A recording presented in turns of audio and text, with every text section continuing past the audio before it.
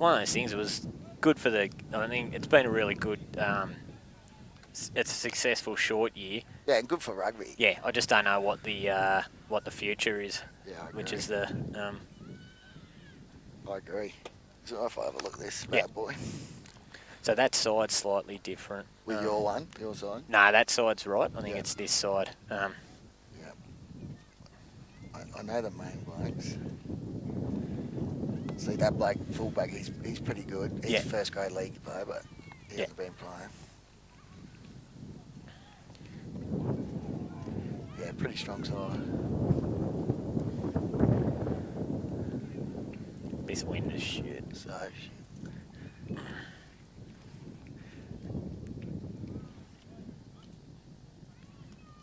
Yeah, it was funny last weekend. I was just there, and then I run into AJ, and he's like, "Mate, can you go up and do a bit of commentary?" I was like, "No." And yeah, anyway, I've been copping crap all week. I thought it was good.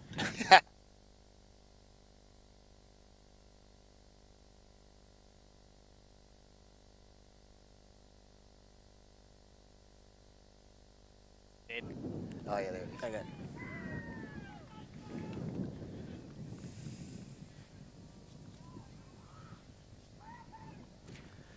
Good morning, everyone. Welcome to Tropical Armidale on this 19th of September for the New England Rugby Union preliminary finals. Luke Stephen here, alongside Josh Rayner. And Josh, our first game today, we've got the Armidale Blues versus the Harbour Knights. As a former Coffs guy, talk us through some of the guys. Yeah, no, I'm very interested to see how they go. They've brought up a couple of young blokes, under 18 players. One bloke's probably to look at is Jack Kenning, the number 10, who won't stop talking all day. But yeah, pretty good side all round, actually.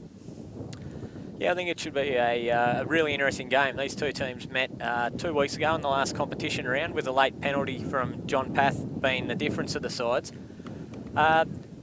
Josh, obviously a Barbarians and former Marlins man. Can you talk us through the playing surface today? It has been a fairly soft early in the year, but I think they've got it just right for finals time. But yeah, no, it looks pretty good. And as you can note out here through the screen, the wind playing a factor today. Which way is the wind blowing? I think it's a bit hard to call, but I think Harbour Knights have probably got it, but it's blowing right across the field, really. It's hard to tell. Tell me who's someone to watch from Armidale Blues. I haven't seen much of them this year. Yeah, look, a really hard-working side across the paddock. I think Cam Lancaster, the 7, will go hard and be around the ball all day. Jared Butler is a promising young 9. And the back 3 are fairly industrious and work hard. They work very hard under the guidance of Anthony Cabry. The boys have been working hard on their fitness. We're playing for 30-minute halves, and we're underway here as Bruce Denson puts the ball up. We've got a line out there. I guess, early start, just highlighting that factor that the wind will play here. Being a backsman yourself, it's going to be a fairly difficult day for the back 3. Yeah, and they're going to have to stand closer together, just the backs in general. It was funny, I've heard Tommy Ridonicus say, he goes, wind changes people's behaviour, just ask school teachers. That's it. So I think it will be a funny day. As the Coffs team look to clear down the edge after a good opportunity in the short side. Jai Richardson. Good step. Step there, but he stepped himself into trouble. Good tackle by the young bloke. And just gets a... That worked out all right, didn't it? Yeah, not a bad little bit of play there. Counters on. Josh Dowdy with the left foot kick. I think his kicking licence, turned out all right. You always get nervous when forwards kick. Brad Naylor just inside his 22. Oddly... Here's the young bloke. Counter, son. Oh, good tackle. Referee for today's fixture is Brian Marshall. He's come from up the coast. Josh, have you been ref by him before? Yeah, he's mainly refs reserve grade down there, but yeah, no, he's a Coffs bloke originally, but I'm sure he'll be very, what's the word? Not biased. Diplomatic. That's the word I'm looking for. Good strong run. Yeah, just building their phases, working down this short side. Funny choice at halfback by Harbour Knights. He's normally a breakaway, Cameron Sweeney. He loves the rough stuff. So, yeah, interesting choice. Might be a factor with the wind, looking to use a bit more running as they shift the ball through the backs here. Nice little strong carry. Building up their phases, haven't really threatened, but as this is their 5th phase, as they put one in behind, as the wing is playing up. Not a bad option. And got it back, got it back. Got a bounce. No, got to get off the line there a bit. They're hanging back here. Yeah, as a smaller side, you can't really afford to let the big guys get a run up. There you go. Good work. As the 3 there gets a good pressure on the 9, forces him to run. You need that line speed, don't you? It's all about that line speed. There's just a bit of entry issues there. Big run from pick and drive off the big fella. Good tackle. They've got numbers set out. Blues seem to have marked up pretty well, but they've got numbers on the short side if they use it, but they're looking to just pound that A and B channel with the big forwards there. Quite slow ball so far. Nice little skip step, gets the opportunity here. Maybe should have given it. Had an opportunity. Good little tackle from Jai Richardson, foul on the wing, but Harbour Knights secured. Knock on, sir. Ooh. Is that one? Nice little hit and spin. Looks like we've got a turnover opportunity. Slight knock on, and we'll have our first scrum of the game. Good defence there by Armidale Blues. Coffs threw a fair bit at them, but they held strong. Yeah, look, I think Coffs would be very happy with how they started. They were able to get their phases up, get to their kick, get a good bounce off the kick, and then ask some more questions. Games aren't won in the first minute, or the third for that matter. So they'll be happy with that start, knowing that they have got some good possession, got some territory here. And when these two teams met 2 weeks ago, the scrum was a big weapon for the Harbour Knights. Put the Blues under a lot of pressure, so be interested to see if the work the Blues have done since will give them a bit more stable pill. Oh, big shove by Coffs. They're on the shove. It's coming out through the... Is that the 8 there? No, it's picked up, I think, by the blind side, but over the ball there, Coffs. They've created the turnover through the 9. Yeah, Cam Sweeney. Showing his experience. Arm out from referee Marshall, so we'll look to see what the infringement is. But Coff's quite happy here just to build the phases, picking and driving. Brad Walker there trying to steal the ball. He's going back to penalty. He'll go back to the penalty. What'd you do here, points? Yeah, look, it's finals football. You'd be silly not to take a gift 3 points. Yeah, wind will make it slightly difficult, but on the scrum, they're confident. They're back in their scrum. As we said earlier, very strong scrummaging performance from these guys 2 weeks ago. Even that first scrum showing that it's going to be a tough day for the Blues pack. Tough day. If they can't get low, I think that's the key for the Blues here is you've got to use your height to get under the big guys. Have you got any infantry on the bench if something goes wrong? Forward scrum, front row wise, I mean? Look, I'm not sure he'll play prop, but it'd be hard to go past 2-time World Tenor medal winner Mike Timona. Oh, yep. Probably looking more like a prop than a number 8 these days. But they'll definitely look for his experience. There's a nice little pick here on the blind side by the 9. Can hear the 10 talking already from Crofts. Yeah, just a loose carry there. But Harbour Knights have recovered. Knock on there, though, unfortunately. So, well done. It's just going to be hard to get out of your 22 with this wind, I think. Yeah, look, it's one of those things. If I was a 10 or 12, I'd really look at trying to get a good, at least couple of phases and get close to that 22 before exiting. Yep. They've had no ball yet. Only the one scrum that came out the 6th side, and Zach Hick picked it up. But I dare say the Harbour Knights are building here for a good challenge. That's the thing. It's hard to set up a play off a scrum going backwards, isn't it? Yeah, absolutely. And I think that's, they'll look to try and move this pack around. But we've had 2 scrums in the first 5 minutes. 3, sorry, as they put them under a bit more pressure. But that's a better scrum from Blue. I think that... 8's tried to... Oh, no. Trouble there for Blues as the 9 picks it up for Harbour Knights. Got to roll away. Yeah, just some bit scrappy there at the back for the Blues. Ball was there to be won, and they probably needed to get it out straight away. Yeah, initially a better scrum, definitely. Got a pick, and our first try of the day coming from the number 1. Tama Murray. Tama Murray, so... Snapper boy originally, so he'd be happy with that. Yeah, very happy. I think, a good start for the Harbour Knights there. Able to use the scrum pressure for Blues. They'll be a little bit disappointed to concede points early, but with the restart, hopefully an opportunity to get the ball out of their half, try and get a bit of territory and try and get into this game. You might notice the water boy with the Waratahs shirt on the field. That is Ben Vanderlinden. He's normally in the commentary box, actually, so Harbour Knight boy, so he's doing his duty for the club. Yeah, service is not required today, sadly. The A-team brought in. True that. Going to be a tough kick from here, don't you reckon? Yeah, obviously that wind, if you're watching on the screen, it's going from, I guess, left to right of the posts. So he looks like he's lined it up fair down the middle. As he comes in for the first strike of the day, and he's used the wind beautifully. What a kick. Put it through the post and converted try there by the number 10. Jack Kenning. So the Harbour Knights 7 lead the Armidale Blues yet to score. Early points obviously so important. They turned down and give 3 points there.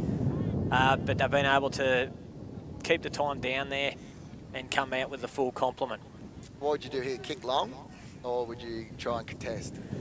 Oh, look, I think on a day like today, you try and keep it low because the wind's going to try and challenge, as it has there. Set up nicely for the 6 with a strong carry. That's Josh Dowdy there, league convert, good run. Opportunities on the short side here for the Harbour Knights, but with the slow ball, they've decided to exit. Good kick, he found the gap there. Very good kick, split the 14, Grayson Timona, who picks up the ball now. He's quick. He's backing himself go, here son, go. With a good run. As he gets up, approaching halfway. He's over halfway. Ball on the toe here. Not a bad option. Not a bad option as Joe Sewell gets it. He's here you go. Kicked it. Ball still live here. Oh, here we go. Opportunities here. There's 1, 2, 3, 4 Blues. Jai Richardson foul. Picks it up. Good offload. Offload there to young Timmy Brazier. So Blues on the attack now, looking to rebound as it goes from... They're going to pick to the short side through Cam Lancaster. Cough steal the ball in the contact there. Fullback's got to drop fullback. Yeah, no one home. Bit slower ball there, the box kick. So I haven't really seen a kicking clinic so far today. Hopefully as the day goes on, we'll see there. Nice coughs over the ball. Blues just too slow to react as the 9 bangs it downfield. And Brad Naylor with 1, 2, 3 Harbour Knights players in defence. Does some good footwork to get away from it. So just kick. Everyone's on side now. Another strong run by the 6. Yeah, very strong. Bust the tackle.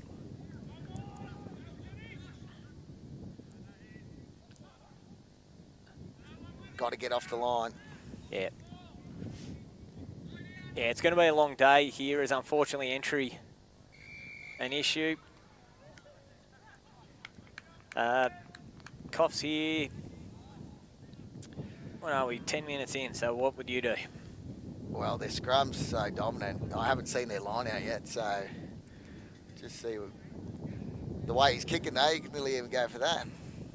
Tell you what, that was a great run from Grayson Timoana. Well done. That's what they need a bit more of, I think.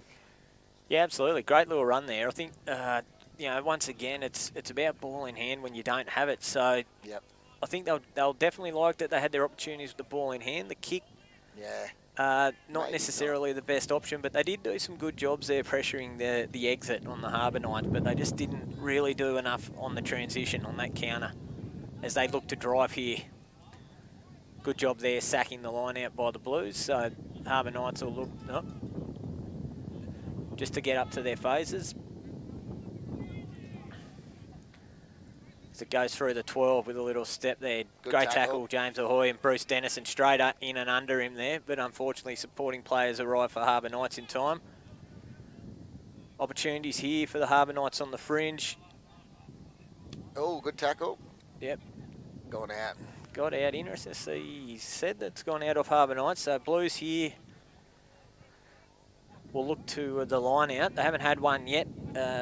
It's been an area for them that's been a work in progress. So another good opportunity here if you're the Harbour Knights to build some territory and build some pressure. You need a good, strong forward carry off this line out, I think. Set it up. Yep. Oh, no, you've lost it. Didn't even... So they're going on the attack here through the 7. Oh, and he's busted 3. Alex O'Donnell. Great run, Alex. Numbers out to the right here for the Harbour Knights. He's picked left. Be interested to see, can they stop him? Numbers right as well. You got numbers. Very big numbers set here to the Harbour Knights. They're using their strength at the moment, which is that pick game. But unfortunately, looks like as Brad Walker, the number 4 for Blues, doing a good job of getting that hand on the ball there. Well done. I'll give you this. Armidale have had no ball so far, and they're defending quite well. Yeah, I think it's one of those things that game probably hasn't started like they hoped at training.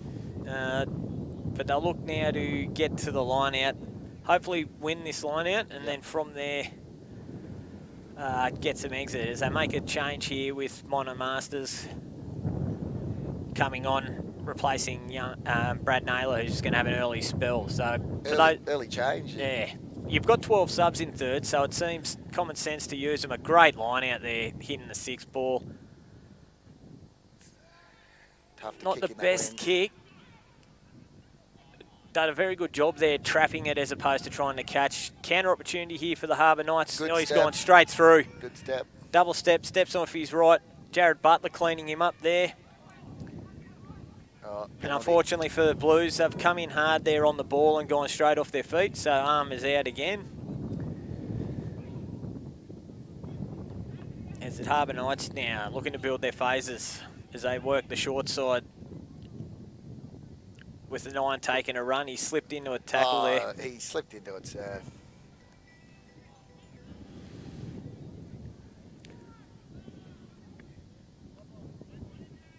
Just working through their phases now. Still looking to pick and drive, but we'll come back to, what have we got here? I think it's the head high tackle, or he's given them an option for the 2 infringements. Pretty harsh call there on Armidale Blues. I thought the bloke slid into it, so pretty hard to not hit him high.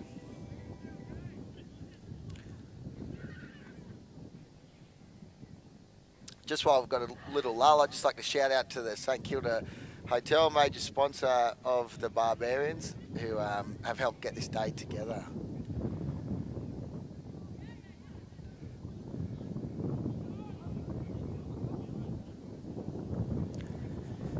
So yeah, they've gone for the scrum again. Another gift 3 points on offer. They're looking for the 7.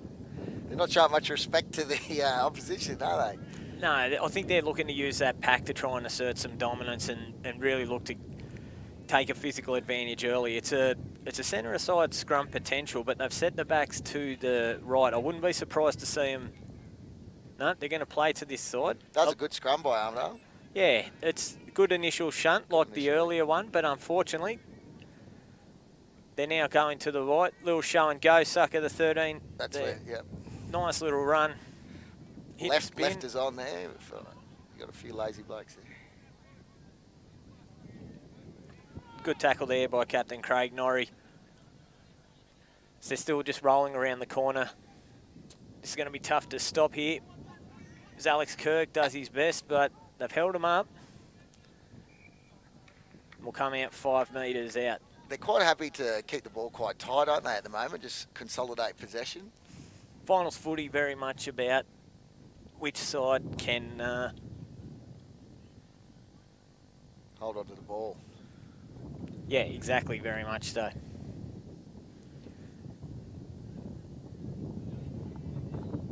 So yeah, obviously here they'll be thinking if I was a number 8 at the scrum, I wouldn't necessarily be wanting to use my backs at this side if they can get some dominance. Blues just doing better in these last 2 or 3 scrums of holding that initial shunt. It's been the second shove that's caused the damage.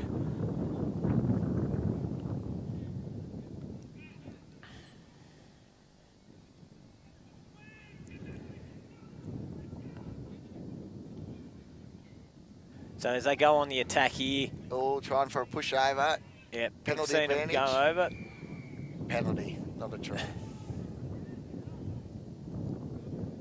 So I can't see them doing anything else other than taking a scrum and looking to put more pressure on. Just on the Coffs back line, from last week, I watched last week's game, it's nearly a whole new back line. I know they've brought a few young blokes up, which is be interesting to see how they go. Yeah, I think obviously for a lot of teams participating in this competition, and for those that are watching that aren't familiar with New England rugby, it's one of those competitions where, you know, continuity, depending on which grade you're in, can be an issue. So this year with the addition of Harbour Knights, with Walcha, you know, some better numbers at Glen and Barbarians and Rob, means that we've really had week in, week out footy. So these guys, this will be their close to 9th or 10th as the Blues there popping the scrum. It's going to be an issue for them if they can't do it, because I don't think referee Marshall will be left with too many other options other than to start throwing cheese. Yeah. As they go wide there, 12. nice little step, and he's in there. So Darcy Collins, the program says it. So that makes it 12-0 with a kick to come. 18 minutes gone. I reckon it's nearly a 2-try win though. Do you reckon? Or it definitely, I'd say that win definitely does have lots of points in it. I guess the question is though is the territory, because the scrum has obviously been the weapon for the Harbour Knights so far in terms of exerting that physical dominance for them. Blues only with the two real entries into the Harbour Knights half. Yeah, they're going to need to come up with some sort of better way of contesting possession in that area. But it is early, it is warm, and then just going back to that earlier comment, so this will be close for a lot of these guys, the 9th or 10th week of rugby they've played in a row, which for a lot of guys, that's why I guess we're seeing a lot of changes through the sides as depth becomes an issue. And you know, with that depth also comes, I guess, as Brian Kenny, as he kicks it. So with that depth, then you obviously get that continuity problem that you get. So Blues making a change here as well as the Harbour Knights. It looks like Big Mike's on. Yeah, Big Mike's on. New South Wales country player, wasn't he? Yeah, former, as I said, former two-time World Tenner winning player. So he's come on, and Luke Blunt's come off at tight head. So I'll be interested to see if that's where the big fella's going to play. I don't think he's played a competitive scrum in New England rugby there, but you know, close to 500 or over 500, sorry, points in the competition in his 13 years here. They'll be looking for some of those today, hopefully. I have heard he's under an injury cloud, but I'll be watching closely. Ooh, nearly out there. Oh, yep. knock on. Knock on there. So that's what the Blues needed, just an opportunity to get a bit of ball. As we get to our, you know, hopefully for Blues, they've got a attacking scrum here about 15 metres out. Hopefully they're, the other noticeable change for the Harbour Knights was the number 16, Matthew Joyce, just having an early breather, so using the 12 subs to their advantage. The new front row is so a new front row on both sides, on that tight head side, so it'll be interesting to see, you know, does that give the Blues a little bit of respite that they need to get some front foot ball? They've also, Armidale's moved Dry to fullback, I can see. Tactical. Yeah, it'll be interesting. Like Brad Naylor just having that early spell, it'll be interesting to see if we see him back. He's been a very exciting young talent for Blues in the season to date. Yep. We're hoping that's not the last we've seen of him today, because he did challenge these guys last time they played. I wouldn't mind, I'm looking at the Coffs opposition winger to Grayson. I wouldn't mind getting him a bit of, after I saw him run earlier, maybe getting him a bit of ball, one-on-one. Yeah, it'll be very interesting to see how this scrum goes. Well, that's true. And if they can get some front foot ball. I mean, their backs are set fairly shallow. That's a great scrum. There's a lot better scrum there. James Ahoy taking it to the line. And they're doing just as you said with Jai Fowl. Stepped off the right. Oh, mate, what do you maybe give it, I thought? Harbour Knights doing a good job of getting there. As Brad Walker now looks to punch it in. Very industrious second rower. as they set wide here, Zach Hick going into it. Watch the turnover. Yeah. He's got it already.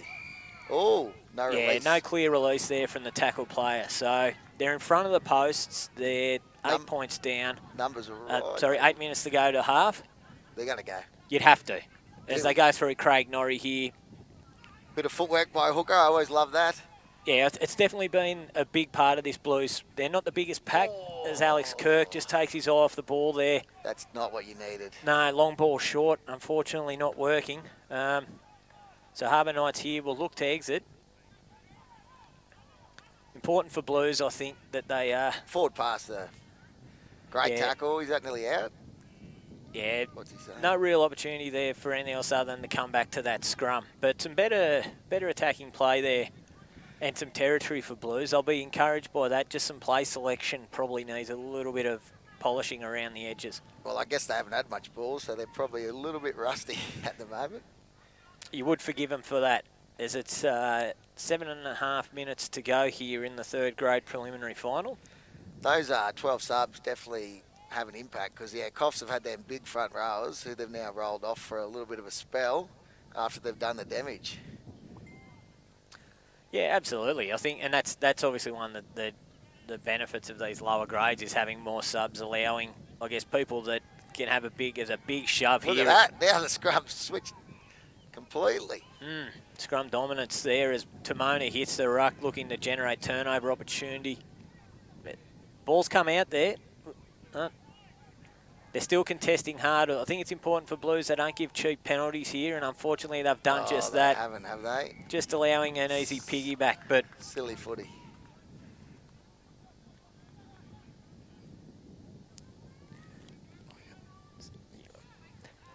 Just a shout out to some of the sponsors, Pandas Plumbing and Gas, Roberts and Morrow, Roberts Pastoral and Engineering, New England Roofing, New England Locksmiths and Uniplan Group.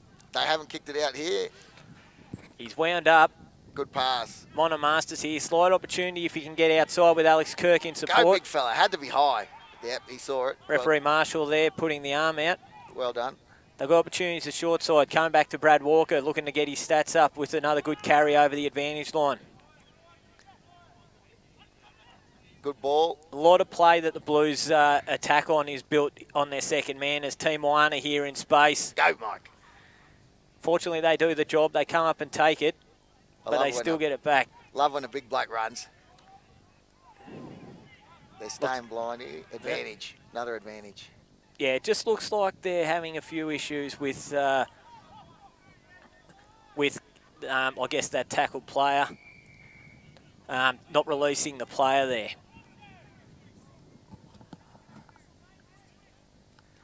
Penalty here to the Blues. Be interesting to see what they will do after that strong scrum they just had. It's funny how it's just changed, hasn't it? Coffs dominating the scrum and now Armidale. Yeah, I think, they look to go to the scrum. I think it's very much a case of, for them, attracting, getting those 8 guys in a tight area, hopefully open up some space for the backs for them. But, yeah, it is one of the things we see in some of these grades where the difference between the players that start and those that come off the bench is a fair difference. We know that the Harbour Knights, obviously looking to roll those guys back through in the second half. So I think the Blues are looking to make hay while the sun shines here. A little prediction, I think Grayson's going to join the line here. I could be wrong, but that's my prediction. Yeah, they'll look to a second man play based off everything they've run to date. But I was wrong. Good pass. Backwards there. Not that Unfortunately, knock on there by Alex Kirk. But they're willing to chance their arm. Probably about 4 minutes till half time, and the clock tells me. Blues would love a try. Any points before half time? Yeah, I think if they're going to be a chance, they have to be the next team to score. There's no doubt about that. They've had a bit better territory here, which just enabling them to get into the game.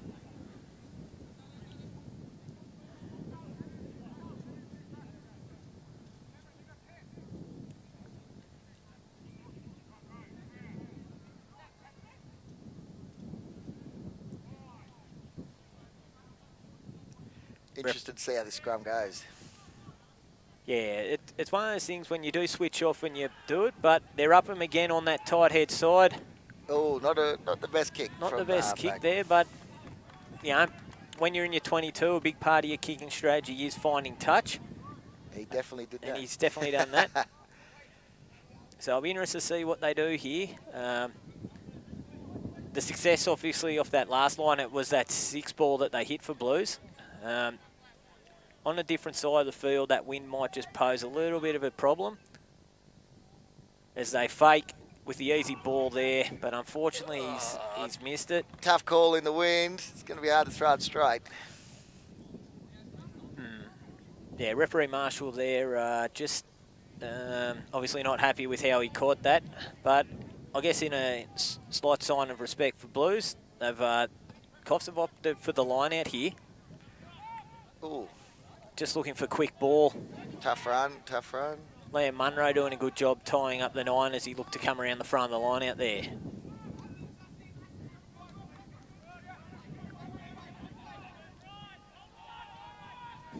They're just folding around that corner nicely. There's the opportunity to play out of their territory if they look to, but loose carry. Turnover ball here. Probably went one phase too many there. They probably should have exited. Yep, absolutely. And now another opportunity for penalty here. Slightly cynical play in terms of just holding on that ball, knowing, I guess, the Blues will be looking to play a bit more up-tempo. I think they're going to do another... I know they're going to tap and go, are they? Yeah, I don't think there's many other options other than just get that ball in play, look to move these guys around. There's a solid contact there from Harbour Knights. Connor Marshall here with a strong carry. He's slightly isolated and loose carry. Bit high, yep. But intention there, just the execution slightly missing for Blues. Numbers on here for Coffs, looking to counter. Oh, he's done kick. Yeah, I think I'd probably kick if I had Mike Timona. Spoken like a true coach. Oh, we've kicked back. Blues have got to hold it there, I reckon. You've got to hold it. Got to have a go. Yeah, opportunity to counter was on. I know it's something that they spoke strongly about during the week in terms of moving these guys around. But just over a minute by our clock here, but noting that the referee is the judge of time. Be interested to see here what they do. Obviously with a big 8 and a massive gust on screen, if you can't see it for the viewers, just blowing that one away. We'll just go back to the notch straight here. So they're inviting, Harbour Knights inviting Blues to put them away. They're just not giving, they're just not doing it. But Blues opting for the line out, surprisingly. There's been a couple interesting calls today from both sides, I think.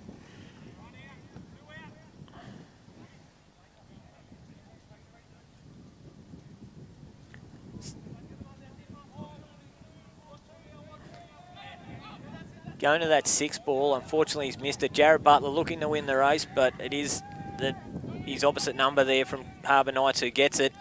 Probably, yeah, the scrum. Look, I know it's easy to say after, but yeah, I probably would have been going the scrum. So they're just looking to build their phases. They may play to a kick here or wait until the siren. Exit here. Be interested to see he's passed that back. That turned out a great one kick. Bounce in the touch. I think that'll be half time. So half-time here in the third grade preliminary final sees the Harbour Knights 14 leading Armidale Blues yet to score. Coffs would be pretty happy, especially with that first 10, 15 minutes. How did you see the first half? Yeah, look, I think when you come down to this, it's teams basically, Harbour Knights use their opportunities a lot better. They use the territory to, use their weapon, which in that early part of the game was that scrum. Yep. Blues will be heartened that they've had a bit better ball in that second stint of the first half, but unfortunately no points to show for it. I think a major part of it, Jack Kenning, the number 10, he's fresh off an under-18s premiership with the Marlins. His tactical kicking, I think he probably ran the game a little bit in that first 20. So Blues are going to have to do something similar in the second half to mount a comeback. Yeah, so obviously in our coverage so far we've spoken very much about this wind, and Blues will have that at their back in this second stint. But I'll be interested to see, both sides opting for the line out instead of scrums at times, and then just not executing. winner of this game going through to playing Tamworth in the grand final, as we see. The undefeated Tamworth, very strong side. They are a very strong side. They made short work of the Harbour Knights last week, so it'll be interesting to see if that was just a one-off, or will the sides here be able to challenge them? Remembering people that are watching that want to attend next week, that if you haven't purchased your tickets, to do so off the West's Entertainment Group's website. What's the capacity? Someone said 1,500 or something? Yeah, it'll be close. I think it's about 1,800 there on Saturday. So, real good day. Big vote of thanks to the West Entertainment Group for being able to host the crowd, being a ticketed venue.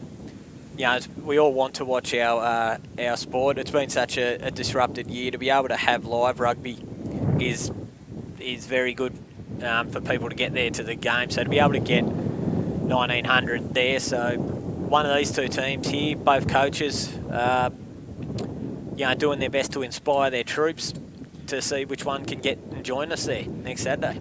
Just just a sponsor's call. Well done to St Kilda Hotel, Sports Power, Roberts Pastoral and Engineering, once again, New England Roofing for their support. Also Wallace Construction Services. So if you're the coaches, what's your halftime message if you're the Harbour Knights? Harbour Knights, keep doing what you're doing. Probably put those front rails back on. They're doing quite well, but Blues will stick it to them. As a Blues man, what would you be saying to your side? Yeah, so Coach Anthony Cabry there, really, I guess, looking at the hand movements, he's pointing a lot to the corner, so I'm guessing that means that we've got to be smarter in what we do territory-wise. Yep. Execution's slightly just missing there, but they've had their opportunities. I think, they're very much in this game. They just need to be the next to score. So for me, it'd be a case of you've got to continue to work hard around building your phase play up down this end. Don't let them out of the half, and then look to turn that into some sort of points if they can get it.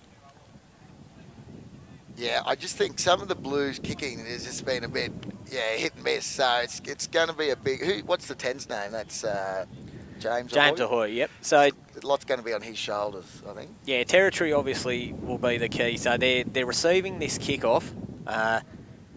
So I'll be very interested to see, do they try and get to their exit, or... I think Brad Naylor's coming back on. Yeah, it looks like Brad Naylor's back on. So he's been able to overcome his little challenge there. Doesn't look like there's any changes other than that for Blues. There's a couple of late changes there for the Harbour Knights that we didn't get on. I noticed number 22's on. Looks like for the number 6. And we also have another... 6, Josh Dowdy. He had some great carries in the first half. I think we'll see him again. We also challenged for mullet of the day, number 21 there in back play. Oh, yep, I just spotted him. Well done. Zach Hickey with a carry to get things going. I wonder how many girls he gets with that haircut. Maybe not many. Great run there by Timona, showing that size and speed. Go left here, nice front football. Opportunities here for them. Brute fakes and then plays that second man. Alex Kirk now with a nice little run. Getting out to roughly about the 10-metre line. Mike stayed down. Get up, big fella. Great little box kick there from Jared Butler. That is, I'd nearly say knock on. He said knock back. Jeez. But passes the error. I think it's going to go out. Beats them all in the touch.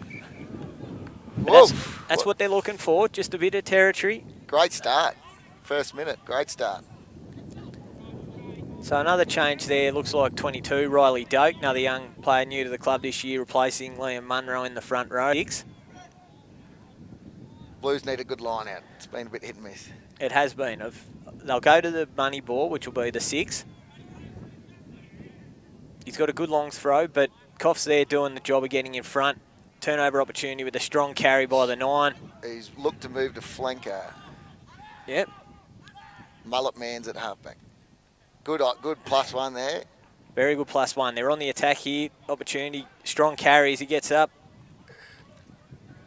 He scored a good try earlier, the 15. They're doing a good job of getting a lot of shoulders behind the ball and creating those support line opportunities. Strong there by the 7. Blind side. Knock on. Just loosen his carry. But Harbour Knights there demonstrating, what a good side does when you're going into the wind and you're having a tough day kicking it, which is just back your ability to get some ball in hand. And there are a couple of strong carries. They're going to have to make a better job making those first up tackles if they're looking to be successful or even get back into this game. So you reckon Brad Naylor's probably your X factor here to do something, or who are you looking towards? Yeah, I think if I was 5'8" James Ahoy here, I'd look to probably play to the open side. Yeah. Not looking to do anything too flash off this first play, but then really look at how they challenge them on phase 2 down this side. There is opportunities down this right edge. I nearly would go to the corner here. I know they haven't had much ball, but just the way the 15 and wing for Coffs are lined up. But either way, have to be a good kick. Yeah, the other thing I wouldn't discount either, being about roughly 20 in, is that short side option there as well. And you can see here, 23, the fullback, just moving across. Yep. A bit more behind the scrum, watching that threat option. Always hard when the halfback feeds from that side, though, isn't it? It is, yeah. You've got that extra defender, makes it a little bit harder to get. And that's why they just take the simple option of... He's had a go. Had a go. He's isolated there, but... Well done. Good job there. That was a good clean out.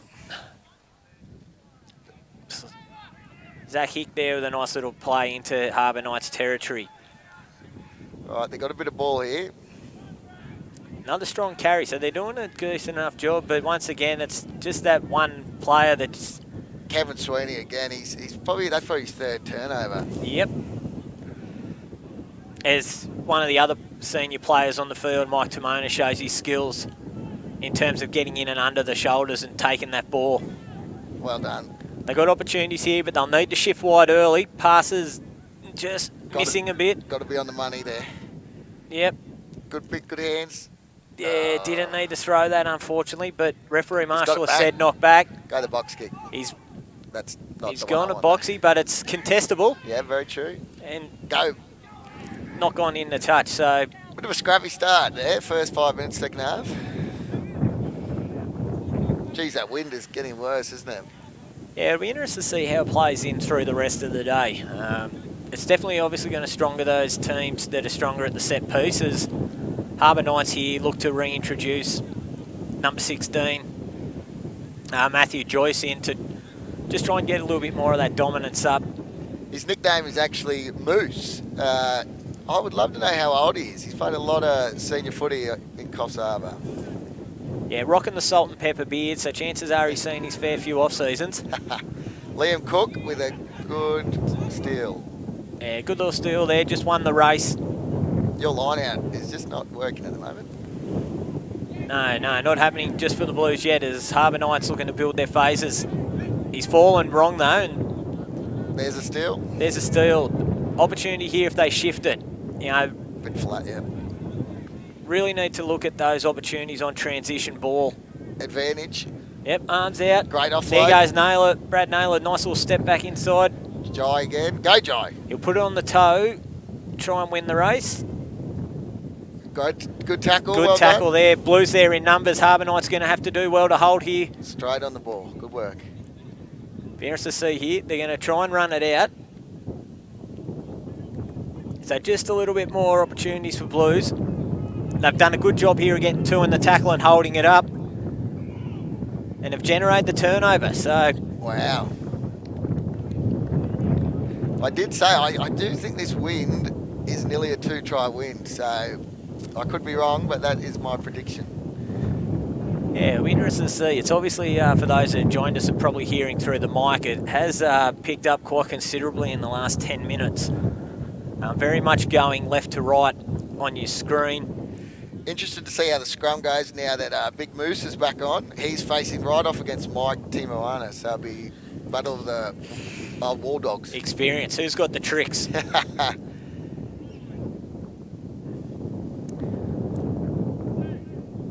Good first shove by Mike. He's got the shun on him. It looks like he's buckled him. Well done. Great scrum. Lot better scrum here. Ahoy with the nice carry. Gets the offload there to Who's that? Looks like the 9, Jared Butler. So they're getting their opportunities. Another little good pick and drive there. They don't need to panic here. No, they don't. A little bit of one out running though is not going to help them. They're going to need support.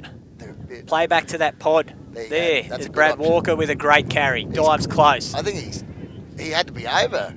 He said, I think he's got a loose carry there. I think he's staying short. Yeah, so he's put it down. It's then rolled, so it's a knock on to Harbour Knights. Big call. Big call. Very encouraging for Blues though, starting to get some possession. They're going to need to score if they're looking to be a chance in this one, obviously sooner rather than later, just to get some scoreboard pressure if nothing else on Harbour Knights. And yeah, just to give them a bit of confidence, to go, a bit of momentum. But very good first scrum there in the second half from Blues. I think pressure will be on here for Harbour Knights. Blues, with the addition of Mike Timona on the field, really look like the scrum is stabled up. So I'll be interested to see here. Matt Joyce on the loose head, the man they call the Moose, will really have to do a switch down job if they're looking to get to the exit. Just quietly, I like how Coffs have set up their backs here, because both options, both sides are an option here.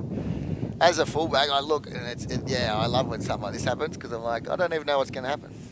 Yeah, obviously the other big factor you can't discount is the goalposts as well, exactly, which become a very big problem for the halfback or thing. So, whether the 8 picks to look to get them around that corner and just give them a bit more front foot ball to exit, or whether they come over here to the number 12 to exit, it'll be interesting to see. Solid shove, they go just that. Bad pass. Not the best of passes, but they do have numbers. Good pick up. As he kicks there, James Ahoy following it, and just unfortunately it bounces off him in the touch. Well done by Harbour Knights. That was a great little piece of play there. Yeah, look, really identified that the Blues winger was a far way back, and for the Blues guys there, just not bringing enough pressure up through 10 and 12. Great hands by the 12 too on his try line. Yeah, very good set of hands off a bounce pass there. You got one back. There's a steal against the throw, but that one will be another Harbour Knights throw there. So just need to react a little bit better there at the front of the line out, dive on those loose balls. So this time of year, it's all about the effort plays. So interestingly enough there, he said that it's come off Coffs. So. Yep, I think he tried to keep it in. Put a foot on the touch. Yeah. Once again, that wind really paying attention, and great pick Cameron up by Sweeney just showing his experience there that comes with being follically challenged. Blindside's on for Coffs. Probably had to give it. Still numbers, look at that. There's about 8 on 3. Yeah, they're still short. Bit slower ball as the 10 there has to just shorten cap. Nice little run there by the replacement. They're setting up nicely here for Coffs. Got their pod set out off the 10, but turnover ball. Bruce Dennison with the box kick. Probably best great little nut in terms of the win. Of the day. Who's that powering down? Go, son. Cameron Lancaster chasing hard here. We got good pressure on the 10, but he's done a good job of hitting and spinning out of contact. Hasn't kicked it out, though. No, that wind once again really playing a factor. He's got to be offside. They're all offside there. That's nearly a yellow. Be interested to see, because... Geez, that was cynical. Can be from there. So they'll just look to... I'd imagine they've got no other option here than to really put the ball in play. He hasn't looked like giving the cheese today. So that's a couple of things. Nah, game's been played in good spirits. I think it's important to note as well for the viewers. So, at this time of year, we don't want to see games, ultimately decided by foul play. It's about which team is the best on the field, and at the moment, the Harbour Knights definitely showing that they're the ones, with that opportunity as Blues look to go their line out here. Interestingly enough, Zach Hick being replaced by former Gold Coast Seagulls hard man Scott Swain. Another of the well-experienced individuals. Where's he playing? What position? He's number 16, just there showing skills he didn't learn in rugby league, which is as Alex Kirky gets on the outside. Just a bit sideways. Yeah, a little bit too lateral there, but a nice little run straightening up from Grayson Timona. Blues there in numbers. Go. Bruce Dennison with a little dummy and go. Oh, Oh, didn't really need to Just do that. But patience. You got the penalty though. yeah, referee Marshall, he's blown it. Blues with numbers here. If they were smart, they'd just get the ball in play, which they do through Timona, the Grayson variety. Cam Lancaster there. Captain Craig Norrie with a little dummy to Riley Doak, decides to hit it. Still got the option on the short side if they need it. Once again, they picked the wrong guy to run it. I don't know if you release that one again. Yeah. No one's home for the Blues. No, opportunity here for Coffs on the counter as they chase. Joe Sewell hard in chase, but Blues doing a good job of getting plenty of bodies behind that ball. And Opportunity on the counter here for Brad Naylor. Steps in under a high shot, ducks under. Penalty. Yeah, penalties just starting to mount up here for the Harbour Knights. As Blues will look to put it into touch. This 12, he looks quite experienced. What's his story? How long's he played for the Blues? So Bruce Dennison, be 7th or 8th year with the club. You know, a really strong part of our club and our community. League, playing league? Grew up playing league. Former Narwa Neal premiership winner in 2005, as well as playing for the Tenterfield Tigers. But has been a great addition to the club. Yeah, really uses that experience around the field with these younger guys. So most of these people out here, for those watching, are in their early 19s, 20s, 21. So having that older head just to really help guide the guys around. Yeah, extremely he's valuable. had a few little touches where you know he's got a bit of class there. Yeah, so Harbour Knights there picking the option. Mullet man picked it up and ran. The man with the greatest haircut on the field. Oh, good tackle. Good little tackle there by Cam Lancaster, getting the shoulders under shoulders. Oh, bit of fire in the boys. Another good run by Sweeney. Yeah, 12 o'clock's just clicked here at the ground, so the patrons to the right of us letting us know the bar's open, which is should mean it's not the best conditions wind-wise, but numbers here. Other than that, they're on. Dangerous. I think that's Kalani Morris. He's away. Very good. He's quick. Thing. Put it on the toe. Oh, Grayson Timona just tidying up. And I think you'll find he's carried that into his 22, into his goal line, sorry. So it'll be 5 metre scrum. Oh. Yeah, Kalani Morris plays with the Saltail Panthers League, but with the league not happening. Another league convert. That was a great little run and good option with the kick. Yeah, very smart there. They're realising that he didn't have the pace to get there, put the ball in, and just took a bit of a wicked bounce there for young Grayson. But as we see now, just close to 5 metres out here. I think Mike's off too. Yeah, Mike Timona just having a second spell. Which is going to hurt. Yeah, it'll be interesting to see here. I'd imagine the Coffs will be thinking they can put the game out of Blues' reach here with the scrum, with a try. And I think if I was Coffs, I'd be definitely looking to my scrum to generate that. I'd be sneaking blindside also as a fullback. Yeah. Definitely a lot more solid scrum from Blues. There you go, they're going blind. They go blind. He's going to go himself. Hold him up. He's over. He's over there, so... Tried Kevin Sweeney to make the score 19 points to 0 about halfway through the second half.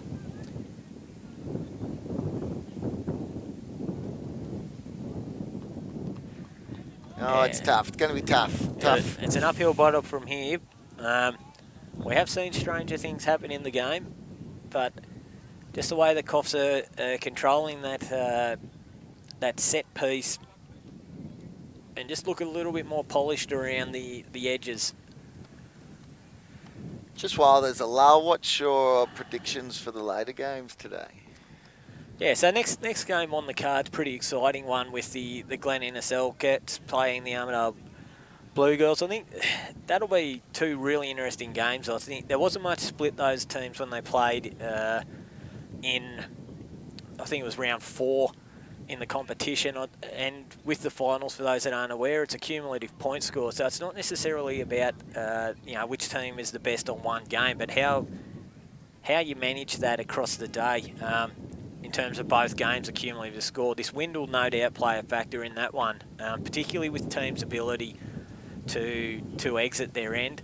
Walcha versus Tamworth in the second grade fixture, very, Walcha strong up front in that minor semi-victory over Barbarians last week. So I'll be interested to see, can they use that that set piece to the same advantage in this one. And the first grade game, I really think, could go either way. It's Tamworth, obviously a few injuries in the side. Couple suspensions. And a couple of unavailable due to suspension. But, their forward pack's more or less in place. And, as the games have shown so far, the ability to have stable set-piece ball really is important.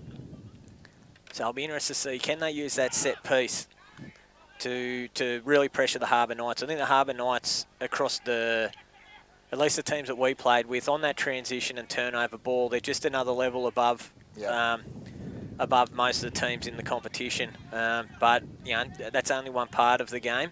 Led by Captain Courageous, ex-Waratah and Rebel AJ Gilbert. Yeah, the former Dorrigo Ranger. A few less dreadlocks these days, but I want him to bring him back, but he's got too much gel in his hair now. Yeah, it'll be interested to see. I think, I think he's been strong. I definitely think the 6, Pete Ucalotti, had a great season. Has been one of the form players in the competition. He's come across from the Coffs Comets, and he's one of the best players. He played a bit of Toyota Cup Rugby League, and he's a gun. So they'll definitely look to that physicality to challenge. As referee Marshall just talking to the two teams here, I'm guessing there's a little bit of spite or niggle in it. I think there'll be a bit of frustration here by the Blues because they've definitely had their chances and they just haven't converted. Yeah. Look, one of those things hasn't necessarily been their day to date. There is 11 to go. We've seen stranger things. It's just hard to see it happening currently.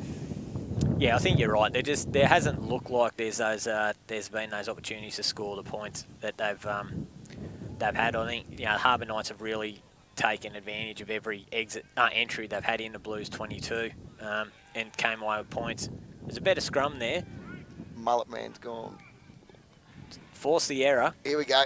Blues ball, we need a try. Yeah, they're going to need a try, so let's get the game going. 11 minutes to go. It's nearly at the stage where you look to those trick plays. I wonder, is the ref keeping his own time, you'd think, or is that the official time? Yeah, so referee's the sole judge of time. Yep. For those watching at home in third grade, we don't have injury time in the lower grades. Yep. The referee has the option to stop the clock in the last 5 minutes if at his discretion there is time wasting happening, but haven't seen... That's a good... Yeah, so good it's option. interesting to see. I don't think it'll be utilised in this time. So I'd say that clock that you can see on screen, so roughly we just tick over 10 minutes to go. So Blues now really strong run. Oh, the flick. The flick to the man, number 18 on your screen now. One of the very few people skilled enough to play 10 in league and 10 in union, Vincent Moran. There's a big shot there on Scott Swain from Harbour Knights, just starting to lift. Big Moosey putting a hit on. Yeah. Blues look like they're trying to get a little bit more aggressive in that collision zone. Go, son. Have a go. Good tackle by the little fella. Yeah, nice little tackle there, and they're scrambling to the ball well, Harbour Knights. As you can see there, he's got his hands on it. Just beat the Blues players to the rush. No one turnover back for the Blues. Coffs turnovers have been a major part of this game. That and their set piece early. Yeah, I definitely think any of the opportunities they've had as we're still playing penalty advantage here to the Harbour Knights so I'll be interested to see, does he come back or is he happy with the turnover being good enough? They've got the options on the short side if they can shift hands, which they do. Dennison on the 23, foot on touch, right in front of where the commentators are standing. Good tackle by old Bruce Dennison again. At least they are trying to throw the ball around a bit more, the Blues. So. I think both teams should be commended for how expansive this play's been so far. I think, the wind does play, as a back, it's a huge factor with the passing and accuracy and things like that. So, they've done both very well. Yeah, as they look to go to the top there. Good line out. Yeah, no. He's called play on there as they shift wide. Brad Naylor on the second man play. Vincent Moore. He's away. He's away. He's not going to run the distance, I'll guarantee you that. Not built for speed. But he's just Looks like use that size and experience to go down, but Turnover. Harbour Knights once again doing a better job on the ball. Mullet man. There's Kevin Sweeney. He's been the best on But, ground. yeah, I was I about don't to think say. you could say anything else. Really showing his experience as the Harbour Josh Knights here. Dowdy's back on. Big dummy. Yep. Oh, and the palm. See you later. Little hit and spin. Sweetie, he's normally a first grader, like normal, but this year he's decided to take a step back with his commitment.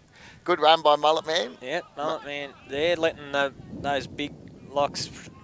Referee here just looking to his assistant as to whether he was back 10. Let him play now. Come on.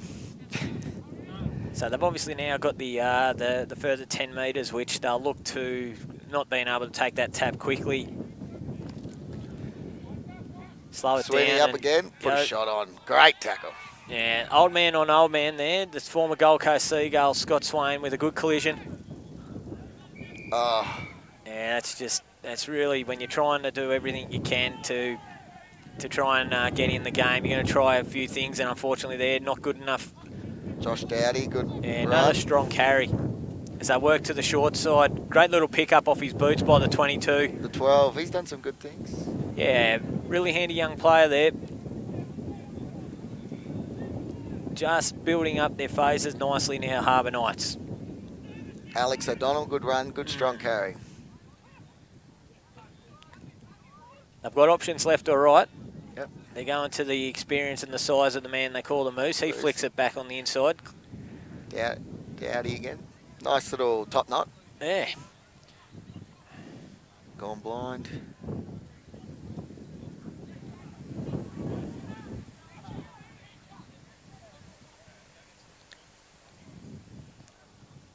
They're just going through the motions here a bit. They're building up their phases, happy to just maintain possession, knowing that, of course, if they have it, that Blues can't score if they've got the ball. He's kicked it.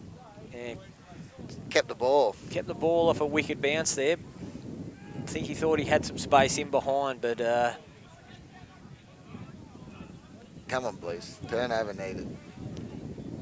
yeah, they flooded that breakdown there, able to I generate. think you have got the turnover. And penalty. Yeah. Tap and go, boys. Let's go. Yeah, really need to just get that ball in hand.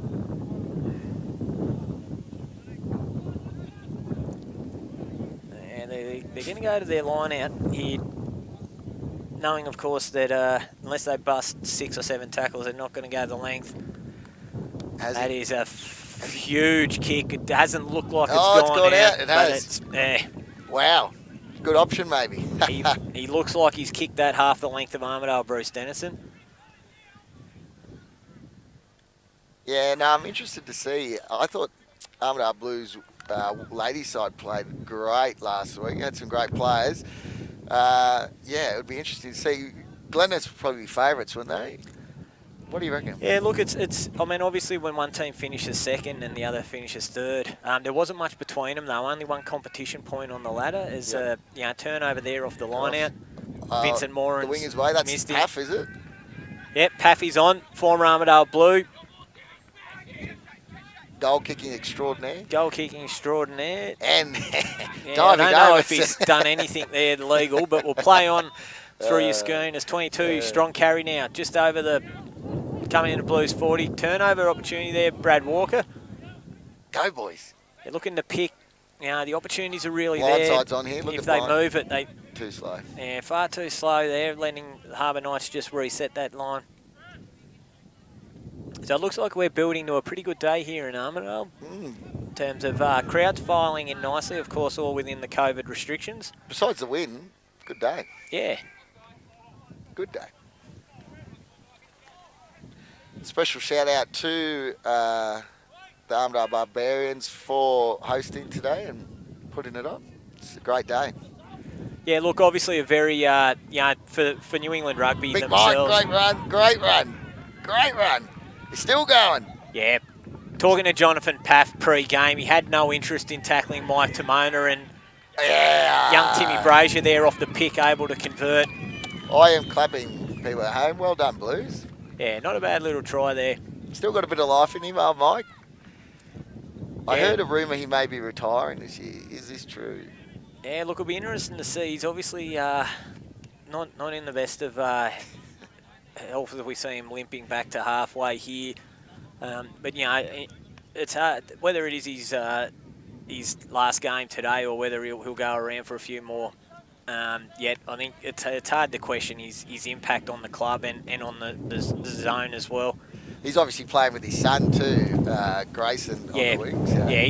And he's been saying that for a number of years, that the opportunity to play with his son is a special experience. As Bruce Dennison, just wind unfortunately gets a hold of that. So that wind has picked up another level. It has, yeah. So 19-5, 3 minutes to go. Bit of life. But they're going to have to score in the next 90 seconds to be any chance. Convert. Can you see, say Coffs go through, can you see them troubling the undefeated Tamworth side in the grand final? Look, it's really interesting to see how this one will play out. Tamworth were a stronger side. As Timmy Brazier there, the try scorer, gets his hands on it. Knock back and play on. They had their opportunities, but just let the game get away from them early and they were down 20-0. So, it'll be interesting to see, if they do get hold on here and doing that, do they learn those lessons about what they needed to do? Armidale away. Yeah, they're just playing. Go. Young Brad Naylor, they're just coming up the halfway. Captain Craig Norrie hasn't stopped trying today, just hasn't been the guy's day. They'll go to Vincent Moran, who's turned into his 10 in rugby league mode with a strong hit up and carry there. Nice little hit and spin, but he's lost the ball, which is... Harbour Knights here with 90 seconds on the clock will just probably look to get through their phases, close out the game and worry about heading down to Scully Park next Saturday. Mullet man. Yeah, nice and there's little Big hit Moose. and spit. It's the day of the nicknames. Yep. Turnover though. So... No one home. Oh, that's getting a bit scrappy now. Coffs have got it again. Not really sure what's going on for viewers. How many hit-ups has he had, Kevin Sweeney? Oh, look, I think he's definitely into... He'd be over the 15, which in a 60-minute game is a hell of a great strong achievement. He's been, at least from this commentator's pick, the player of the game. There's another... it didn't go out. He's going to kick it dead. It's kicked dead. I don't know what this... Oh, yeah. Touchy's not really... Assistant referee there, in the spot to make the decision. It's been a funny old game, really. I think the wind's had a huge impact, but it hasn't been very open, I don't think. No. Look, and obviously as we move down the grades, the ability to play to the conditions is very much dependent on the skill level of the players. Harbour Knights, as we said, have just done a better job, particularly in that first 10, to get to that 14-0 lead. They do call it thirsty thirds for a reason, don't they? Yes, that's very it. We're here for the love of the game. And good on them.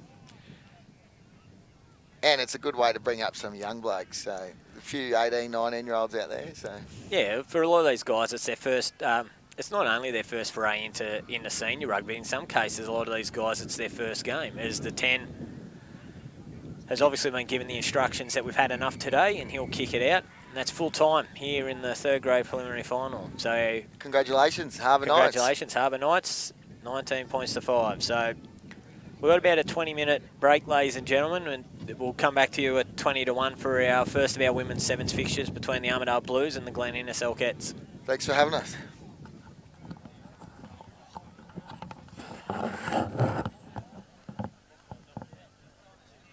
Oh, thanks for that, mate. I think they're getting girls to come over. Yeah. Well done. Good call. Hey, boys. What's going on? Good to see you, brother.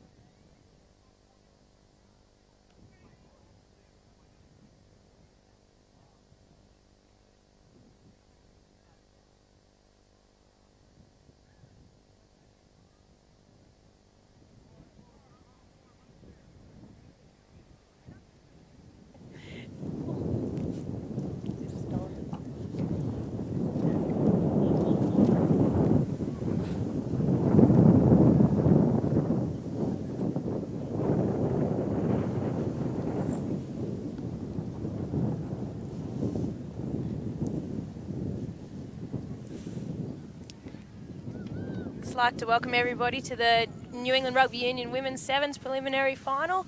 We've got the Armidale Blues versus the Glen Elks. I'm here with Courtney Addison, a former barbette. Hello, everybody.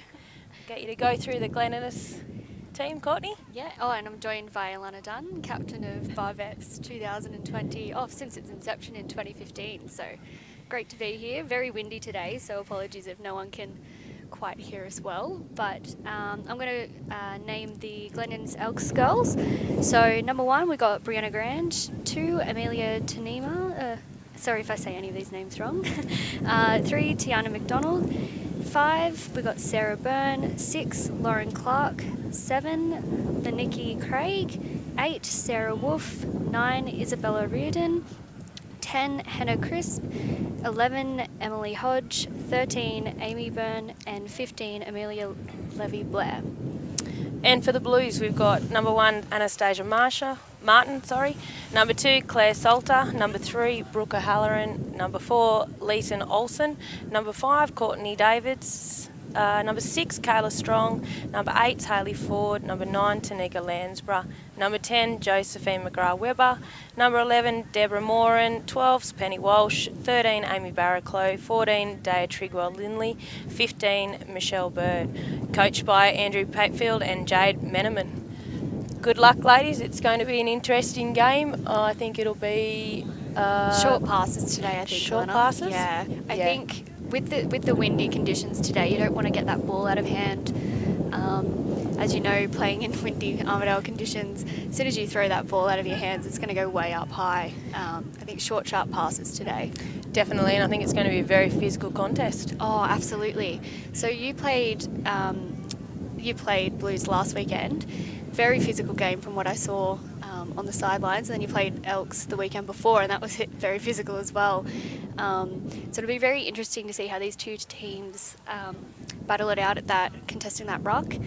And also forward game. I think they've got very strong forwards. They've got very strong backs as well. So looking forward to seeing how they go together. Definitely a forwards game in the wind today, and I think, if they can get up the centre of the field and then, got a few quick girls out wide, then, definitely they'll create some space. Yeah. Who'd you play to watch?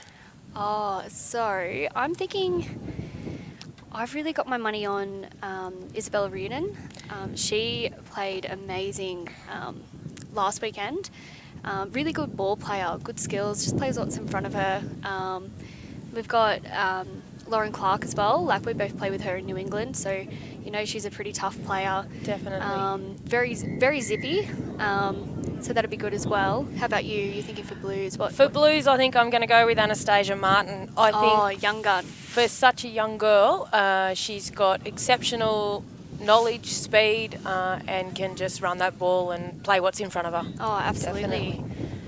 Very quick off the mark. Very quick off the mark, yeah. Fast muscle twitch. She gets in space. I think they'll have trouble footing her today, but we'll just wait and see. Whistle's gone, so we're just waiting for the girls to run on now. Yeah, here we go. Here we go. Blues are on their way. We can hear all the crowd. It's great having some of the fans out in the cars with the beeps. Glen girls are just going through their final huddle and running on now. So is that Sarah Byrne captain today, I believe? I just assume she's leading the girls out. So a lot of Blues girls league players, right? Yeah, definitely. They've come across from Narwin and... no, I don't think there's any Rams girls there. Oh, no, you do have Hayley Ford and Tanika Lansborough, who have come from Rams. Yep. A few Inverell girls playing for Elks. Yeah, I think someone did mention from there before that there was a girl that travels from Orielda as well. No way. Yeah, wow. No, definitely. That's commitment. Just doing the toss here at the moment. You're going to watch those kicks today too. Yeah, definitely. Wind will just take it. Here we go.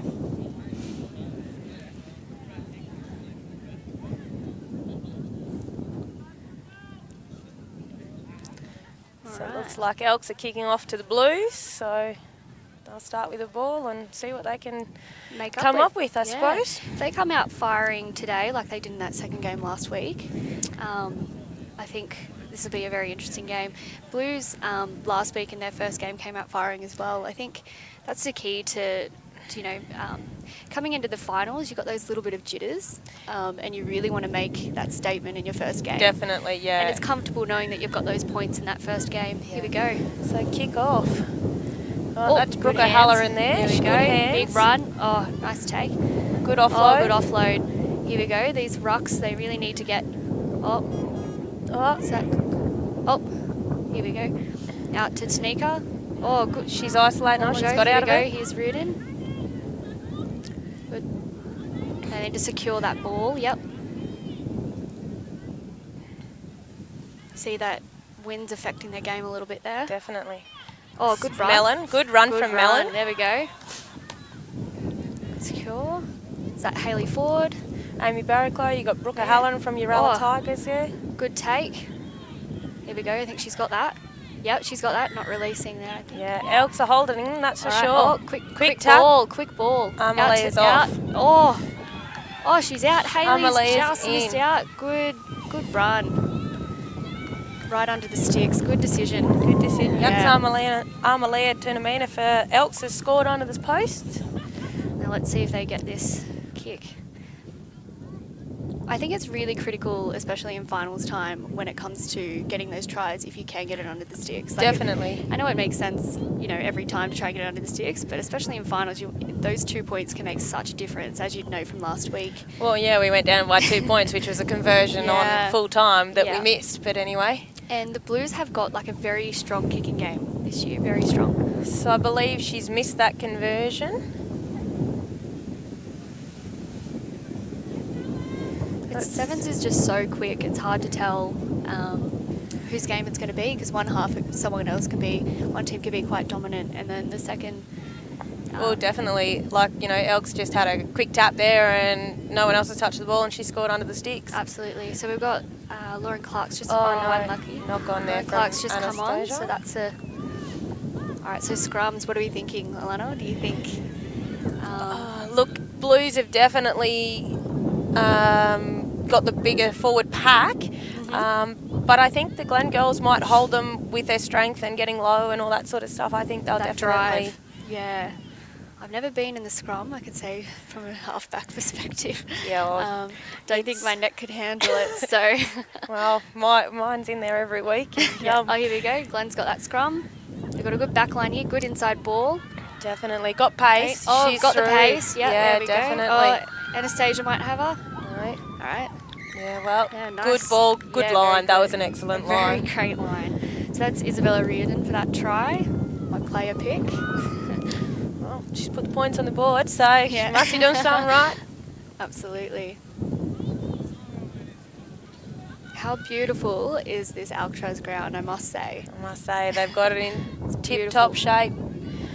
Just missed out on that kick, unfortunately. for them. Definitely our ground crew does a Yeah. wonderful job. Absolutely. Yeah.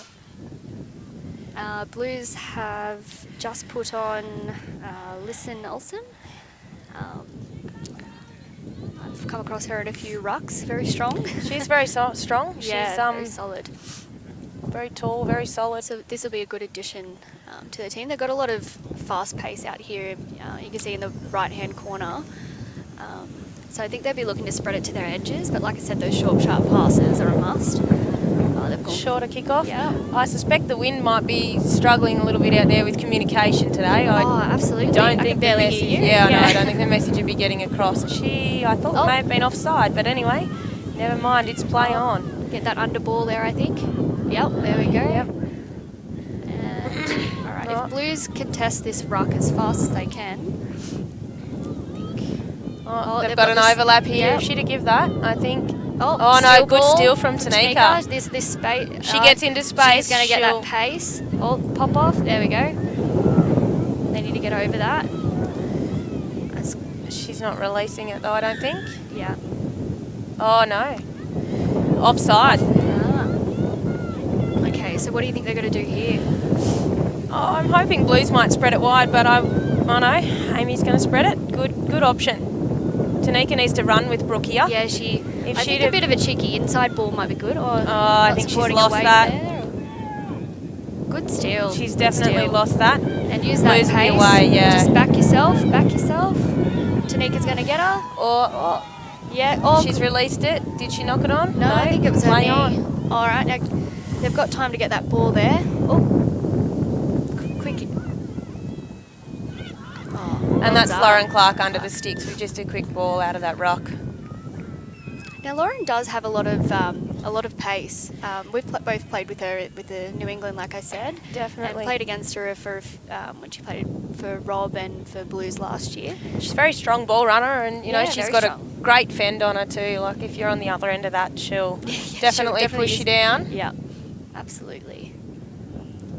I think at the moment, just from being here at the moment, like you said, you can't quite hear that chat. Yeah. So I don't know if it's a matter of Blues girls aren't chatting as much as they usually do, or if it's the wind just is stopping them from kind of communicating to each other at the moment. But so this would be 17-0 at the moment. Yeah. Blues have just made another change there in their forward line by the look of it. They've put Dear. Daya Trigwell Yeah. on. Yeah. She's a quality little player. She can get, hands short in the kick ruck off. and definitely turn a ball over. Yeah. Oh, here we go. Another And they need to scrum. yeah. Another knock on by Anastasia. I think, like I said, it's those jitters as well. It's your final footy, finals footy jitters. I know you can either freeze or you can have the best game of your life. Best game of your life, that's right. And I know those final feelings aren't very good for me, but a lot of people really thrive on that energy. So at the moment, it looks like Glen and us are thriving on that, and let's hope Blues push in this scrum. And Yeah, look, if they've got good line speed here, Anastasia's coming across into that back line to help defend. So oh, good wrap there. it was a good Is hit. Joe McGrath trying to steal this didn't ball? Not quite sure what should have happened there. Yeah. Is that Palm again that you Yeah. mentioned? Oh, she's very good at that fake pass Yeah, there. definitely. He's Oh yeah, understanding- back Oh, inside, great inside done. ball. She got Joe the legs. might steal her away. Yeah, she's got the legs for the Well corner. done. Well done. Like we said, came out firing. I think this that may have first been half. scored by Lennox Craigie, I think. She's had a bit of a belter today. Yeah, she's going well. Yeah. She's definitely got some good lines that she's running today. Not sure how she's going to go with a kick from the sideline Yeah, I here was gonna though. say- well, I mean, it's draining Big that time challenge out as from well. everyone. Yeah. Yeah. It's half time. I think, from watching that first half, I think Blues might need to step up to that line there for the 10 metres because they're going for that short kick off every time. Definitely, yeah. I think they need to Um, bring their whole team forward, Mhm. 3 or 4 steps and, at least put someone on that 10-metre line. Oh, absolutely. Because Elks have definitely picked that out of their game and they're, using the short kick off to their advantage. Oh, they for are, sure. aren't they? Yeah. I mean, it'll be interesting seeing this second half when they swap sides as well, like with the wind With the advantage wind, as well. definitely. Because, So that'd be Blues great. were running into the wind there, and I think that's probably sort of held them back a bit because they're struggling to make it across halfway at the moment. Yeah. Yeah. Well, in honesty, they haven't had much attacking ball either. They've That's defended true. nearly for the last 6 minutes anyway. That's absolutely true. I think when they get some ball in hand and get that space they've been wanting to get, you can tell, as you know from this year, Blues are so good at getting space and not having that ball play at the moment. I think they're struggling with. I think once they get that attacking, those a few attacking phases in, they'll get their rhythm. I think Definitely. which will make for a good half. Wind's dropped there for a moment. So It did it's actually. always It's very a exciting. plus.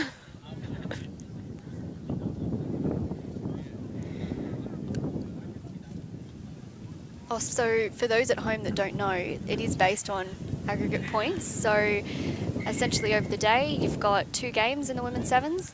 And then the team, sorry, not the person, the team that gets the most points over the entire day will progress through to the grand final, and that'll be against the Tamworth Pirates, which are also a very strong team. Walcha Tamworth Pirates. Walcha Tamworth Pirates, Yeah, thank you. yep. Definitely make sure you throw Walcha in the mix there. Mm-hmm. It it was good of them to let them play under their men's side to boost our women's absolutely. competition. Yeah, definitely. It's definitely added some fire to it, that's for sure. It's made such a great season, given the circumstances Yeah. with the virus and everything. Definitely. So, all right, here we go. What do we think? I think they might go for a long kick. Amy Barraclough, she's a league player from Uralla Tigers and definitely knows how to kick a football. She knows how to kick a football. Solid with that. Yeah. All right, here we go. Oh, that wind's just taken Was it that. definitely a big kick? They've got to Great kick. get it out of there. So Blues correct can me get if the I'm defence. wrong, off the kickoff you can't place the ball in your behind your line. I don't believe so, I think, no. from the kickoff you have to take it. Yeah. Oh, good run by Lauren Lauren Clark. Clark there. All right, Tanika has a chance to steal that ball. All right, I let's think see. Blue's line might be good a little ball. bit more solid. Hayley's rushed up there. It's Hayley Ford. Stopped her there. That's good. Yeah, definitely. Well, they've got them covered, but they've got space. All right, let's get again. who's that. Anastasia might catch her here. She's definitely Sarah put the Burns wheels got on her. that speed behind her, doesn't she? Yeah, definitely. Could get a cheeky. Oh, good effort. Oh, Unlucky unlucky. by Anastasia Martin. She's put in Yeah, 110% there to chase it down. Great run there by, is that Sarah Burns? Yeah. I think so. Yeah, Yeah. I think that's who it is. Is that an Inverell girl, right? No, maybe. Yeah. Oh, I'm not sure who that is actually. I think that is Sarah Burns. Very, very quick. Yeah. Or is that Sarah Wolf? I think she's 5. 5? I can't quite see that. I think that's 5, yeah.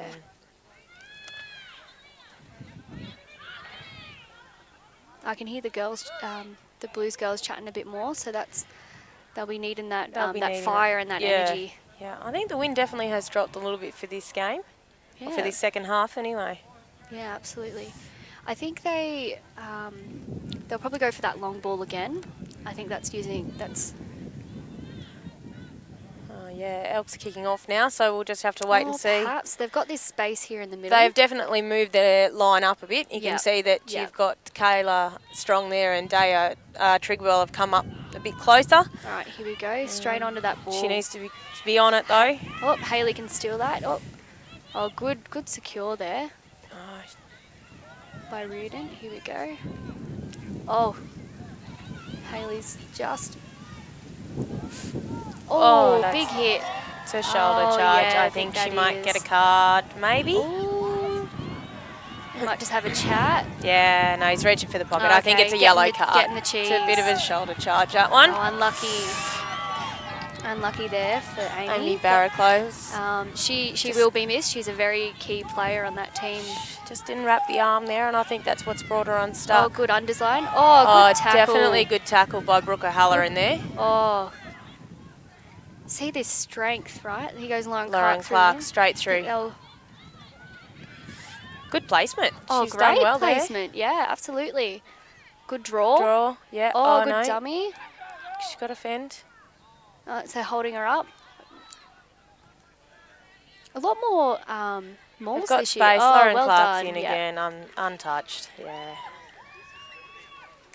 They really did come out firing, didn't they, this game? Yeah, that's unlucky for the Blues. Down a man. Or a woman, we Absolutely. should say. Yeah, down a woman, yes. You've had your fair share of the cheese, haven't you, Oh, Alana? I've had a few cheeses in my day. Yeah. It does take its toll having that one player down, unfortunately. But, I mean, the Blues girls seem like they put in a lot of fitness in their trainings as well. So hopefully that pays off for this game. And like I said earlier, it is on aggregate points, so they have got another That's game right, to make they've it got up for. Unfortunately, they do have to find at least 34 points, though, Yeah, to possibly push it into extra time. absolutely. That'd be great, extra time. Extra time, how good would that be? Oh, edge of your seat. Beer or popcorn. Elks won't want to go to sleep, though, in the second game. I think, you know, we know how the Blues came out against Barbettes last week, and Oh, absolutely. it was yeah. a solid game again. There we go, short kick off in the middle. Here's Hayley Ford. Let's see what she can do. Leaguey player. So she does run sideways. Bit Makes for a great sideways. underball, though. Yeah, She's definitely. very good at that, drawing them in. Is this Tanika? Look at that pace. Yeah, look, there they we won't go. catch her down the sideline there. No, she's got a lot of She's pace. Definitely under the sticks, I think. Well done. Great run. And, you know, that's good to see. Down to 6 players, and they've created an overlap Oh. out the side. So, you Yeah. know, proves that it can be done. It can be done, yeah. Definitely. And let's hope this, this sparks them up. They've got the crowd behind them, that's for sure. Definitely. Oh, got the kick, well Oh, done. and she's converted that. That's great. All right, what do you think this kick? What do you think they should be going short, Oh, long? well, we've got Amy Barraclough back on. I suspect she'll go with a long kick again and push them down into the corner. Yeah, it's good to keep them in that half. Yeah, definitely. They have if they've got good defence, yeah. great kick. Good kick. All right, let's Tie. watch that bounce. Yeah, that bounce is always your worst enemy, isn't it? It's nearly in the same spot as it was Big last fan of time. catching it on the full, even though I'm scared. Low, low, low. Oh, I might push her out. Went back. Elk's Here you got go. room here if they spread it. Great pace, Oh, good ball. unlucky. Unlucky. Does And that's that a go knock back on, I or- think you'll find. Yeah. Yeah.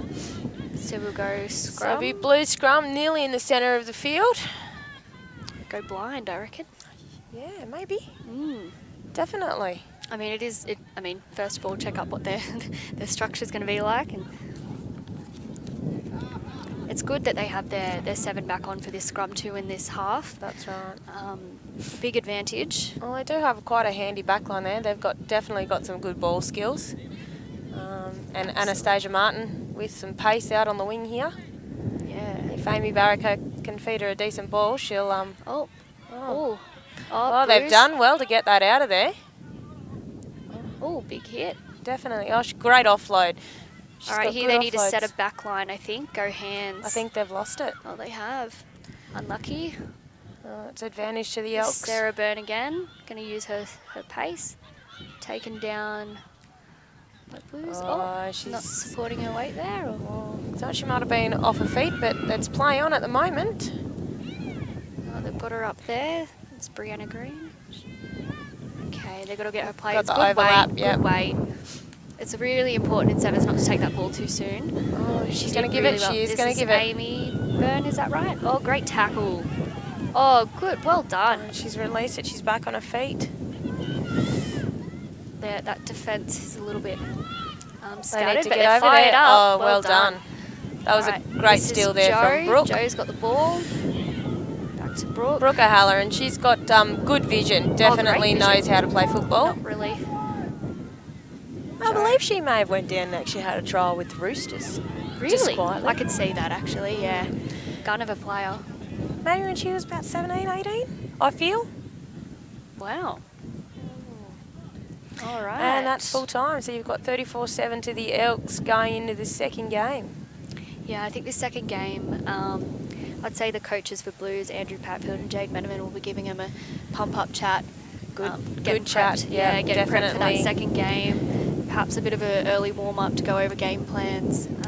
Look, it wasn't a bad game from the Blues. No, it wasn't Just by any means, no. didn't have much ball to attack, and obviously when they did attack, you've got Tanika scored under the sticks. They had to defend a lot there, so that would have taken its toll on them, and hopefully they can get a bit of a rest now and come back out for the second game. Absolutely. So who have we got coming up for seconds? Got second grade, I think, would be Walcha versus Tamworth. Oh, that'd be good. Be an interesting game again.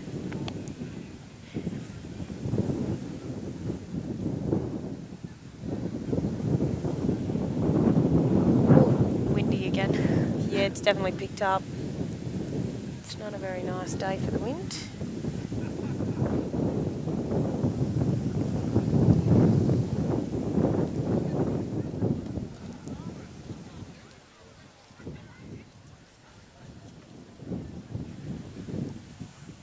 Yeah.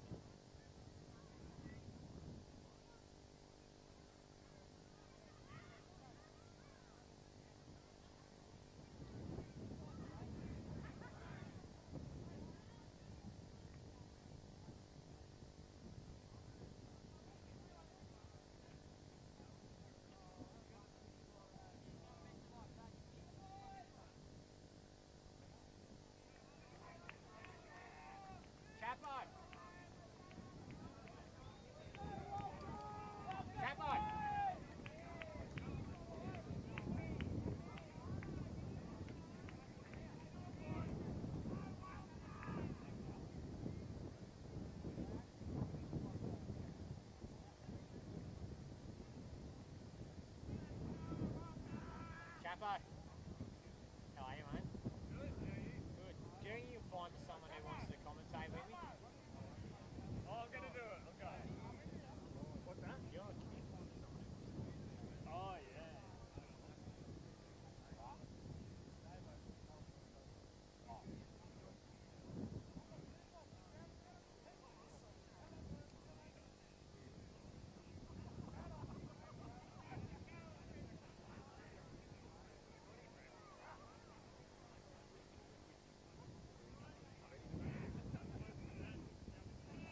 So welcome here, ladies and gentlemen, to the second grade preliminary final between Tamworth and Walcha. Tamworth in the preliminary final by being unsuccessful last week versus the Harbour Knights, while Walcha were able to make the final by beating Barbarians. Referee for this afternoon's fixture is Darryl Jones. Assistant referees Mike Stace and Peter Haynes. As we're underway through the boot of Liam Allen.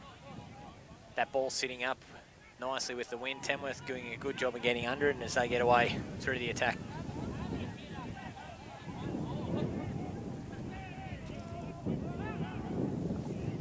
So starting to shift wide a bit.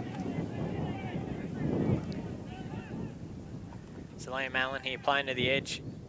Nice little run. Here they're just building their phases.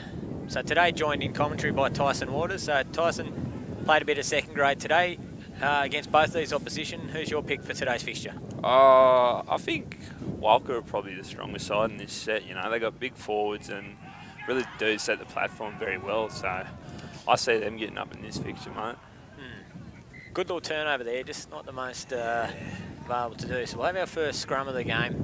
Walcha's scrum, big reason why they're playing today. Yeah, fairly dominant, mate. It was a bit hard down Coffs Harbour last weekend, you know, going up against them. Smaller forward pack too, really didn't help us out very much, but hopefully this first scrum just sets it off.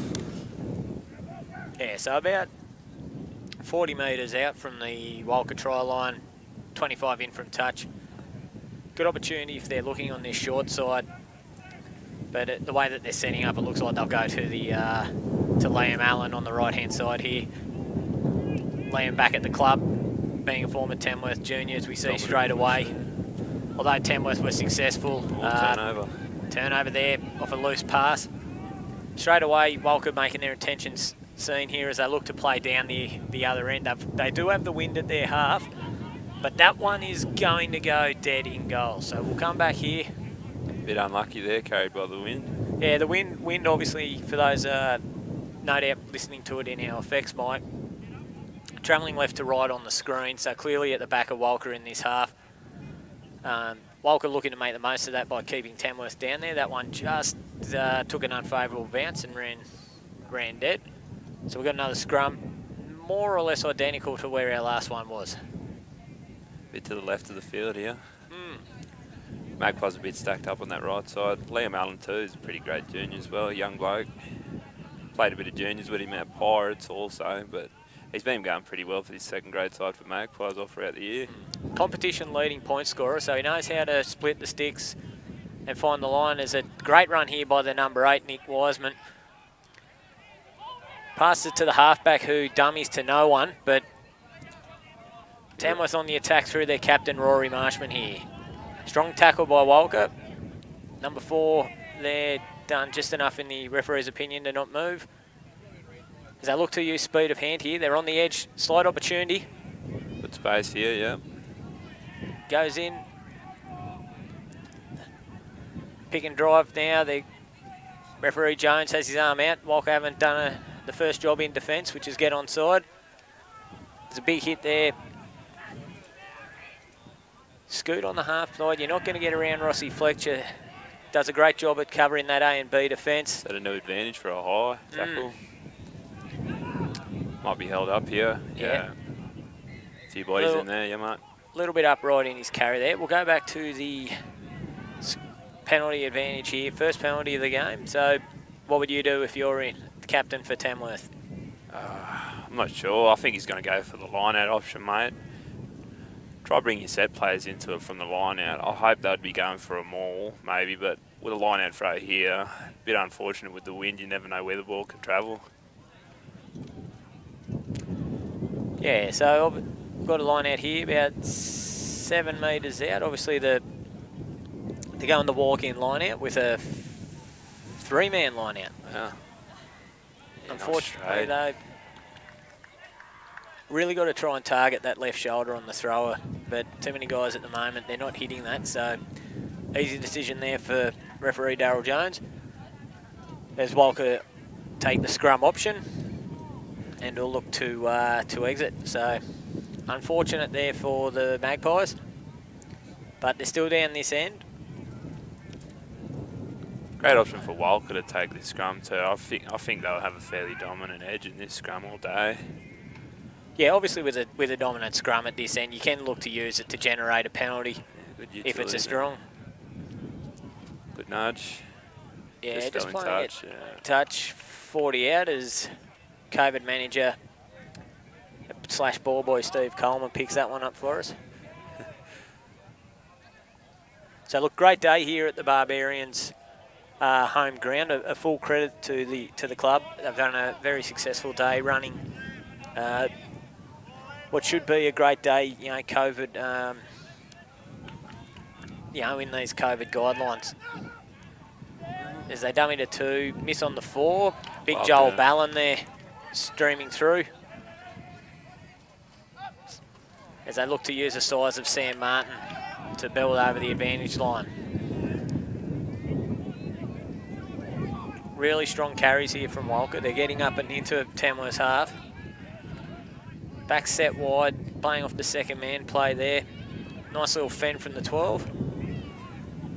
And we're going into now. Look now after shifting it just to get to a bit of contact and get set. Good tackle there. Tackles there. They're going for the pick and drive option now. Probably some big bodies rolling onto this ball. Yeah. Obviously, when you've got a bigger pack, you really want to play to your strengths as the game goes, as this is what we're seeing here with them. Little kick in behind here. Tamworth win the race, but Walcha get there in support. As the 22 for Tamworth with a little chip chase box, but has it pinched in the night by the winger.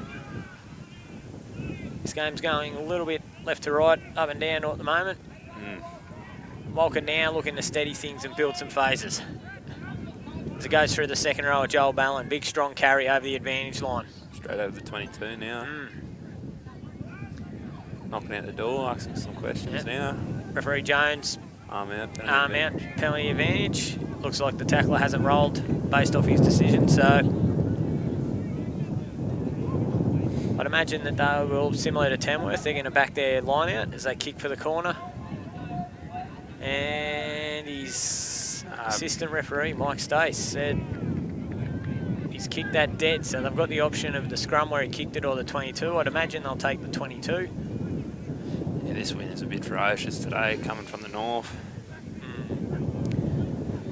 Yeah, it'll be interesting to see. It's very built up about halfway through third grade and just hasn't really let up. So we do apologise for the audio if it's a bit windy and blustery, but we're doing our best here.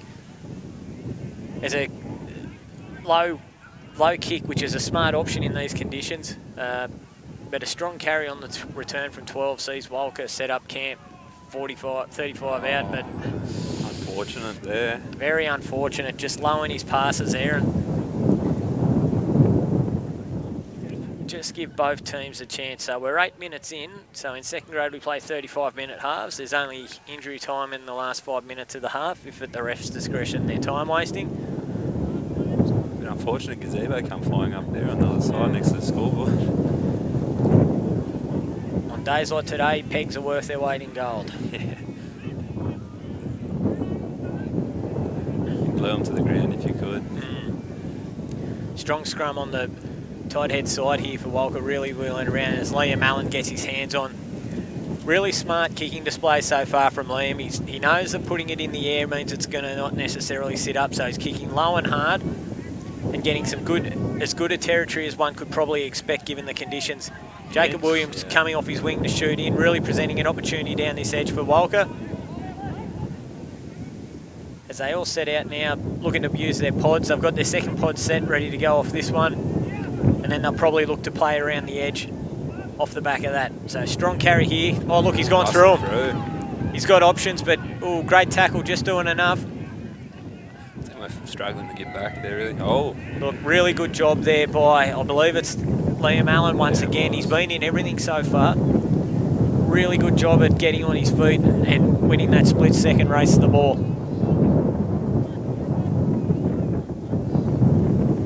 that was awesome cover defence there too. Yeah, really good scramble. I think it's been a really interesting start to this game. I think you'd be fair to say that neither side has really had the upper hand. Walcha probably just holding the territory a little bit better than Tamworth, but you know, that is to be expected with what is a fairly blustery wind at their back, as we see there with that line out not go straight. Might see a fair few of those ones.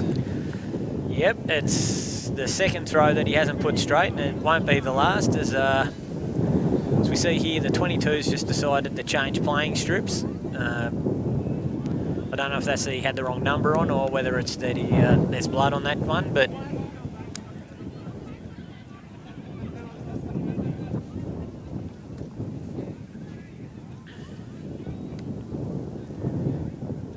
so nice attacking platform here for Walcha if they want it. So look to go to the backs, and simple play to set it up, and a strong carry by the 12, but once again, big shot by the 6. Unfortunately, he's lost his feet on the chase, so be interested to see if Daryl Jones comes back for that.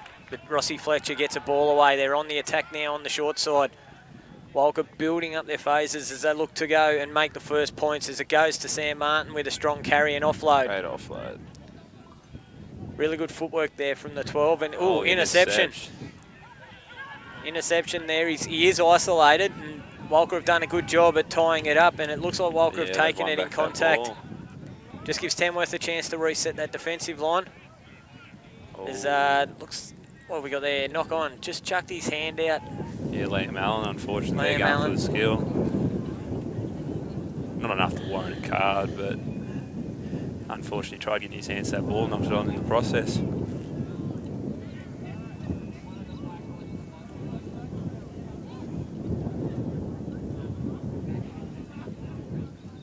Walker's feed here again. So yeah, about 10 metres more in, so you can see on your screen the outside centre in the white headgear, who has busted him once or twice. He's just making his way to that short side, gives them attacking options either side. Tamworth haven't really reacted to that, so I'm assuming that the 9's role will be to pick up the 13, but they come to the open side and they're quite happy just to play down this end, knowing that Tamworth's line out hasn't really fired yet, and put the pressure on that throw. So smart option there by Walcha. Yeah, very smart finals football.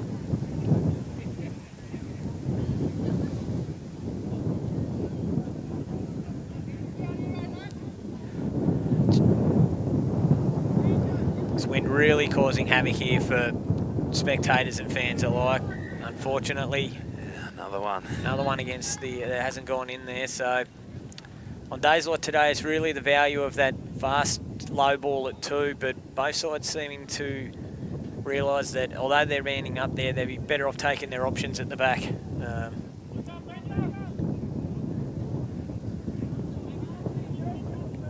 So really good attacking opportunity here for Walcha with the halfback on the left-hand side. Does mean that the green and gold headgear has that option on the right. About 15 in from touch. We're nearly 15 out. No score in what is the second grade New England preliminary final. As they play to the backs. Straight through. Straight through. Number 13 there. He's been in the thick of it so far, Tice. I mean, I don't think it's no surprise that he is the first to score in this one. Yeah, he's busted a line a fair few times too. So a good opportunity here for Tamworth. Hasn't necessarily started the way they want. Just to take a few deep breaths, try and get some water in the lungs, and then look to restart the play after the the try. Good to plot the ball down underneath the sticks, so the wind wouldn't be a kicker's best friend today. No, I think we should see a good display of kicking though. across the day as Lockie Fletcher it is here, looks to add the extras. Points to be your best friend too in the finals footy. Straight over. So Lockie Fletcher converting Andrew Kelly's try there. So Walcha opened the scoring proceedings in this preliminary final here. It's 7 points to 0.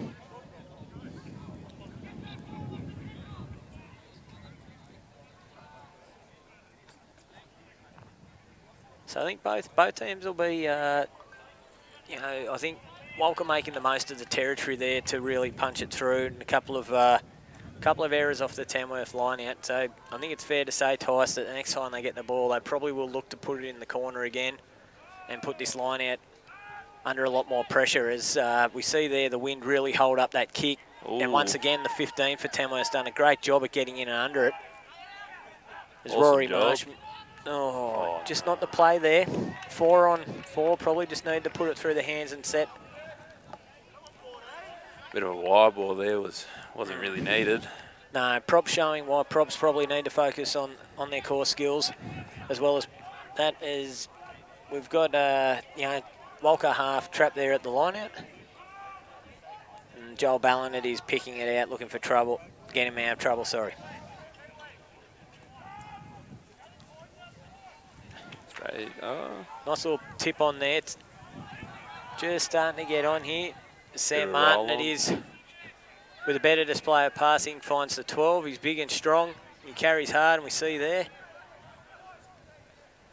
So the winner of this fixture plays the Harbour Knights on Saturday at Scully Park.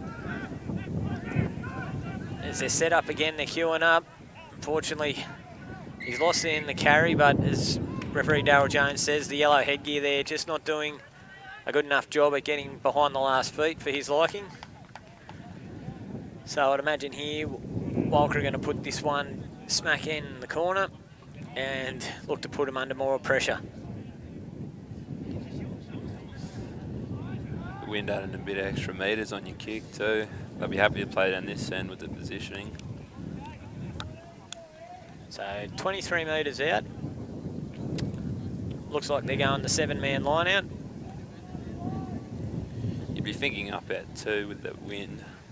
Yeah, look, it's one of those things. They may try a 4-ball here, but Tamworth have done a great job at potting up a 2, which means that they look for 4. Nice 4-ball there. And although he didn't get it on the first catch, the guy at the back of the pod doing as Sam Martin runs around the corner and a nice little tip on, but we're going to see another. Penalty advantage again, offside. Yeah, it's interesting what they see here. It's 22 metres out, right in front of the sticks. They're up by 7 to be. He's going for points now. They're going to take the opportunity to get 3 points here, which I think if I was the captain, and I think Tice, if you were too, that'd probably be what we'd be looking to do. Yeah, you'd be hungry for points. Finals footy, like, you take anything you can get, really. Smart option by the kicker.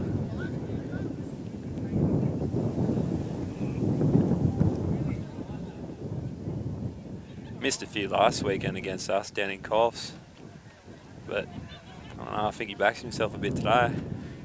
Yeah, when you've got the wind at your back, I think it's as much just managing, trying to manage that kick with the gusts. Yeah, it is fairly blustery, as you can hear, no doubt, on the effects mic today. So as he takes his time, steps in, and he puts that one straight through. Nice slot. Fortunately for the ball boys, that one doesn't go over the fence. So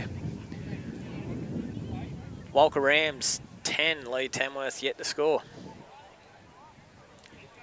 I think it'd be a bit unfortunate for the ball boys. I think there's a dog over that back fence as well. Yeah, it wouldn't be the most friendly of fences to jump over, but no doubt the Coke and the sausage sandwich they get will make the most as Liam Allen puts another one up very high.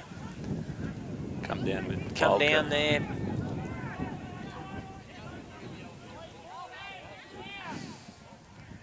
Strong carry there by Sam Martin once again. He's really giving Walcha some great front foot ball as they go back to Lockie Fletcher, who does the smart option based on how this game is done, but his execution isn't there today, so just missing Armidale Express journalist Ellen Dunger with the kick means that we'll come back to a scrum. And they've had a couple of these opportunities, about 40 out from Tamworth line. Just need to make the most of it.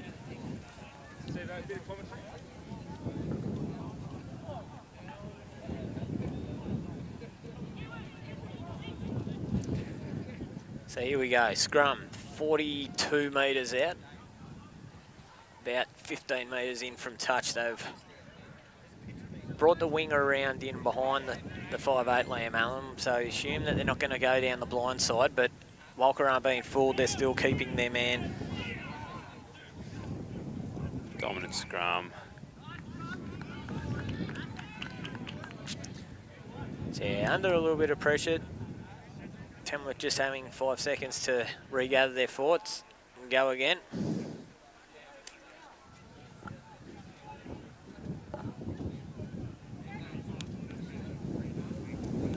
Walcha will be looking to apply the pressure again here. Pretty dominant scrum, that affair. Yeah, look, any opportunity you've got to use your weapon to disrupt the opposition, they'll be looking to do so. As we see here, another strong shove from them. Ball's come out. Nice little show and go there. They've done the second man play out the back. Slide opportunity if they've got it. And they've put it through the hands of enterprising play from Maggies as they set their pods now, hoping to build some phases that they haven't had.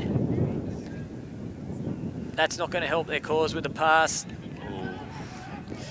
Yeah, not ideal there from 5'8 Liam Allen, but in defence of him, he didn't get a very nice ball as it's now Walcha that looks to play there. So, in the opinion of referee Darryl Jones, that constitutes an advantage. So we'll come over here, move about 10 metres up the field, and we'll pack another scrum to where we were a minute ago.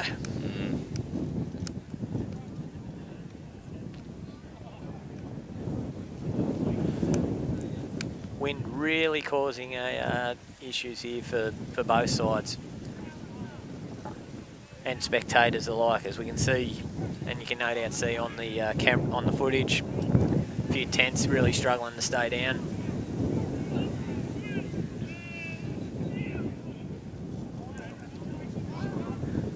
Great run here by the 9, replacement 9.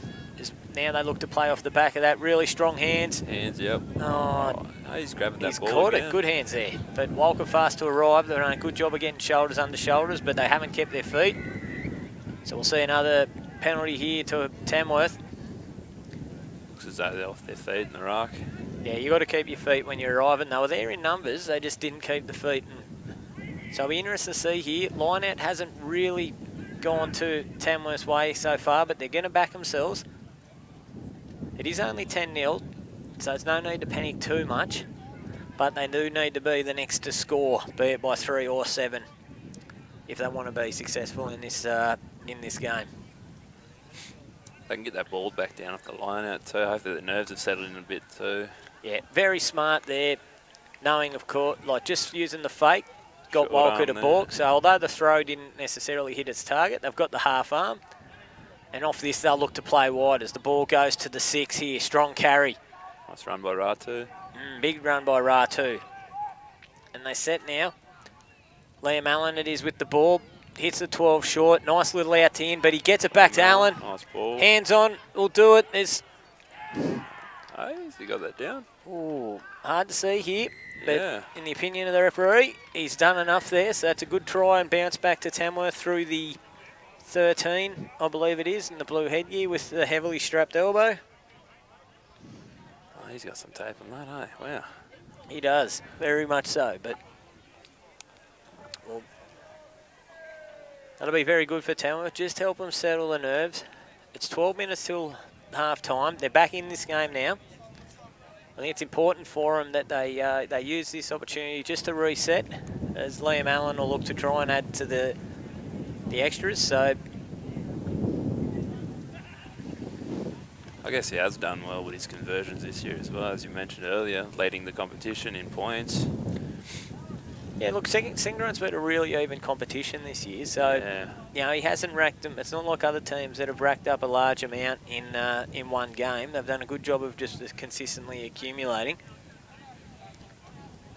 So So I'd imagine he's going to try and line up to the left post here and see if he gets some wind assistance to push it through.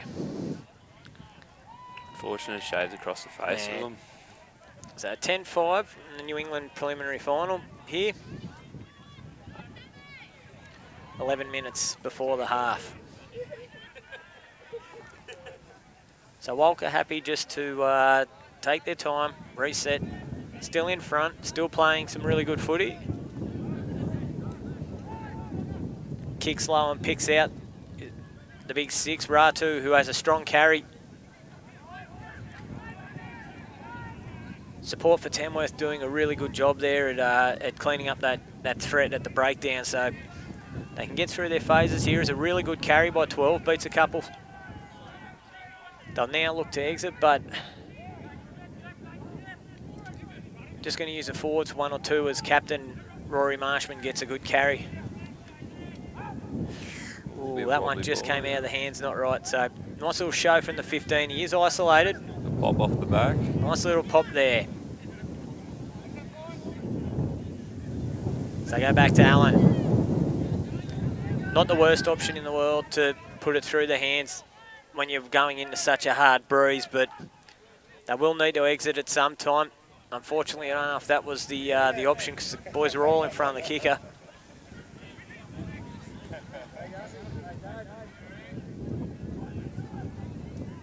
Walcha now working the short side through Davidson. Strong carry. Great opportunity to work that field position again too. Back in the half, great carry there. Well and truly over 5 metres. Yeah, really strong carry here from Ross Fletcher, using all that experience that comes, and now they go to the other experienced bookend. Sammy Martin, former Rob boy.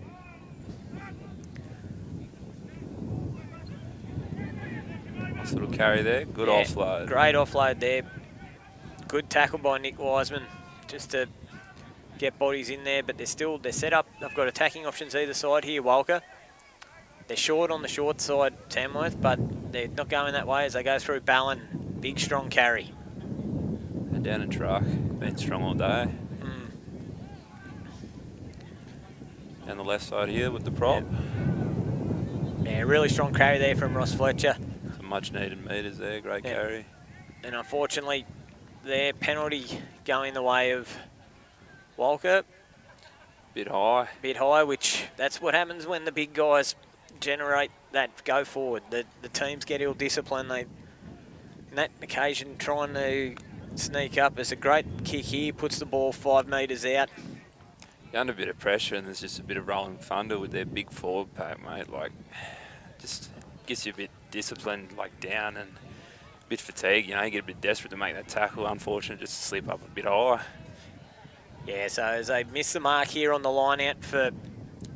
Oh, straight in the air. Straight in the air there. Wiseman with the tackle. Tamworth have gone over it, may have lost their feet, but referee Jones happy to let it set up as Walcha on the attack there. So some good work in generating the scene off the initial threat from the line out. Great carry there again. They're not out of it yet as Walcha look to tighten the screws as they hit Fletcher down the short side with another big strong carry.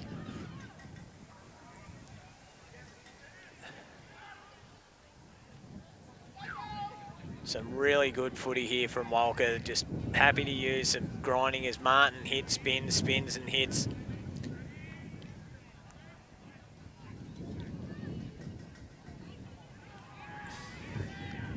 Good defence by Maggie's there. Yeah, they've got options if they keep going. Through the 12, he steps and the dummy, yeah, straight over.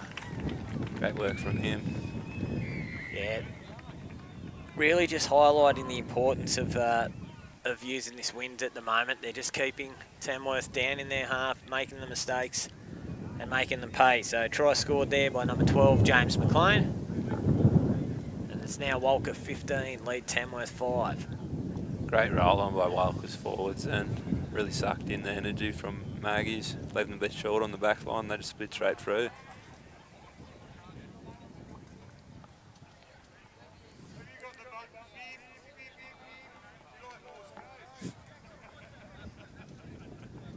So we've got about 6 minutes to half time here, probably be closer to 5 by the time the 10 takes it.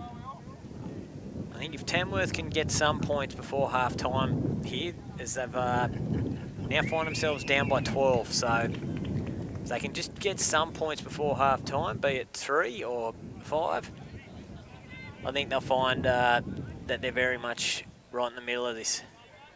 Yeah, plenty of time left in this football game. Enough time for them to really fight back into this. Captain there giving them a bit of a talk, calming down a little bit. Calming down. So obviously a little bit of emotion creeping in, and that happens in the big games. Unfortunately, it's important for Tamworth, though, that emotion isn't only going to go so far. You've got to play football as well. So Liam Allen gets us restarted with another good kick-off again. Forcing the error there, so this is what they want. They're about 25 out. Good opportunity here just to get some get their phases, as it looks like they've made a replacement on the prop side with Aaron O'Keefe coming on the field. It's been a tough ask so far for the guys at scrum time, so they really have to be switched on here.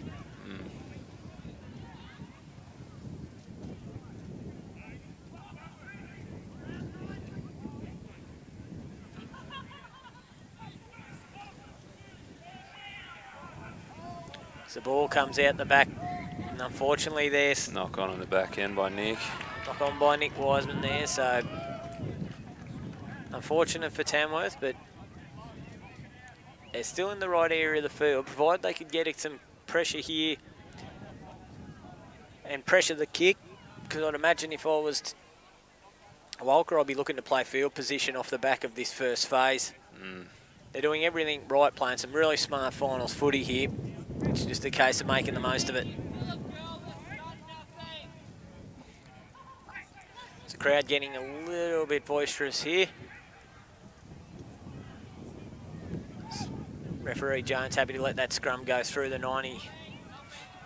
Expansive play here off first phase. Hands. Nice ball back on the inside. Forward pass there by referee Jones. Right in spot to make the call. But some really good enterprising play from the Rams there, as the forwards make their way over for what seems like scrum number 35 in this half. Yeah.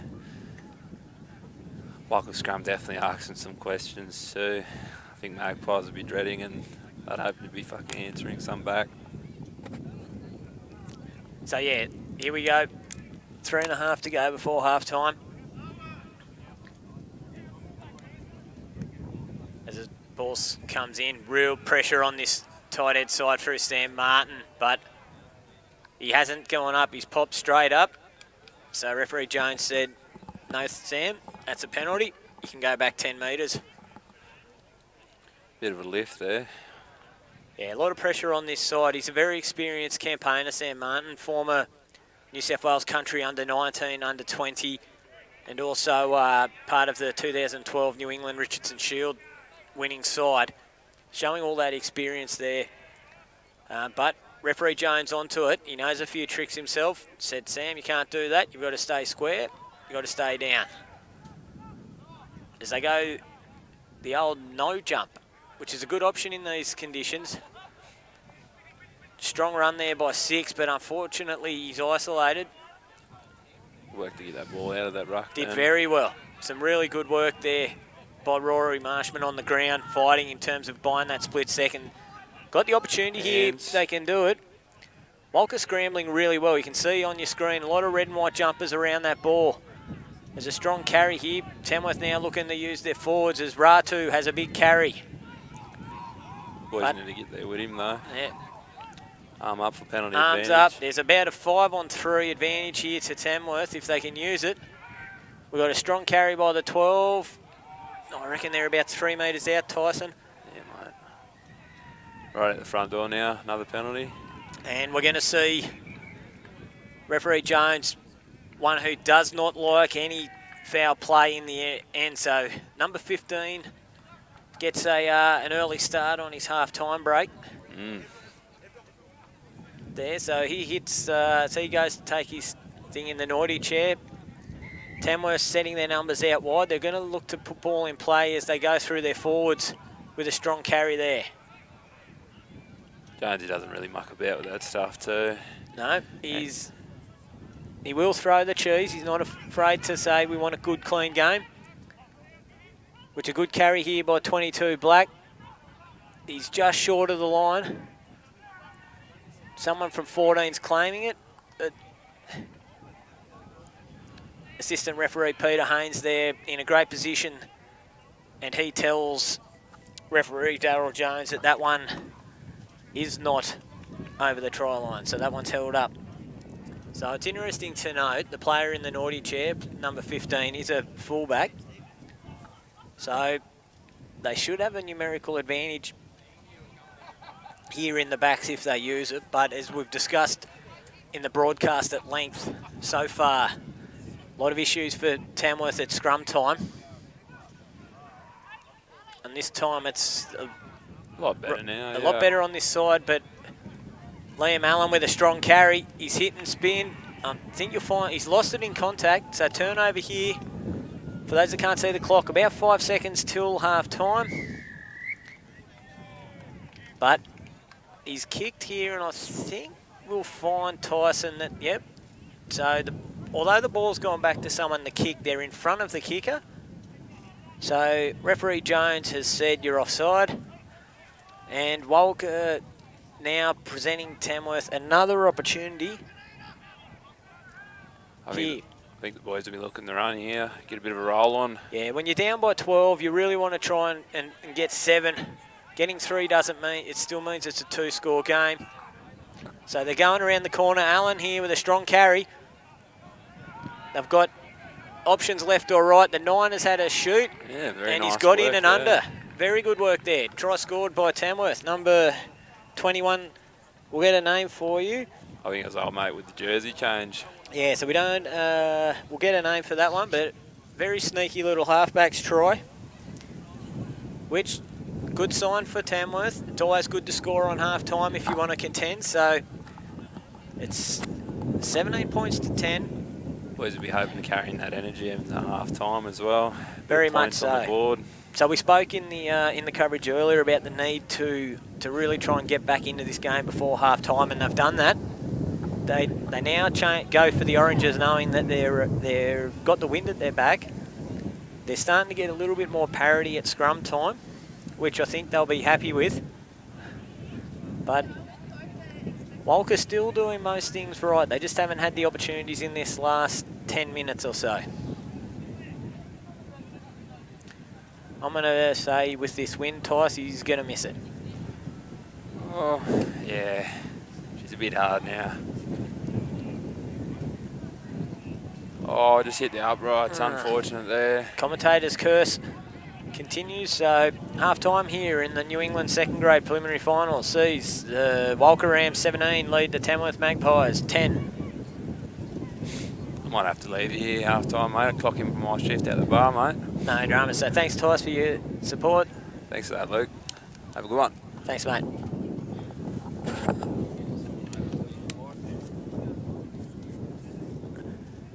So half-time here in the New England preliminary final.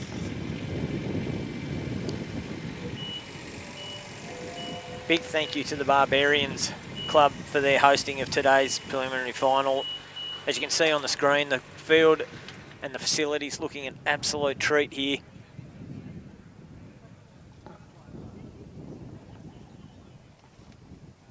As we see a few youngsters try and half-time heroes, that bloke isn't even close to kicking it.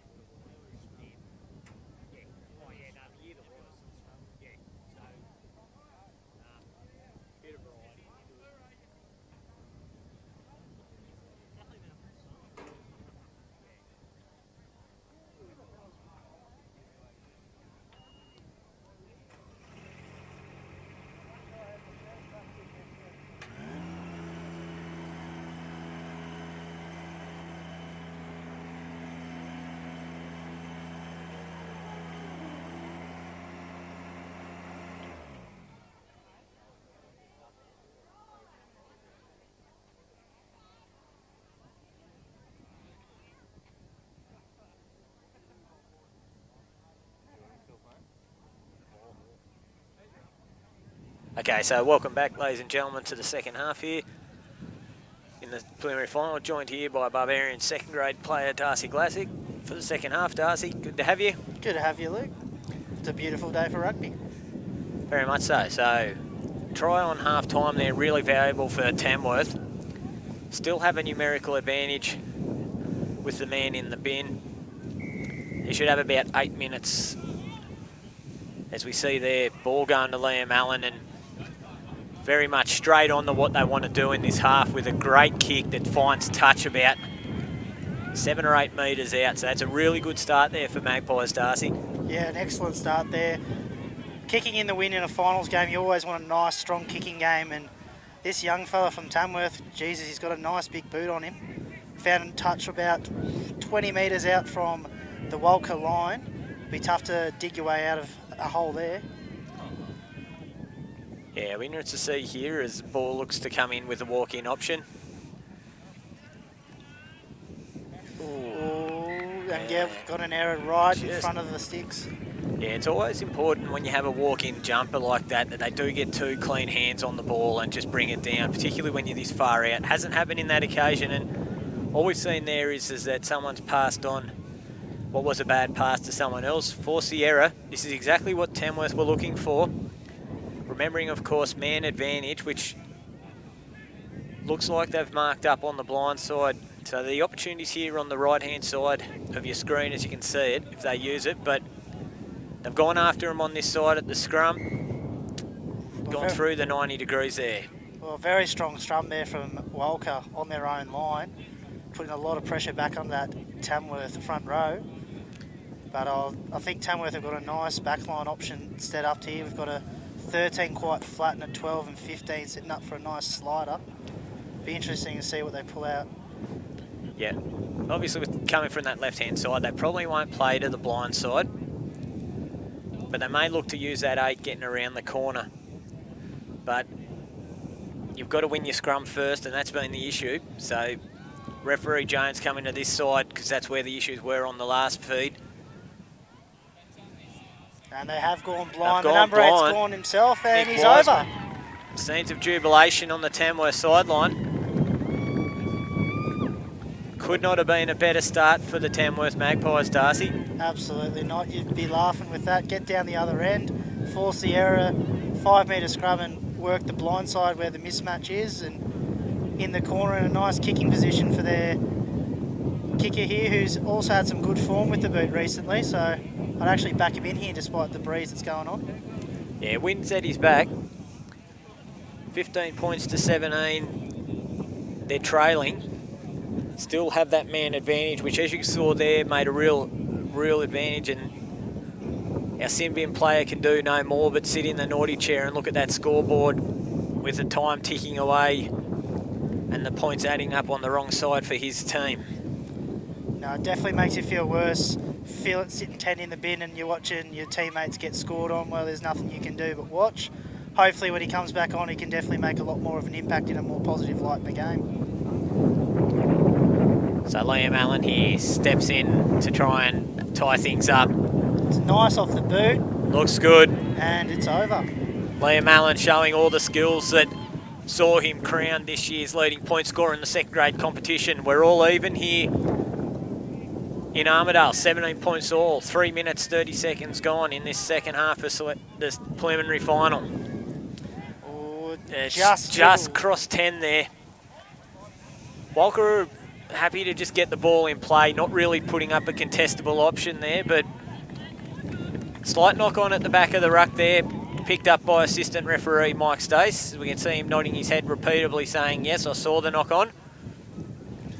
That'll be goal for Tamworth here. 4 minutes probably until they get their man back from the sin bin.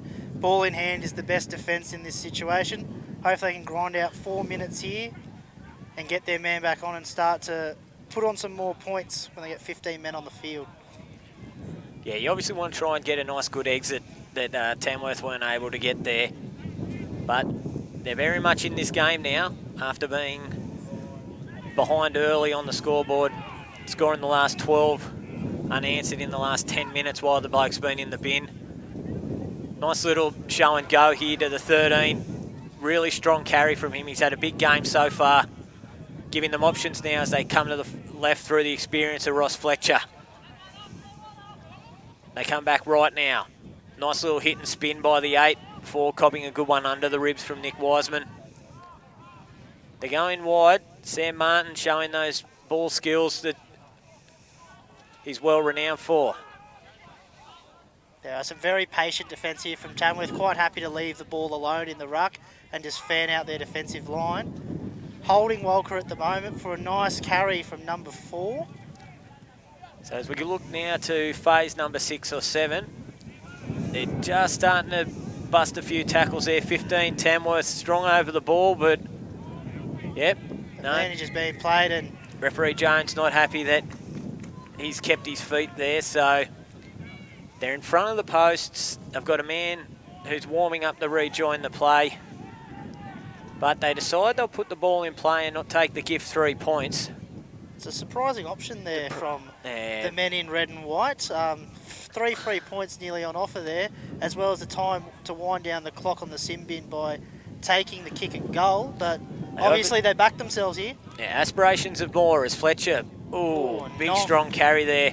Oh, it's like you love to see prop on prop just drilling each other, and a wayward pass there from the number 9 on a fast ball. Still got a numbers advantage here as this the 20 with a step in before being met hard by Wiseman and Williams.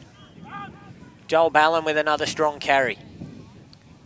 Numbers to the right if they want to use them, but they're happy to just slow things down. And advantage is being played here. Tamworth a little bit slow to roll away from that ruck, and the penalty's been awarded. Yeah, so don't be surprised if we see someone go and join our friend in the naughty chair. No, it is the red zone here. The referees this year have been very strict on consistent infringements within the 22, and the cheese is being given. Yeah. So yellow card there, the Tamworth second row. We'll get a name for you. There we are, so back to 14 on 14 now. Even Stevens, and Walcha have taken the scrum about 10 metres out from the Tamworth line, 15 metres in from touch.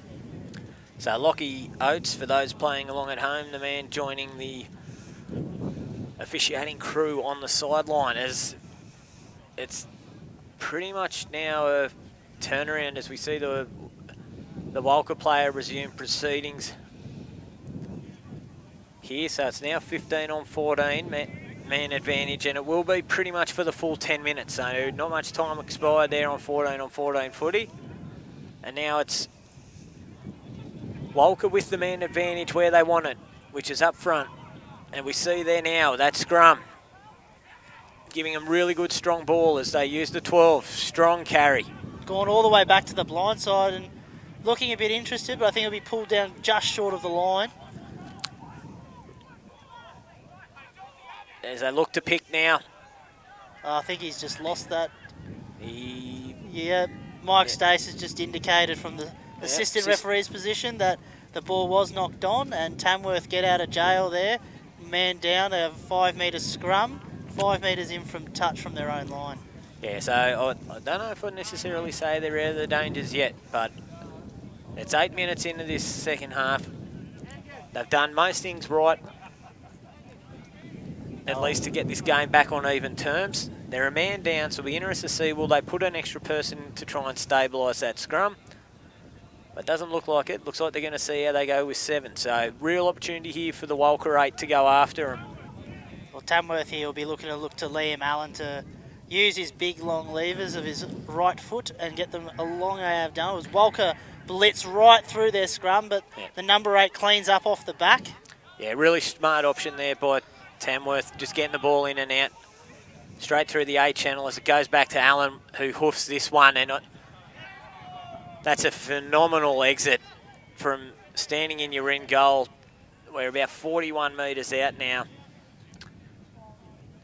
Interesting to note that the player that went off for Tamworth is one of their line-out options, so we'll be interested to see, Darcy, how that is impacted as the game goes on. As it looks like we've got a substitution here for Tamworth.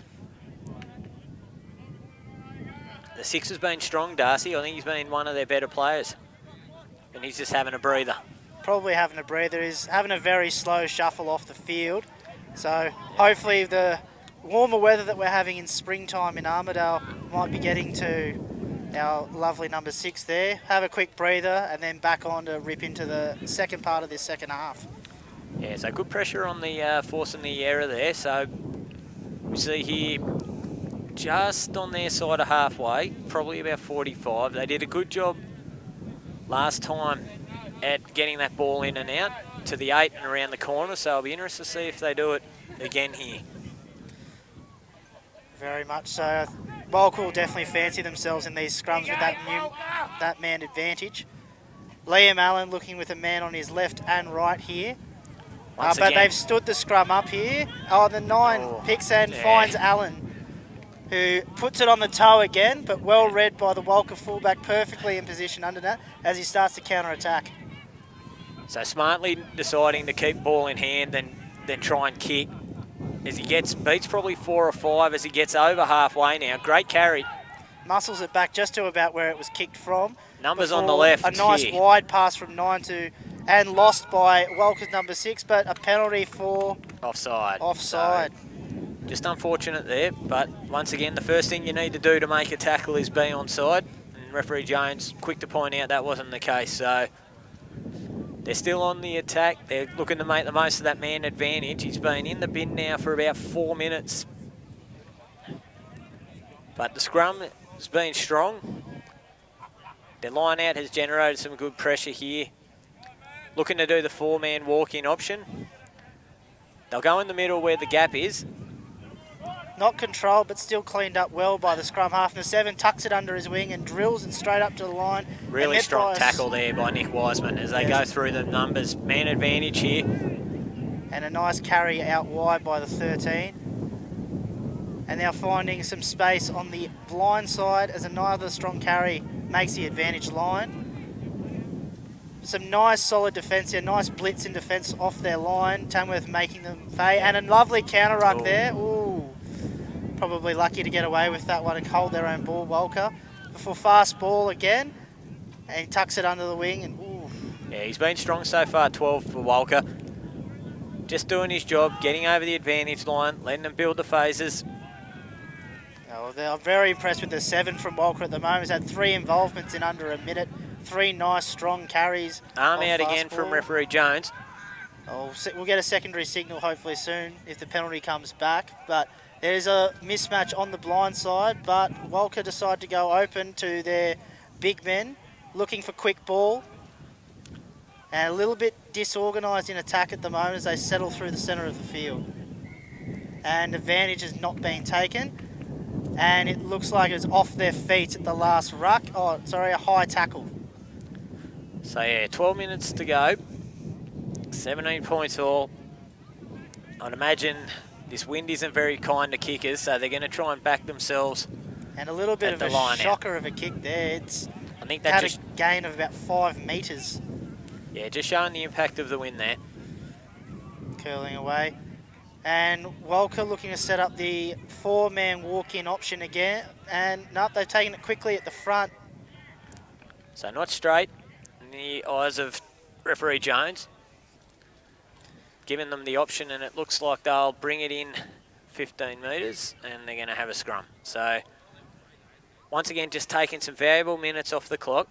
About 4 minutes to go till we're back at 15-a-side football.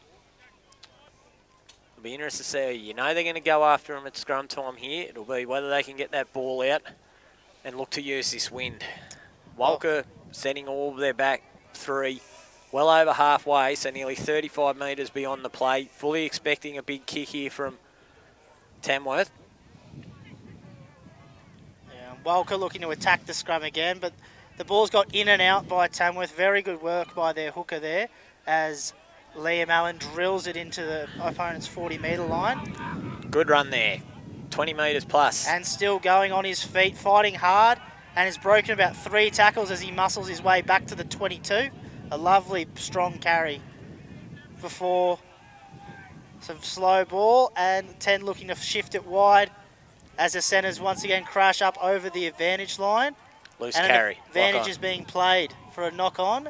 And I dare say referee Jones is going to bring it back with no advantage.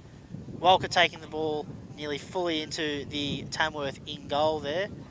Another let out of jail for Tamworth. Walcha will be ruining the opportunities missed by having a new number up in attack here. A numerical advantage, I That'll be believe, the was the words. words we were looking for. So, 2 minutes to go till Lachlan Oates rejoins proceedings here today.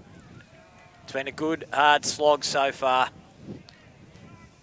20 minutes to go in this second grade preliminary final. So there's, as we mentioned earlier, only injury time in the event in the last 5 minutes of the referee's opinion if there's someone feigning injury. But what we're seeing now, just starting to... This game could go either way as, once again, a phenomenal job by... Oh, they're playing expansive here. Can he get around the corner? He can't. Assistant referee Haynes puts his flag up. And it's been ripped out by Walcha and has gone over the sideline off Walcha. Yeah, the arm's out. First way to say that. But I think he's having a little chat with the referee first. So he says, I think he's given him the scrum option. Certainly. So it's been knocked on by a Walcha player in the tackle. So Tamworth will get the feed in. About 5 metres from touch, 35 metres out from their line. A nice option there from Liam Allen at fly half. Sees that the back three are back very deep, knowing the danger of his long boot, and decides to run the ball through their hands and make some lovely metres up the far corridor on the western side. Yeah, so here we go. 38 metres out. 16 gone. Looks like Tamworth showing a lot of resilience in their scrum there. The scrum half picks up a nice clean ball and shows off a lovely running game. Jacob Williams with a good run here. They've got numbers on the right. Oh, just took his eye off it. Big looking defence Unfortunately. there. But they're looking dangerous, Tamworth Darcy. Starting to ask a few more questions. No, I'd definitely love to see a little bit more of that running game from their scrum half. Every time he has the ball in 2 hands, it takes it to the line, attracting the attention of a lot of defenders, and then giving the ball perfectly and creating some lovely running rugby. But I'm very proud of this Tamworth scrum at the moment. A man down and on the back foot with immense pressure from the Walcha scrum, but holding their own and ensuring that they keep possession at the set piece, which is crucial in finals footy. Yeah, it's obviously it's a big opportunity for Walcha. It is their strength, and they're very much surviving. Sort of like the Rocky Balboa, taking all the punches but still on their feet. There we are. There'll definitely be a fair few more rounds in this fight as Expansive. Walcha looked to go down the blind side and has been taken into touch. A lovely defence from the Tamworth winger as his outside backs get around him. Perfect defence there. Waiting for him to go on the outside and just escorting him over the sideline. Yeah, the smart option there. So we're back at full proceedings, 15 each.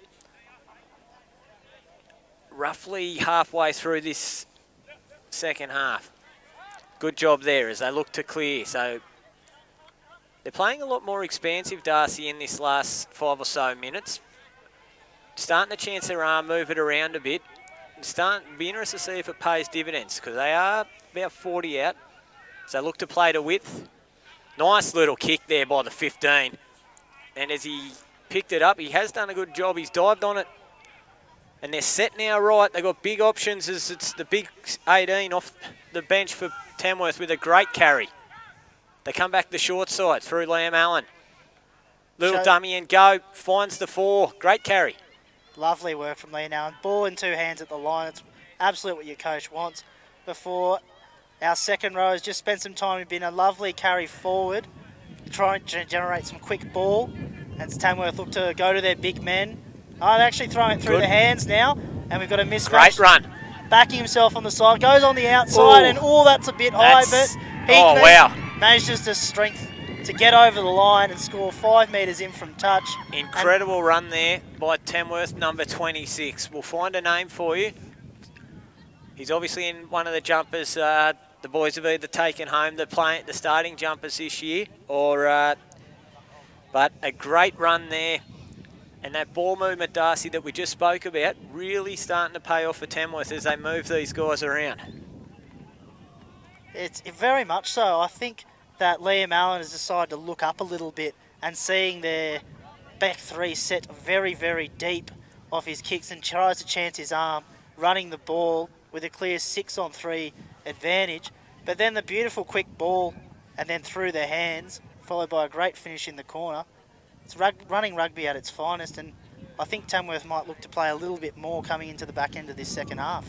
Yeah, a few bodies starting to walk there. I don't know if you picked up on our forecast, on our telecast there for Walcha. So obviously the conditions starting to wear down. It is for a lot of these guys their 10th week of rugby straight. They're not used to that. And Liam Allen here lining up to see if he can extend the lead. Currently leading by 5. As he steps in, aims at that left post and puts it straight down the guts. Never looked like missing off the boot. Hit it absolutely sweet. Thank the people in the crowd for their kind support for him prior to that kick. So they're up by 4, 15 minutes to go here. This is where you see who's done the pre-season, who's got it in him as a longer kickoff finds the 18, who's been really strong in my opinion since he's come on. Definitely an impact off the bench. It's exactly what you want from your reserve players as Liam Allen puts up the up and under. Yeah, that one's a little bit too deep and not an overly good chase from the Tamworth. No. So strong run here by the 15. He'll be looking to make amends after that missed tackle on Sam Buster, who was the try scorer for those playing along at home.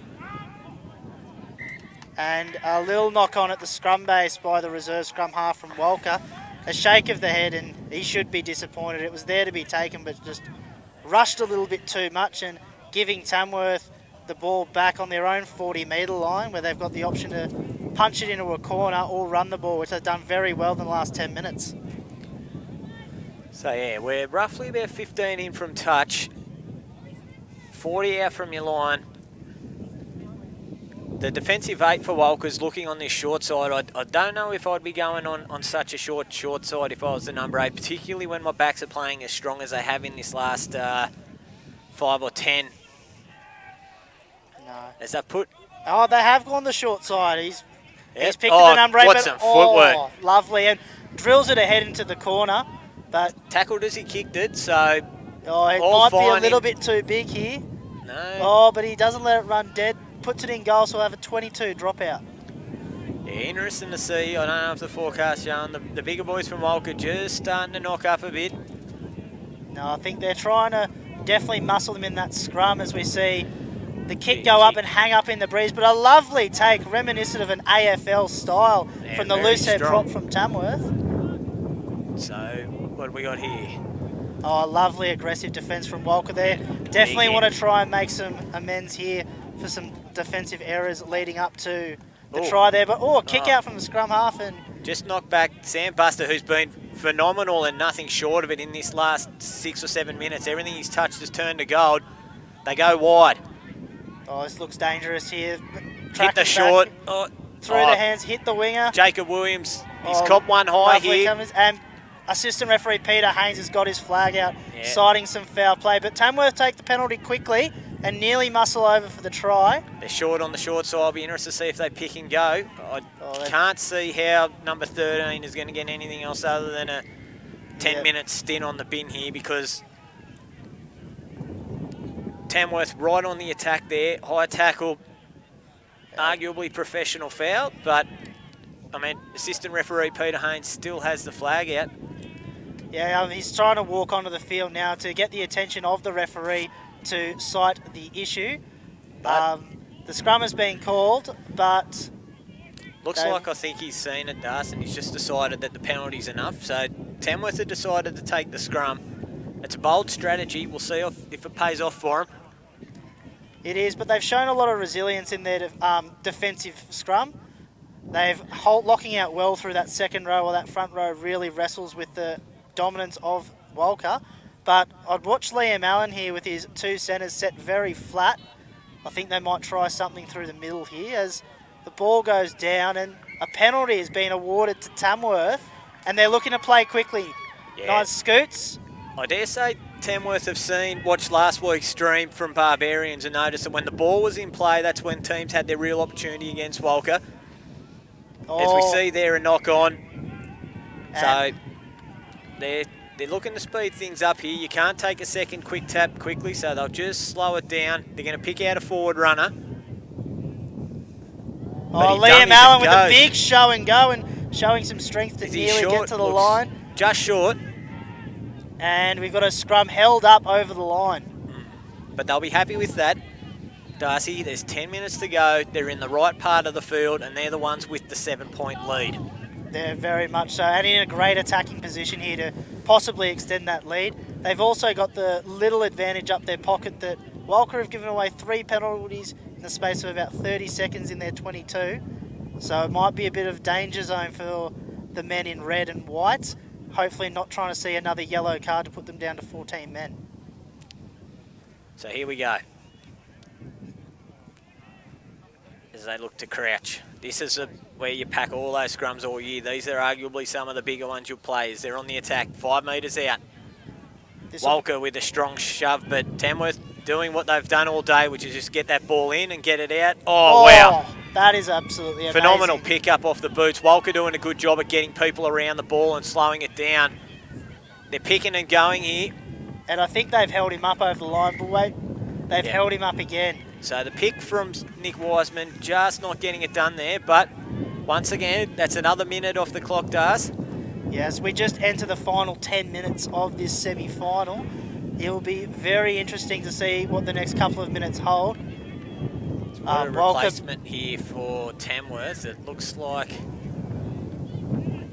he's pointing. There's a lot of people, so the 15 has been told that's enough for you for the time being. Remembering in second grade you have 12 substitutions, so the 25 built is a power runner.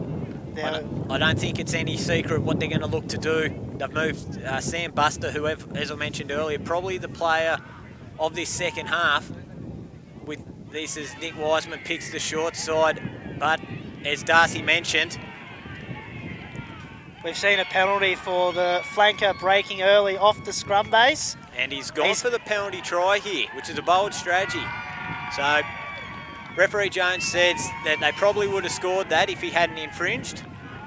Yeah, so, a very bold one there. 21 for Walcha, who will get his details, is off now. We won't see him in regulation time. They're going to have to score twice if they want to see him back on the field. Yeah. And just for our viewers at home, the awarding of a penalty try with the updates to rugby laws a couple of years ago means it's an instant 7-point try, so no kick at goal was required.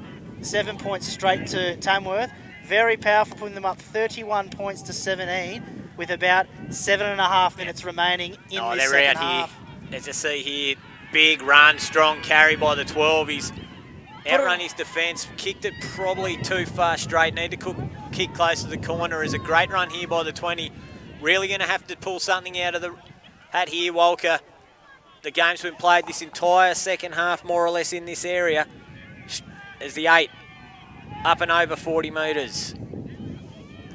No, Walcha are definitely going to have to look to be the next to score here. They're going to rumble the ball up, but I'm looking interested, and then a couple of forwards walking around the back of the ruck there. Not what you want to see when you're 14 points down in a semi-final. As the 3 tries to his arm, taking the ball, playing like a 5'8", spins it wide, and they've made the advantage line. Strong tackle there into touch. He's in touch, so good tackle there.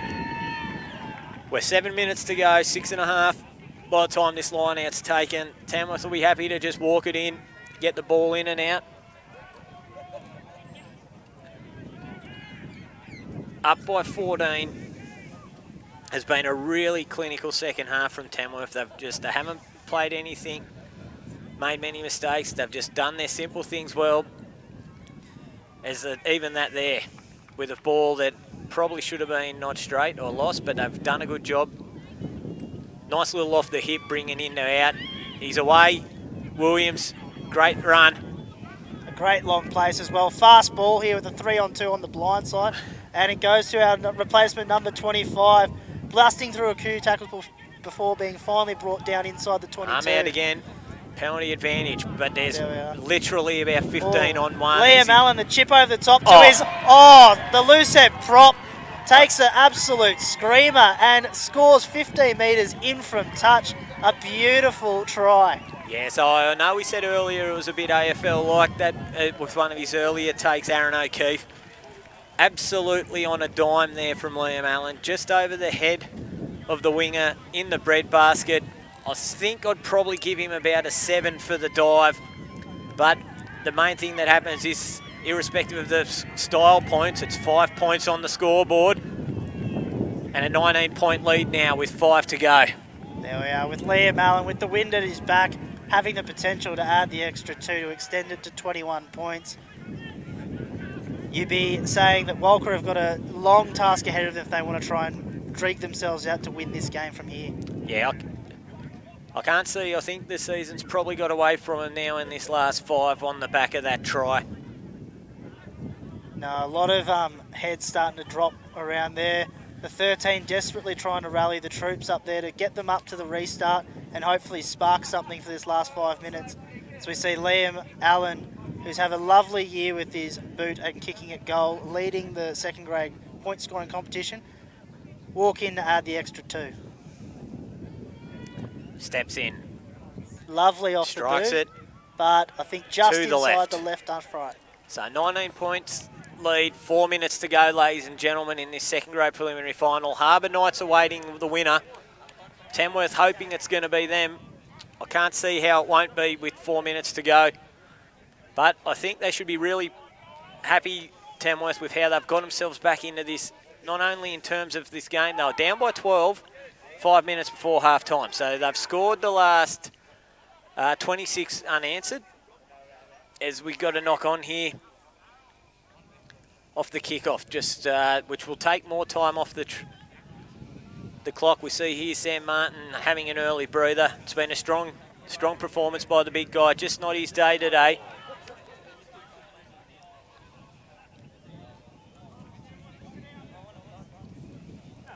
So the undefeated Harbour Knights, Darcy, await the winner. They've been the benchmark. Can you see Tamworth, what are they going to have to do to beat them? Well, Tamworth probably going to have to put in an 80 or 70-minute performance rather in second grade.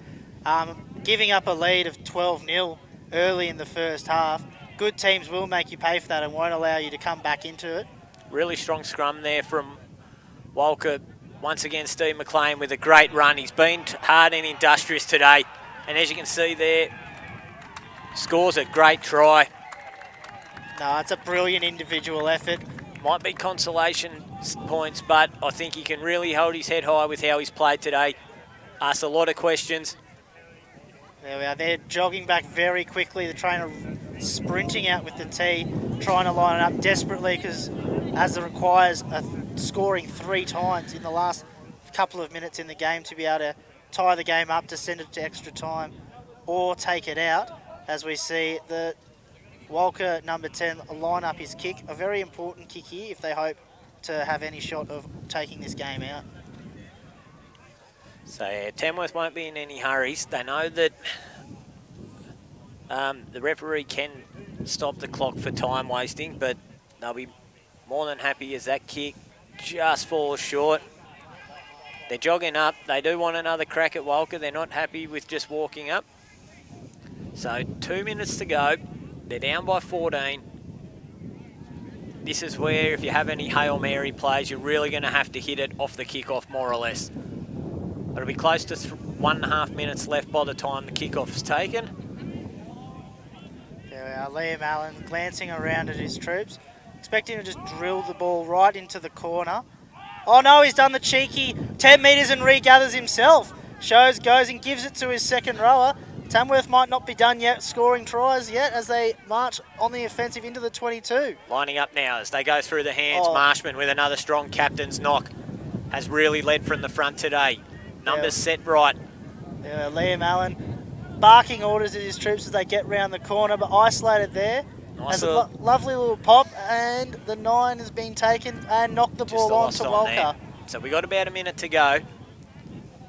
Walcha at the wrong end of the field. And the game's been stopped. The number 9 in a little bit of difficulty after being taken in that try and looking a little bit dizzy coming up. This might be very, very bad in terms of Tamworth. The 9 has been instrumental in their attack today with fast ball and leading them around that ruck. So Phil Cook, Tamworth trainer, just looking out for him. Referee Darryl Jones stopping the clock there. Now, it'd be a big blow to Tamworth if the blue card is shown, triggering the concussion protocol. But Yeah. player welfare is obviously the most important thing in terms of rugby. He's on his feet now, So yeah. and he does look fine. He looks like he's going to continue in this game. Okay, so play resuming with a scrum. We've got just on 30 seconds to go, I think. Remembering that the time shown on the scoreboard is only a guide, that the referee is the sole judge of time. So next game on the agenda here is the second women's fixture between Glen and Armidale. Cumulative score, they're done everything right in the first game, Glen, with a clinical showing. They're up 34-7. So we'd be interested to see, can the Blues peg that back? Alana Dunn and Courtney Addison bringing you that coverage shortly. And then 3 o'clock, we've got the first grade preliminary final. Can Tamworth bounce back? Being the big question after their showing against Walcha last week. And to do that, they're going to have to beat the Harbour, the impressive Harbour Knights side. 2 cracking games of rugby coming up this afternoon. As we've seen a scrum reset after the clock, so this will be the final play of the game. As one more scrum as the number 10 from Walcha looks to put it in, and Walcha will probably looking to try and go length of the field and score another consolation points to make the scoreline look a little bit better on their side. Yeah, so they'll be looking to play expansive footy here as they try and get around the corner on Tamworth. Tamworth desperately holding on here, bringing up the line. They're all taking a step. They don't want to give away a cheap penalty or even worse, a yellow card now and risk players missing grand finals. Liam Allen very strong over the ball there, but a good clean out from Walcha, consolidating their own ball, and fast ball again, taking the ball to the line, and oh, that was nearly a great read by the loose end, but a knock on from Walcha Loose carry there. ends the game. Referee will be blowing full time now. Tamworth taking it out 36 points to 22 and will be meeting Coffs Harbour Knights at Scully Park next Saturday in the second grade grand final. Yeah, really good showing there from Tamworth. As we said, they did the job early in terms of they didn't necessarily have the wind, but they stayed in the contest. They were down by 12 just before half-time, try before half-time, try straight after half-time to tie things up. Then did a really good job, I guess, of just getting in that, grinding it out, moving the Walcha bigger guys around. And for Walcha, it's been a great year for their lower grades, but that'll be the end of it. It'll be just the first grade left to carry the torch for the club next Saturday. But I'm sure that they've enjoyed their time thoroughly in New England, and we hope to see them playing rugby again next year as the guys just shake hands. So thanks, Darcy, for your assistance today on the commentating, and we'll see you in about 15 minutes for the second of our women's sevens fixtures.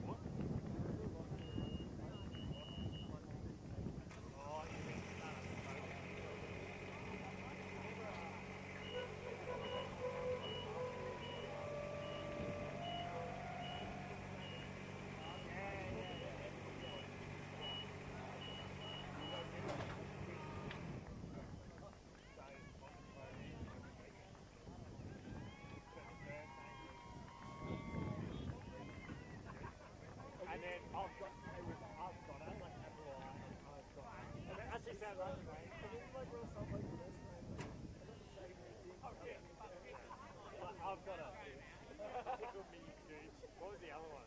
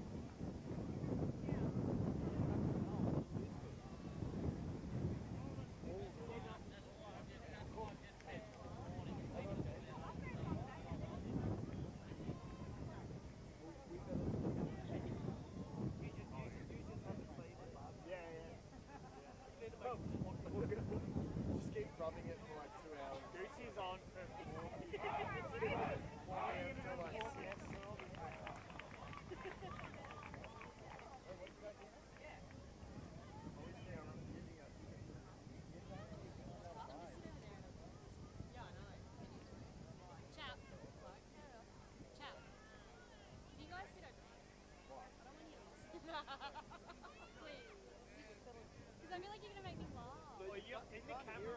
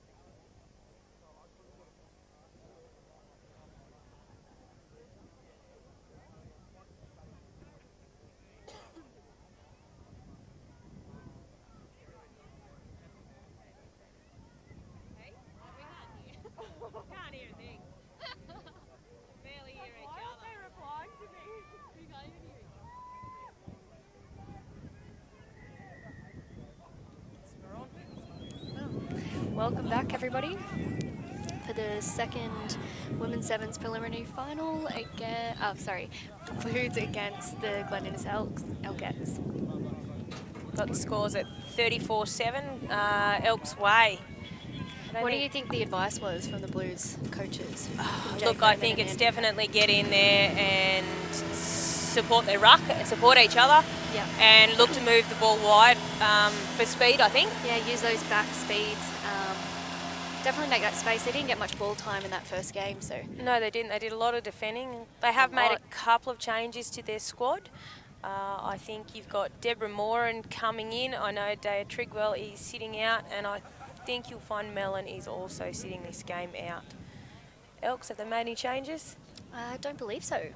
No, I think their coach Sam Price has decided to stick with their strong sides. Of course, they had such a good game in the first match, so they'll be looking to move that forward again, I think. Absolutely. Got Elks kicking off to the Blues.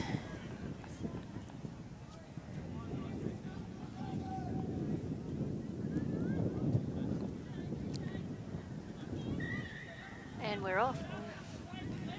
It's a good switch in that kick. Oh, she's unlucky. knocked it on again in that nearly the same spot. Be a big scrum here, I think. Unlucky for Anastasia Martin there.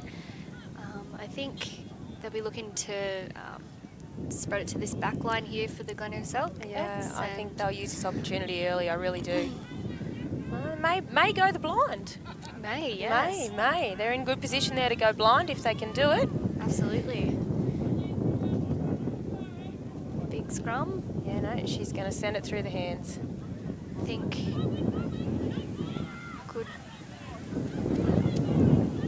tackle there by Hayley Ford.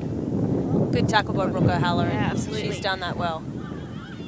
Oh, she's off her feet. No. Oh. They're getting in each other's road. She's under the sticks. Yeah. Definitely. Just a little missed tackle there, unfortunately, from the Blues. That was a very fast 1 minute introduction to that match, I think. I think we're in for possibly another high scoring game. Possibly. I think it comes back also to that it is really windy today. It's hard to have that chat out there. Definitely. We can barely hear each other. We can't. So. Yeah. High kick. Yeah, well she's done. kicked that too. Very good kicking game today, actually. Definitely. So that takes the score out to, must be 31-7. No, 41-7, I should say. Yeah. I think Blues need to watch this 10-metre line here. Definitely. They seem to be going for that short kick every time. Kick every time. And then that wind drags it, and I think it's really difficult for it on the full, hopefully. Oh, perfect. she's taken Yeah, that there one we go. nicely. And she's possibly off There's down the Sarah sideline. Byrne there Oh, no, taking her she's out. Yeah. unfortunately Judge put his flag up there, so we'll have our first line out of the game. There you go. Quick line line out. out. Quick line out. Oh, no, unlucky. she has knocked it on. Unlucky. So we'll go for scrum.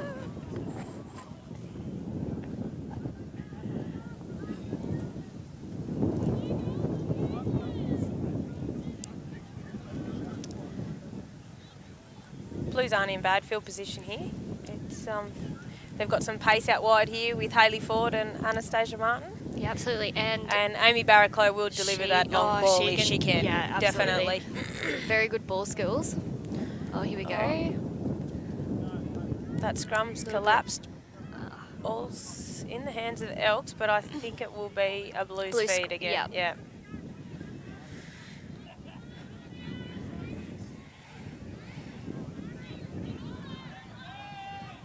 Can hear the crowds roaring up, which is great. Definitely. I think first grade's in for a loud match. Oh, here we go. Yeah, there we go. Here She'll comes the send long that Amy ball. Barraclough. Definitely. Good Beautiful, ball. beautiful. And draw. That's it. Good what a tackle. Great tackle. She's managed to That hold was on by to Amy that. Byrne, I think. Absolutely. Oh, there's a steal by Hayley Ford there. She's got it back. That was good job. Yeah, really Well good. done. Good Got Brooke tackle O'Halloran there. Oh, she's got it back. That's good. Oh, Elks are slipping up a little high there. They're trying to hold her up there for a maul. They've got a maul. Yep. Oh, Knees are on the Gotta ground stay now. on there. Yep. All right, and she's going blind. Blind. Here we go. Yeah, no, if she She's gets got to use around that there. speed. She's got to use that. Here we go. She's on her Isabel own. She Reardon's is got her there. isolated. Oh, she's using that space. Well done. Oh, Good great tackle by Brianna Grange there. Absolutely. Definitely.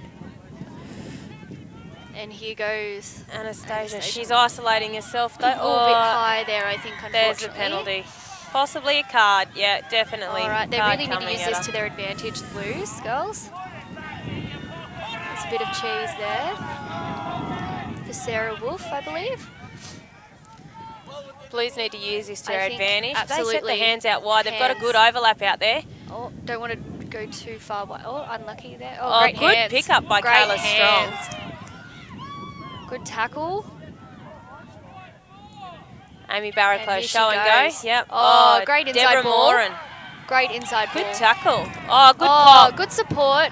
She's There's got Reardon. no one with her. Oh, Oh, look at that play. well done Oh, by yeah. the ladies. That's great. Great That football. was awesome support work there. Yeah, I think, definitely. And that's really important in sevens. I know, like I keep saying that for sevens, but specifically, you need that support player nearly all the time. That's good support by Deb Moore and Amy Barraclough. They've worked really well together there. Oh, what's going on here? Oh, A bit he's of a given chat. out another little Oh. card. Oh, there goes the goodness. cheese again. We're down to 5. Yeah, this is a 7 big on opportunity 5. for them. So that was For the Sarah Byrne, knee. I believe. I believe she may have dropped the knee. A referee just pointed to the knee, so that's possibly what's Oh. happened there. Oh, Yep, great great kick by Amy Barraclough. Okay, I think the Blues really need to pick up that tempo now and take advantage of only having those 5 players. Definitely. So if they can defend well here, Can tire them out quite a yeah, bit. Elks don't have much to work with in support-wise. So at the moment, I think they've got, I think that was Sarah Byrne, and I think it was Sarah Wolf that's off as well. So 2 minutes in the bin. that will carry on into the second half as well, I think, for a Yeah. short period. Oh, a bit unlucky with that unfortunately, wind. Hasn't gone the 10, so we're going to come back for the penalty in the middle. Oh, No. is that Lauren? Lauren Clark's picked it up and Oh, we're no, going to that's play on. No, They're that's gonna, not Lauren. It's not? No. Lauren was in support, yeah. So we'll just get the number of...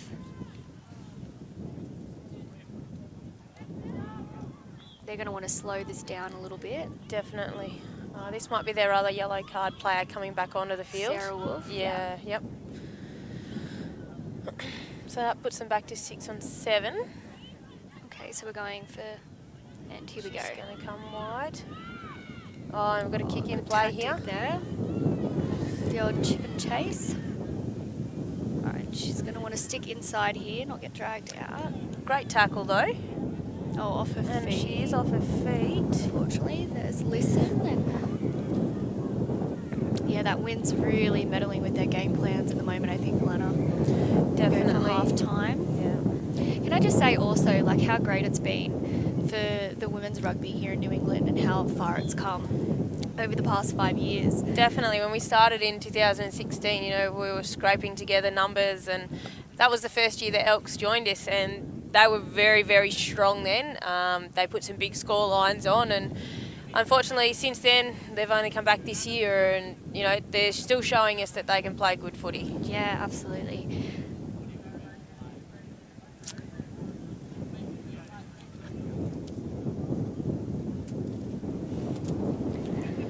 What do you think the chat will be to the Blues at halftime? I'm thinking they're going to want to calm them down a little bit because they're a little bit, you know, that like I said in the first game, your footy finals fever, it's like settling in.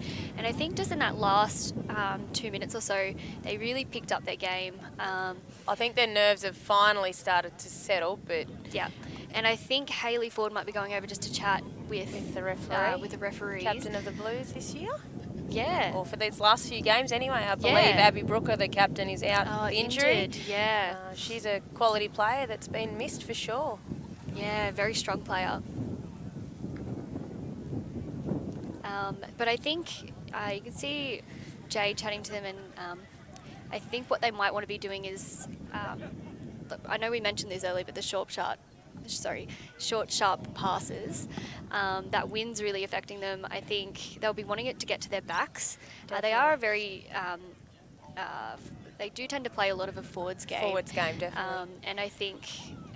but that's not a bad thing. If they can do one no. or two off the ruck and make some metres and then look to spread it out wild, they definitely, create some havoc against the Elks. Elks have got to really hold on here. Yes, they do have a big scoreline difference, but they've still got to work hard to secure it. And anything is possible in sevens. Like, you can turn the game around so quickly. You see it in national and international football all the time. Definitely. And there can be big score lines. And what a really great thing is that you never know in sevens who can win the match. It's really anybody's game. That's exactly right.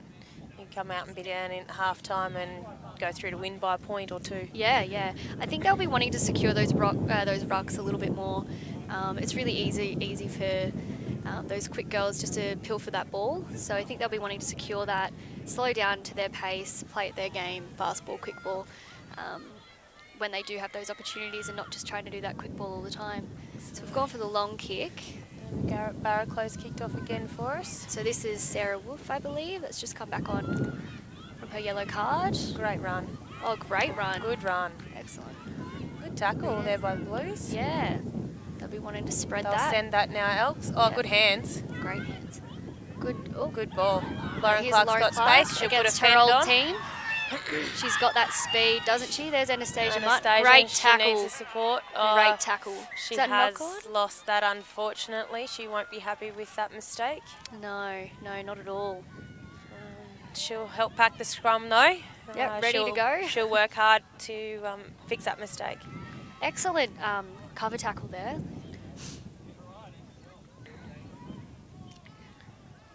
Said it before, but I'm going to say it again. Great field. Yeah, great field. Yeah. It's looking good. Nice Yes, it and is. lush. Shout out to all of the volunteers today as well at the grounds, COVID marshals. See Scotty Bremner over there enjoying his time. Big scrum, look at that. Blues ball, that's Jo. Jo McGrath. She's on the ground. They've Yep. got to release her. Yeah, they've done that. Now I want to spread that ball as quickly as they They'll can. send that. Speed. Oh, good hands. Go. She has Big found speed. space. Oh, no. Oh, now we need some support there. Oh, good placement. Oh, they may have not Dominated got there that. just She's in straight time. through.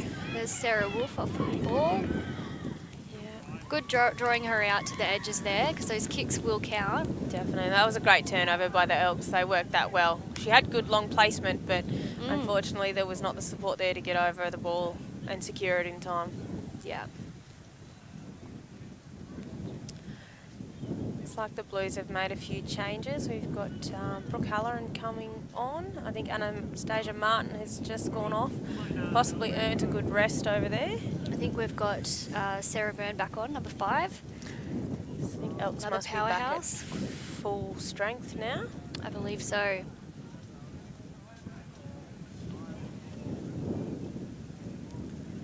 It's really great also to see a lot of young players coming through for the New England Rugby as well. Definitely, it has grown. With the league out for this year with COVID, hopefully we'll see some of these faces back next year. Next year to continue on. Yeah, it's definitely grown this year, and unfortunately with the pandemic we've It's a short kick. picked up a few players, but Yeah, we'll see how we go next year. Yeah. Oh, big run. Great tackle there. Oh, well, there he goes. Listen. Down really want to secure that ruck. Want to use those edges. And a She switch. can send it, yeah, a good shift. ball. Well done, Hibby. We've got some speed. She's We've got got Tanika Land space. through. Oh, Almost got her there. she gets into open space. I think they will have trouble footing her. Here we go. We've got Sarah Byrne catching up with her here. She's got that support each player. other. Yeah, she's given it. Oh, Support player. unfortunately, good run by the Blues Yeah, there. great run. Good support. Unfortunately, they have knocked it on, so we'll pack a scrum down the corner. Great position for a scrum there for the Blues if they win that one. Yeah, if they can put a good push on, they're in good field position to turn it over.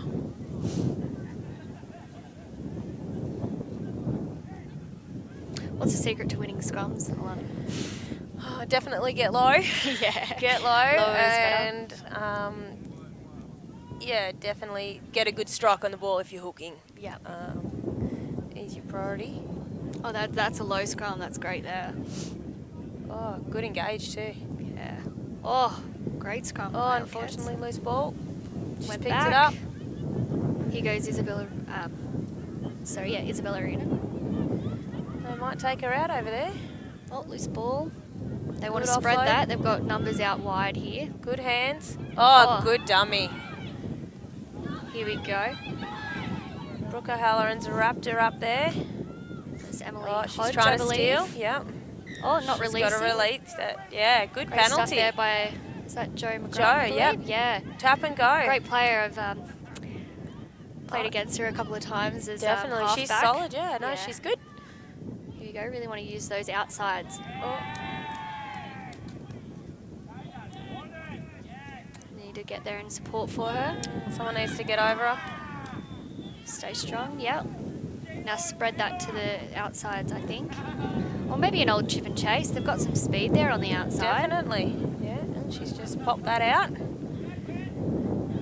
Blue's a Oh, bit that was- flat-footed. Yeah.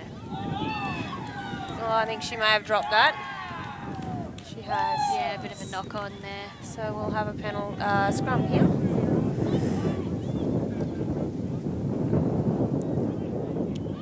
Now I think they're having a few changes now.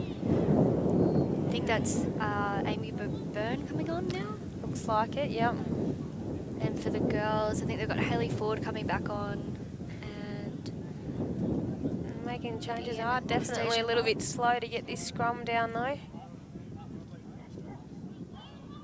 very physical game. I think they're quite tired. I think so, looking Yeah. at those Elks They'll girls. sleep well tonight.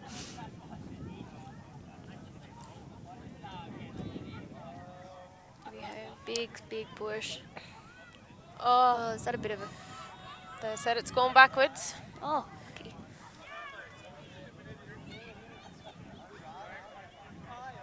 Bit of a contest there. She's going to look to go straight Lauren up the Clark will guts. just run straight at him. Yeah. Oh, she's into space. Here we go. Oh, it's Good great tackle by Tanika. Straight To her feet, definitely. That's exactly what you want in sevens. Exactly what you want. Oh, great tackle, Anastasia Martin. Good runs. It's gone backwards again. We've got a player down, Lauren Clark there. Oh, Yeah, great they've got space. space again. It's Sarah, I believe. Believe so, Sarah Byrne, yeah. Well, the Blues did well to make that tackle out on the edge there. Yeah, definitely. Definitely.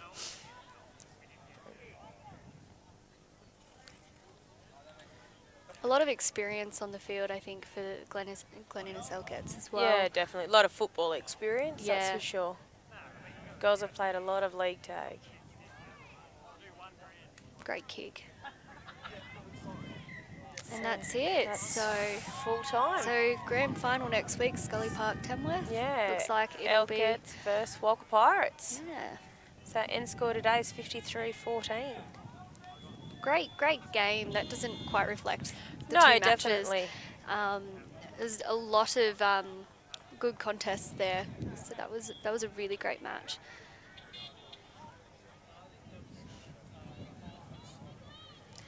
Who's your player of the match? Oh gosh. Actually, Sarah Byrne played really great. I thought she, despite having that yellow card, really came back to prove, why she's on that Why starting she's on- team. Yeah, and- definitely. Yeah. How about you? Yeah, look, for Blues, I'm not sure any of them were an absolute standout. I think they all held their own and did what they needed to do. I think Anastasia Martin did really well again. Great cover tackles. Definitely, like, through that game. and I guess, Tanika making that last tackle down the side there and straight back to her feet was definitely a good It was effort. very impressive. Was very I wonder if she impressive. did gymnastics back in the day. Like, Possibly. it was very quick to get to her feet. Well, it looks like first grade coming up. So we've got Tamworth and Coffs Harbour. Harbour, yeah. It'll be a very fast, physical game, I Yes. think you'll find. I think so. A lot of crowd, people here to be cheering on for their home teams. Yeah, I think a lot of people have possibly travelled from both Tamworth and Coffs to support. I think Why wouldn't you? be Beautiful a Armidale. bit vocal. Yeah, Yeah. beautiful windy weather we've got here. Yeah. or just moving a crane above my head.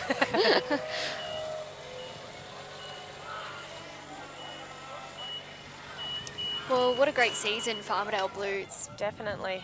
They have had a cracker season. They have. Barbarians Rugby Union Club have put on a great day here today, and obviously New England have done a great job this year getting us on the field to start with this pandemic we've got going on. So all to be congratulated, and jobs well done, I think. Oh, yes, you said it.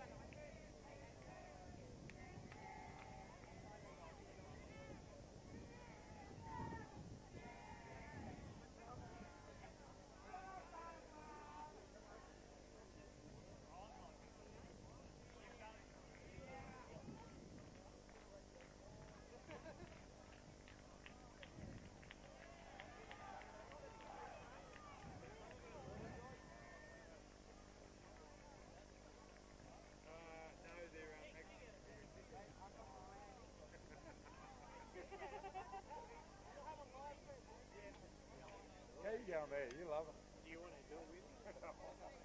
You don't know. I do.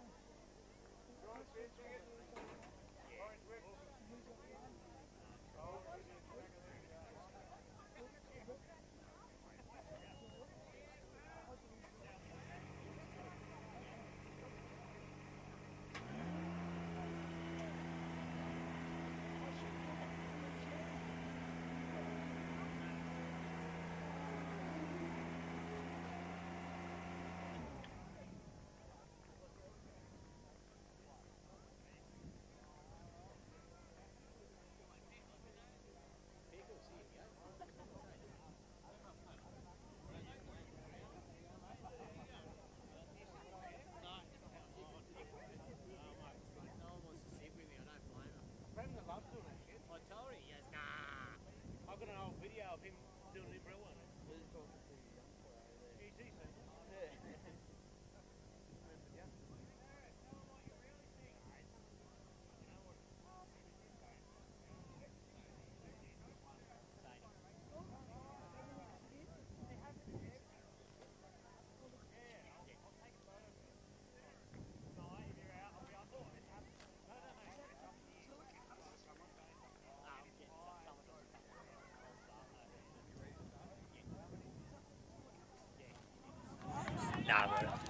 Good afternoon, ladies and gentlemen. Welcome back for this, the first grade preliminary final between the Tamworth Magpies and the Coffs Harbour Knights. 80-minute fixtures for today's with injury time. Our referee is Mr. Trevor Thatcher. Assistant referees are Paul Hagley and Mr. Darryl Jones. Tamworth the only team to beat Coffs during the year. That was down in Tamworth. We're now playing for keeps, ladies and gentlemen. Checking with the captain. A few changes to the sides from how they played last week, but we're underway. Big long kick-off using that wind. And Tamworth just taking the eyes off the ball there. They'll get the line out, about 7 metres out from their line.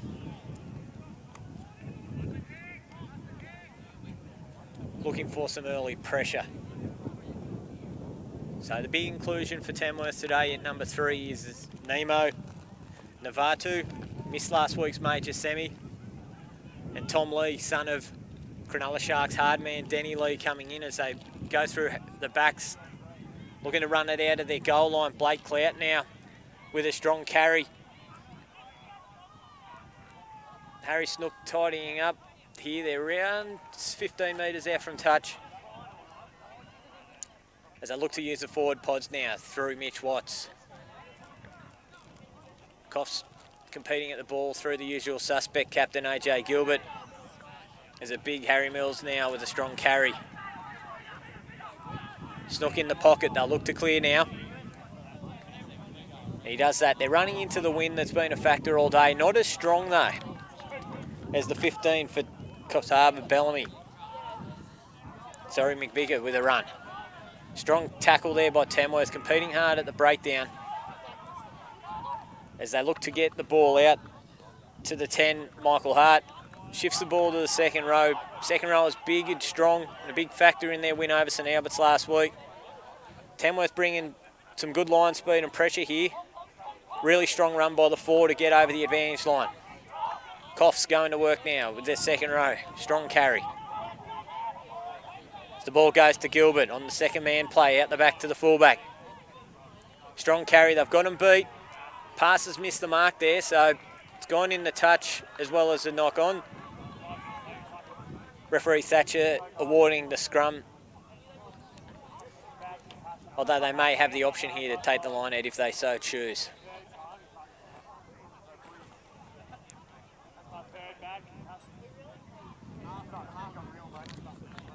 So we're going now scrum option. We'd like to say hello to all the people watching all over the country. Let us know where your comments with your comments from where you're watching. So first scrum of the game. Scrum's a big part of Tamworth's game. Coffs Harbour not so great set piece wise. They had their moments against Dalby's. And if I was Tamworth coach Peter Burke, I'd be looking very highly at this forward encounter if I was to be successful today in terms of dominating that. Nice solid ball here as it goes through Sturzacker. Back to little show and go. Clout with another strong carry. He's had a good couple of involvements early, Blake Clout, as he finds the arm of the 12 for Tamworth, Chris Watkins. Unfortunately, it's hit him high, so Tamworth playing their way into this game fairly nicely. A lot of the teams in the lower grades really struggled to get into the game due to this win, but they're doing a great job so far. Line out, 43 metres out as they walk up. I'd imagine they'll be looking at either Mitch Watts or Jalemi Damani, the Fijian 4. It's been really strong for them, one of their better players week in, week out, and they do go to him. Looking to drive now as they set the drive and get length. Obviously they've done their homework. They've seen that Albies had a lot of success against the Harbour Knights. As it's Bracken Spears off now. They look to go to the next part of their game, which is these strong forward runners, as it's Mills with a strong carry. Snook dummies. Hits York short. Very strong carry. Sturzacker finding that the A and Bs aren't there, so they're having a crack. Really good start here as it's Damoni with a really strong carry. Up and above, they're setting up. They've got options left or right, Tamworth if they want. Harbour Knights infringed, arms out from referee Thatcher. Tamworth will no doubt look to play to their strengths, which is the short ball, the Gregan ball, but unfortunately he said that's a knock on, so we'll come back to the penalty advantage. Right in front of the post here, good opportunity for Tamworth. Be interested to see. A lot of teams today haven't chosen to take the points on offer when they're there, but young Harry Snook, he's calling for the tee.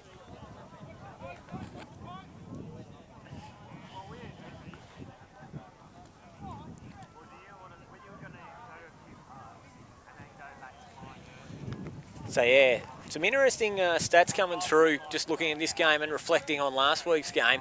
The tackle from Coffs, they're starting to creep up a bit. So they conceded 5 last week with high tackles on their students, and already we've seen 2 today. So it's going to be an area, their tackle area, they want to get down if they want to be successful. As Harry Snook opens today's proceedings 5 minutes in with a penalty. Once again, a big shout out to all our fans of New England Rugby, whether you're watching in Newcastle or Niangela. It's great to have you with us. Special shout out to my friend Andrew Moore. As the Harbour Knights now will look to get back into this game. They haven't really had much ball, and most of the Tamworth have dictated proceedings. They've decided to go short the other way. Clegg picks it up for Tamworth. Cough's hard to arrive, but Clegg's done just enough with fighting on the ground to let his support roll there. As they now look to use their forwards. And it's Tom Lee, son of Cronulla Sharks hard man Danny Lee on the carry. Big Nemo with a strong pick. He's found him napping, able to get 7 or 8 valuable metres here. Tom Capel showing that size and strength. They've really done a good job here, Tamworth, aiming up early as it goes to the winger. He's in and away. Nice little grubber, but unfortunately beats him in the touch.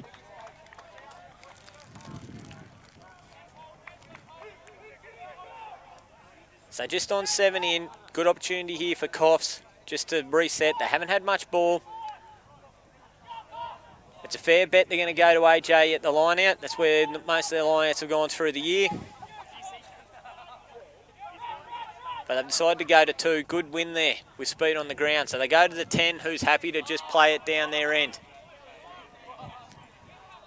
15 today, a change from last week. And it's Connor Robinson here with a good run. Carrying the ball in 2 hands. He's kept them dangerous. He's been able to create a good half-line break. Clegg picks up crowd favourite Blake Clout, who is hiding a very horrible mullet under that white headgear I've given the drum. So he gets the ball over halfway. Tommy Lee with another strong carry.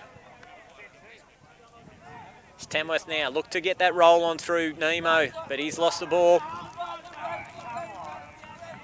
And here's a good opportunity now for the Harbour Knights.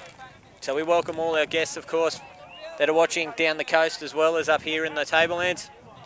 Reminder that tickets to next week's grand final at Scully Park are still available on the website, with another group to become available next week.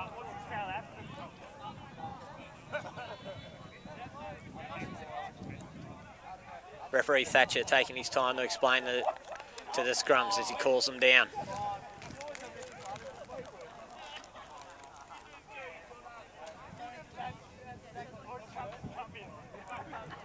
As they lock arms. A bit unstable on this loose head side here, but the referee's happy to let him stabilise it before he puts the ball in. Big shove from Maggie's. They've got it out now as it goes to Hart. Loose ball here. Oh, wow, it's a 14-point bounce, that one. And the 13's away. He's clear. He's got his 14 in support. Oh, he's dummied and been hit by a sniper. Somehow still crawling. Clegg gets him cleaning up. Referee Thatcher has his arm out, but Tamworth have just lost sight of the line here, and that's enabled Coffs Harbour to score. Real feature of the Harbour Knights game this year is that ability to pounce on that transition ball and get it far away from the area, and they've done it there. We'll get a try scorer for you. I believe it might have been Max Shaw, the winger, but Coffs our first scorer is 5 points to 3.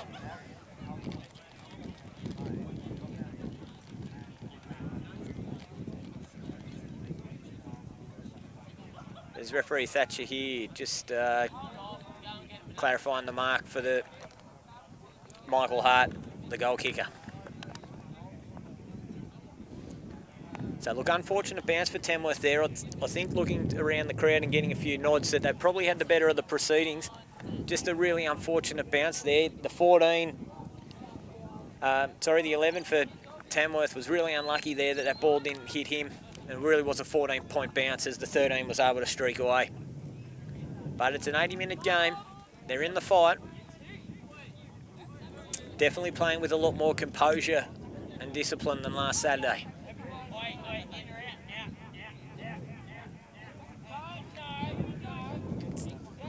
There's Hart, lines up the post, so he strikes it.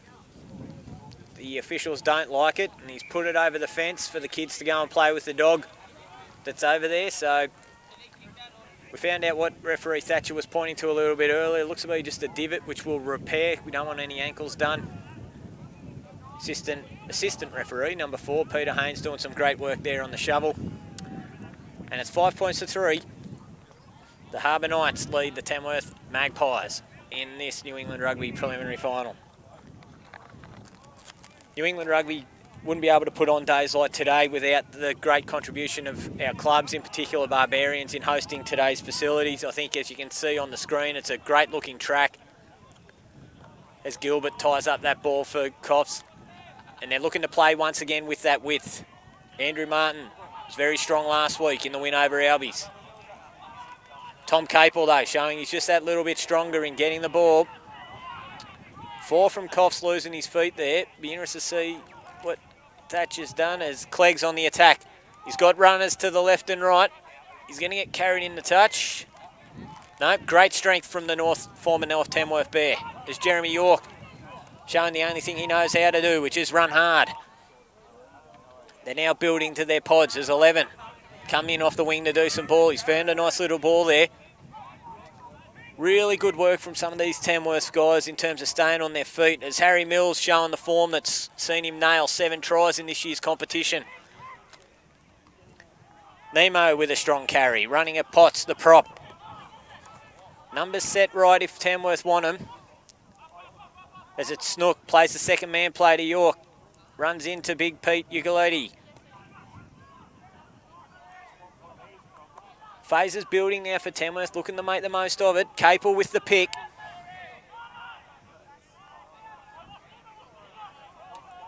They're set right. It's Snook.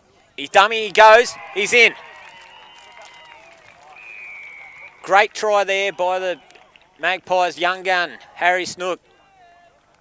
Tamworth hit the lead, 8 points to 5.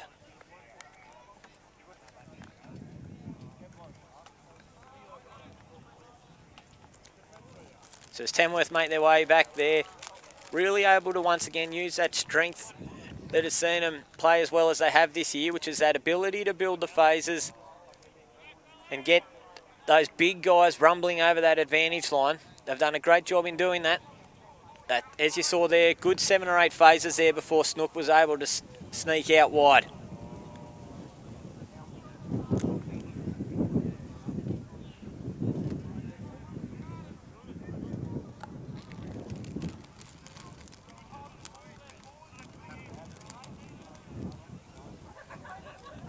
So Snook steps in to convert his try.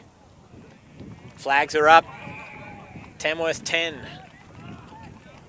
Lead the Harbour Knights 5. New England Rugby wouldn't be where it is without the valued support of our sponsors. 29th Street Studio, McDougall Rural Property, and Robertson Morrow Accounting, Armidale Sports Power. These guys support the organisation year in, year out, particularly in good times, and in the not so good like this year, their support is invaluable. As Hart looks to get us restarted there. Picks out the big Damani and he finds his Fijian counterpart. He finds it back on the inside. Great run here. They're back over halfway and on the attack again. They're set wide. Sort of the captain Bracken shifts it. Clegg. York catches it. Opportunity here if he can feed Cloudy on the inside. He gets him. They're looking much different side to last week here.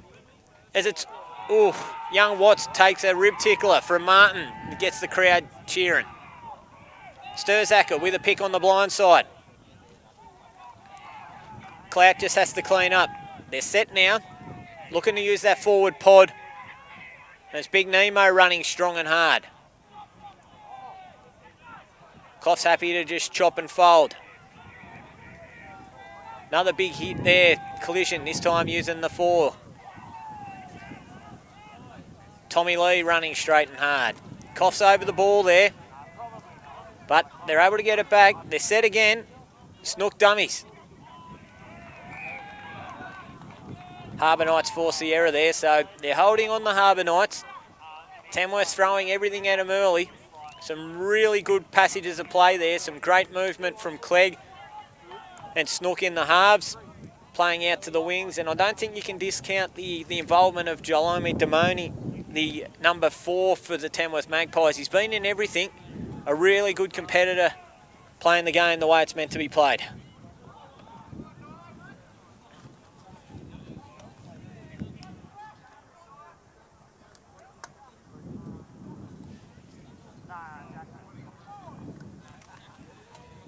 It's Harbour Knights here, just looking to get a bit of stable ball and use this win that they haven't used at all in the first 15 minutes to play some field position. Strong shove from Tamworth as Gilbert has to clean up at the back.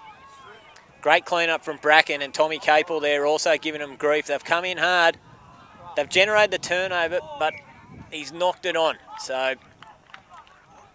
some great passage of play there. Looking at the spectators, a few nods for the Tamworth Magpies. They're really putting it on them at the set piece. Harbour Knights now just looking to calm things down. Their set piece has been okay this year. It hasn't been dominant. And they're definitely going to need some stable front foot ball to unleash some of these dangerous backs like Hart and Atkins and Shaw.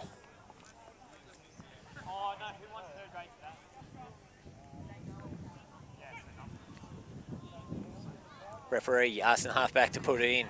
Here comes the shove from Tamworth on this loose side. Gilbert cleans quickly. Nice little show here from Shaw. Capel comes in hard, gets the job done.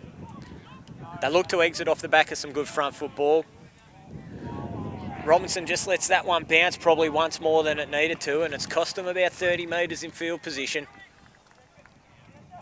They still have the ball, so they may take it quickly, but doesn't look like there's any rush. It's a really key part of their game, obviously, for Coffs. If they can turn this big Tamworth forward pack around and keep moving them around, then hopefully that big strength part of their game that they're seeing becomes a lot less factor as this game moves on. Tamworth using the 5-man line out here with the walk-around option. They're looking to drive their way out here. AJ Gilbert on the ball trying to tie it up.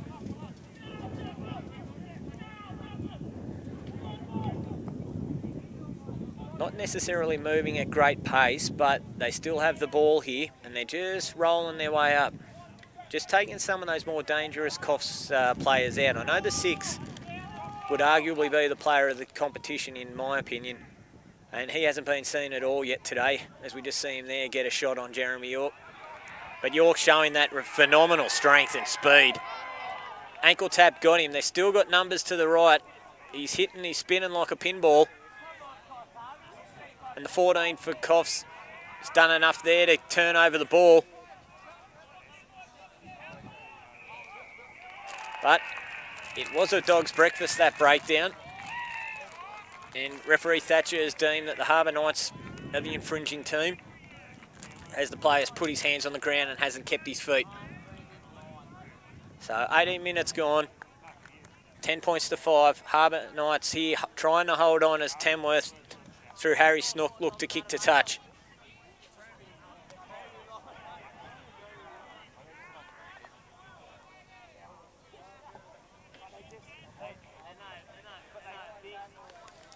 I think it's a fair bet to say that Tamworth will look to roll this line out at them again. They've gone with the James Bracken as a heavy half, so they'll be looking to drive. The walk around, hit the 4. Bracken has to clean up, doesn't get a clean purchase on it. Gives Coffs a chance to set that defensive line, and here comes the rumble with Big Nemo on the pick and drive.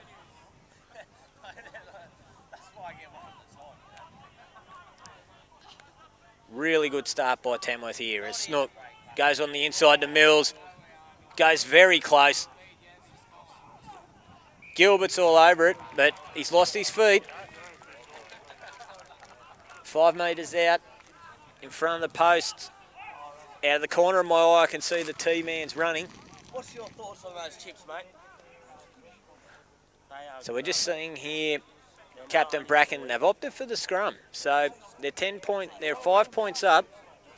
They're down here and they want to make the most of it. I'm going to the van, but I come here to talk to you. But I'm going to go to the van.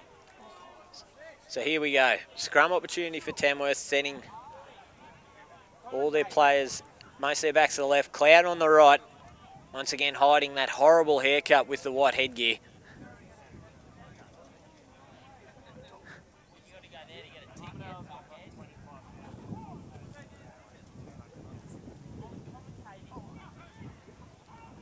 Scrum stees up now as Sturzacker feeds it in. They've got a good shove here. They're moving forward. I think they're in trouble. Capel picks. And it's held up. Great effort there by the 10, I believe, for Tamworth. That is a trench coat. That is a trench coat. I think it's really been a dominating start to this game by the Maggies. They've really switched on to know that numbers 1 to 8 have to dominate this collision area. For the next 50 years, and I'm also going to be frozen for the next 50 years. So here we go. Another scrum, 5 metres out. 20 gone. Where'd you get that trench coat from? Righto. As Sturzacker waits for the signal to feed it in from referee Thatcher. Puts the ball in there now. Clegg in motion on the short side, but it's a decoy. They go to Snook, show and go there, but unfortunately he's done nothing to sell that, the 11, but run into Shaw, the arriving player. So it's a penalty to the Harbour Knights. They needed that one. They were in trouble. Very much so. So they'll look to exit here off the boot of Hart.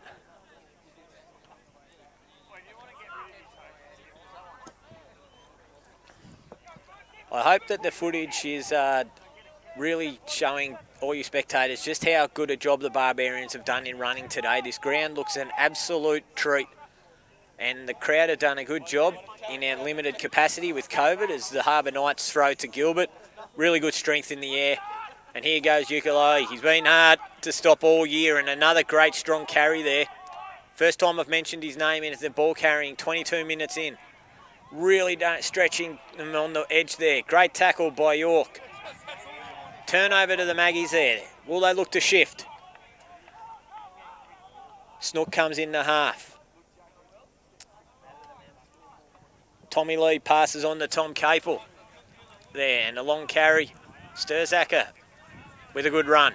Hits, spins, buys himself a little bit of time, gets the ground now. With a half-back out, you can dare say it's a pick. They've gone one out. Capel again. He's been in everything so far, Tommy Capel. As have really most of this Tamworth pack. Ball set wide as it goes to Snook. Clegg with bodies in motion. York now winds up and passes to the ball boys on the sideline there. It's about unfortunate. It's the first foot he's really put wrong this game. He's had a hell of a start. He's been in everything. Carrying being a very big difference.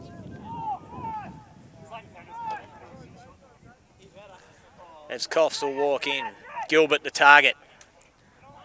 Knocked forward by Tamworth, but Martin on the clean-up, as every good hooker does his job. As they shift to the 6. Attracting a lot of attention. Showing his strength there. Nice little strength to bounce the initial tackler there. Tom Lee hard over the ball, and I think he's got it, but his hands hit the ground. So penalty advantage. Just need to keep his feet there. Cost just looked to put it in a cheeky box over the top. But not to advantage of the Coffs Harbour side. So referee Thatcher bringing it back there just to tell Tom Lee you've got to be on your feet and keep them if you want to take the ball, mate.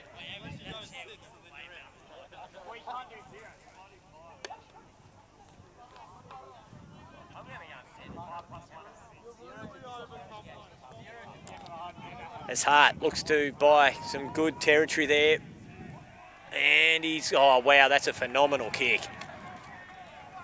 I reckon he's put that 5 metres out right in front of the Walcha crowd, who are here, of course, looking at who they're going to be playing next week. Oh no, looks like here number 15's just fallen awkwardly. So we're 24 minutes in.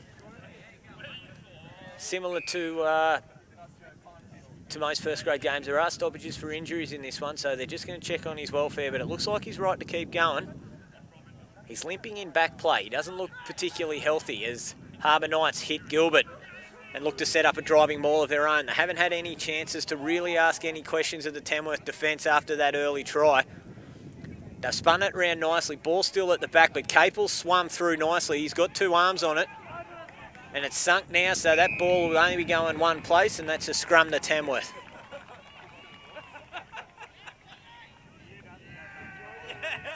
Really phenomenal work there by the Barraba boy, Tom Capel. Former Robb College student. Learnt that craft, no doubt, while playing under the tutelage of Mick McCarthy.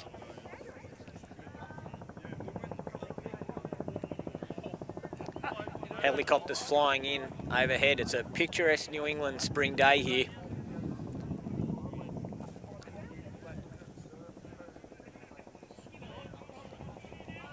So Tamworth, they'll look to exit here. Probably playing off a crash, I'd imagine, to York.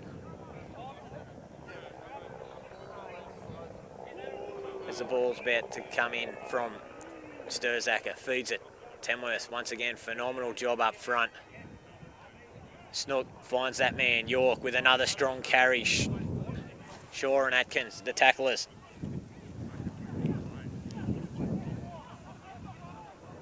Slow ball here for Tamworth, so they'll look to pick to build a little bit of momentum, but Gilbert's trying to get his best over it, the former Dorrigo Ranger. Snook, he's dummied, bought himself a split second of time there. Ball out roughly about 30 metres from the Tamworth try line. But once again, just repelling that raid. Really, really good start here from Magpies. Harbour Knights holding on. Gilbert struggling with the altitude that comes in playing in Armidale as he walks in. Gets the line out. And it goes once a man to that man, the 6. He's been a little bit more active in this last 7 or so minutes after being a passenger for the first 22. Potts takes the hit. Fortunately, Tamworth a little bit too eager there, so once again, referee Thatcher's arms out. They're folding around the corner nicely here, Harbour Knights. Oh, great run by the 12. Good little offload. Low percentage kick there. Great pickup by the fullback. As the 11, I think it is, Hart and Connor Robinson just exchanging pleasantries there.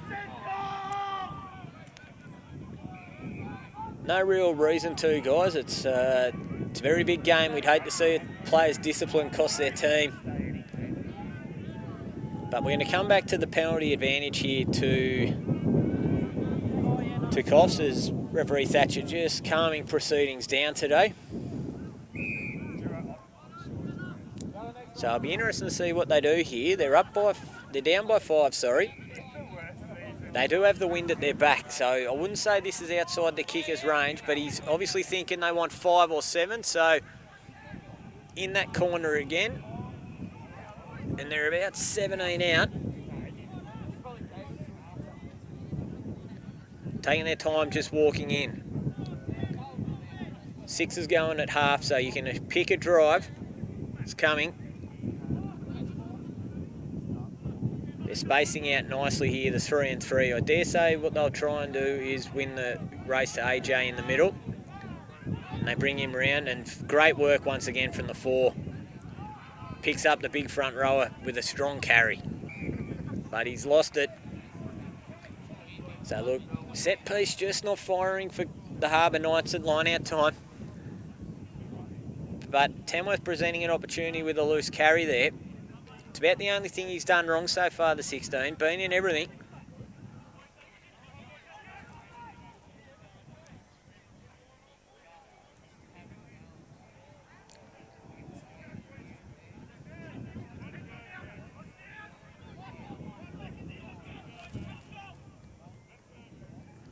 So roughly, they've got all their backs set out on the open side here, Harbour Knights.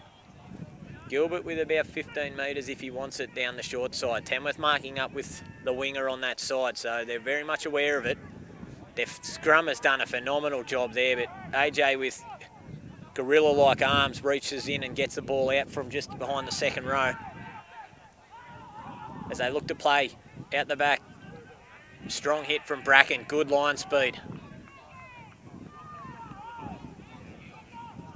Wind just starting to pick up again here. As Tamworth look to counter. High carry there by the 3, and it looks like young Mitch Watts has got his hands all over it. We've got them all. And Harbour Knights can't use it, so referee Thatcher says you lose it. Great work there from the young 18-year-old Mitch Watts.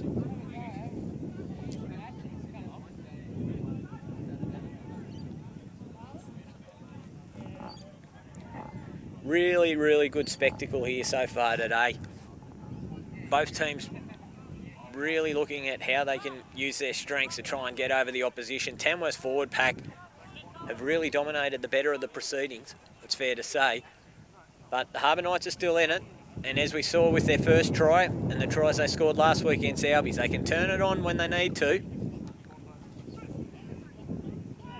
As the ball steadies for Sturzacker to put in another strong scrum once again. Ball comes to Snook, he'll clear off the first phase. Wind getting that one and just bouncing in front of the commentators here. So it's 40 out, right on the nose.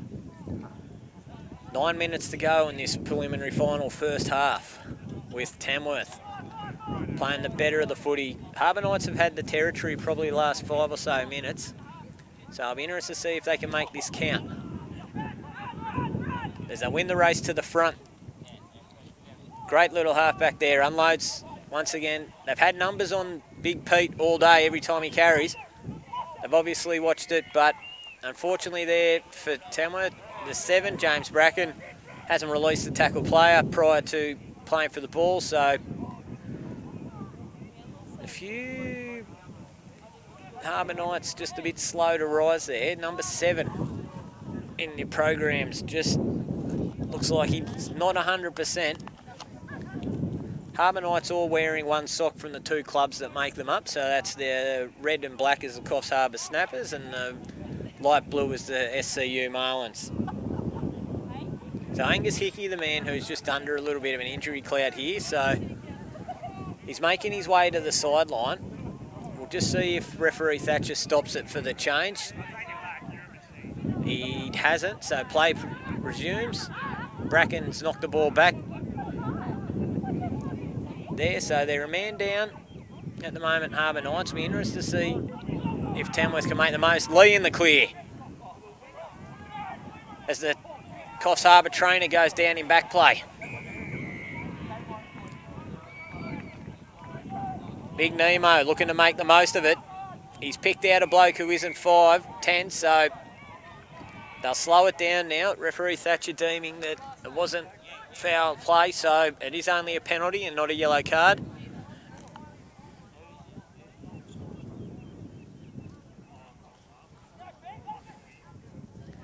As young Harry Snook, 7 minutes to go in this first half of preliminary final, puts it in the corner. 23 metres out from the Coffs Harbour line as Tamworth, all 7 in. Sturzacker at half would suggest that they may not be looking at the drive.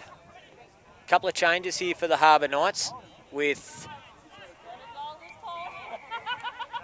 penalty there. So just while the changes were happening, unfortunately a knock on at the back of the line out for Tamworth, picked up by the number 4 in front of him, and he's in an offside position, so referee Thatcher says that's offside.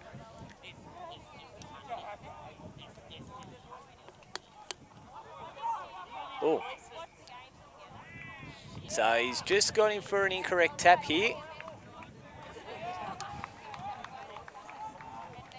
Frustration boiling over for some of the Harbour Knights guys. I've got to stay positive. It's early days. Still lots of rugby to go in this one.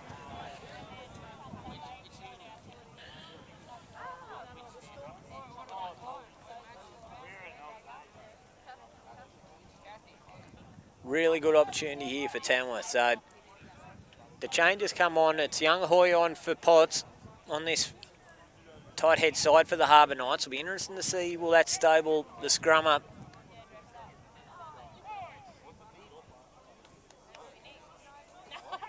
As they lock horns. Solid engagement there. Tamworth once again moving forward. Looks like it's come down on the loose head side here for Harbour Knights, but play goes on. Snook goes out the back. We've got a second man play as they go to Clout with another strong carry. As he gets a decent place and gives Tamworth an opportunity to set it up. Through to Snook. Picks up Tom Lee. Another strong carry. Some really good line speed there from Harbour Knights, but not to referee Thatcher's liking. Armour's gone out. 10 points to 5 here. Tamworth over Harbour Knights as the penalty goes. Sturzak looking to play quickly, but I think that's not to the liking of his teammates, so he'll just slow things down.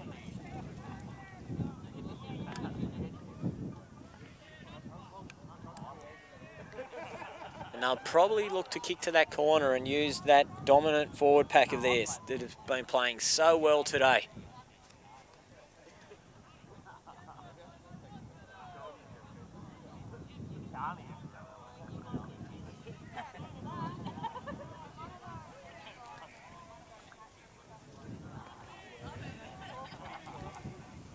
Ball looking to come in. The fake and then go to 2. Hasn't been clean, but Capel cleans it up at the front. They'll look to get to their forwards now. Really strong carry from there. Bracken's on the run here. He's dodged a couple and it looks like he's in. Referee Thatcher points us. And that's a really key try on the stroke of half-time there for Magpies, scored by 7. As I look at the program put together so nicely by 29th Street Studio. Scored by 7, James Bracken.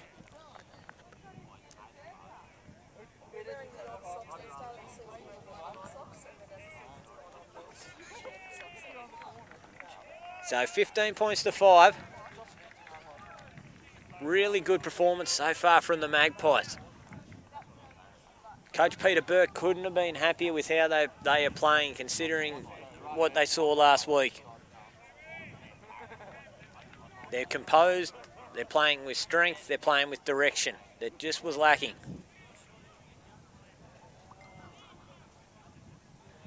As it's Snook taking his time.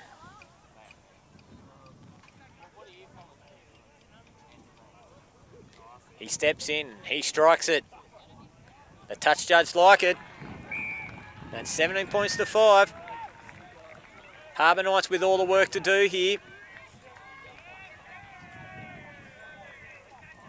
We've got about 2.5 minutes till half time. Be interested to see what the strategy is for Harbour Knights. They go all out on the attack to try and get some points, or are they trying to minimise damage?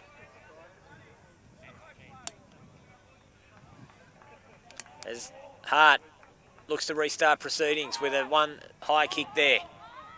Picks out the 4, Damoni. Really dynamic on his footwork here. As they get down. Sturzak looking to use his pods through Capel, running straight and hard.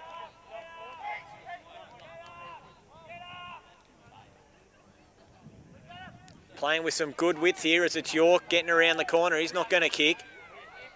Brings Clout back inside. Another strong carry. It's a 12 for Harbour Knights, just making his way back. Oh! So we'll just take a break here, ladies and gentlemen. Let the emotion come out of this one. Strong hit there by the 17. As Mr. Thatcher just sends him back. So he'll get a touch judge report. He lifted him. There's no questions about that. The question is, did he go through the horizontal? And if that's the case, he could be in a bit of trouble. So we're seeing him reach to his pocket. Captain Gilbert doing his best to plead the case. But we're seeing the arms and we're seeing the cheese. So definitely not what the Harbour Knights needed on the back of being down on the scoreboard 12.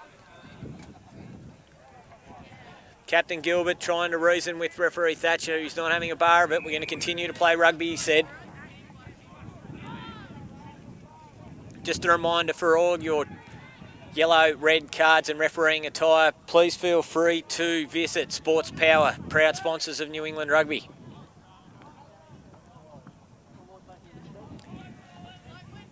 That discipline really starting to become a problem now for the Harbour Knights. Down a man as they go to the front of the line out, looking to rumble on. The ball's at the back with Bracken. And they're driving up. There's 1 minute to go here in the first half of this preliminary final. All Tamworth early. Nice little show and go to York. He's through. Half tackle, picks up Clout once again. Great support play. What's on the pick on the blind? They've got opportunities to the left if they need them. As it goes to Big Nemo with a strong carry. Chopped nicely by Harbour Knights. Bracken slips through after picking it up off his teammate. They're just starting to get a roll on through the middle. They're going to need to stiffen up here, the Harbour Knights, if they want to hold this. So ball goes to Snook. Clegg brings him on the wrap. It's young Snook now coming around the corner. Done a good job there to hold on to it. Sturzacker coming around. York with speed of hand. Just misses his target. A great run there by the 11, just running to where his support is. Picks up Martin, but unfortunately doesn't do much more than lose the ball. And referee Thatcher says, that's enough, ladies and gentlemen. Let's have a 5-minute break. So half-time in the first grade preliminary final here sees the Tamworth Magpies 17 lead the Harbour Knights 5.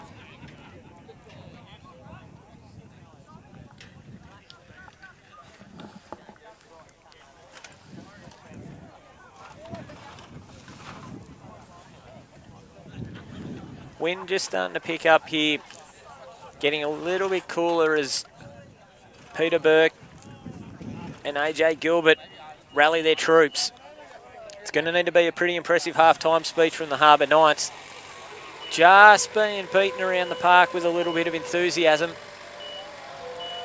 While for Peter Burke, he's very much, can he rally their troops to keep this going? It's such a different performance to what we saw from these guys last week.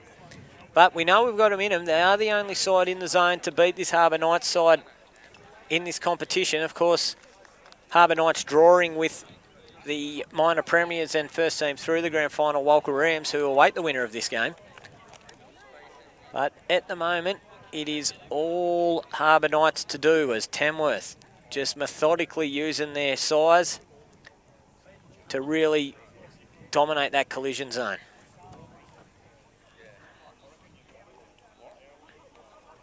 So New England Rugby, once again, wouldn't be where we are today without the support of the Barbarians Club in hosting this preliminary final. We thank them for their efforts today. And we thank all the spectators that are with us. Obviously, we can only have so many with COVID restrictions, but it's great to hear that we've got so many people online. And we also thank everyone who has purchased tickets so far, and hopefully we'll purchase more tickets on Monday for the grand final at Scully Park next Saturday, 26th of September. So New England Rugby, once again, in addition to thanking the Barbarians, would like to thank their zone sponsors, McDougall Rural Property, Robertson Morrow Accounting, 29th Street Studio, and Armidale Sports Power.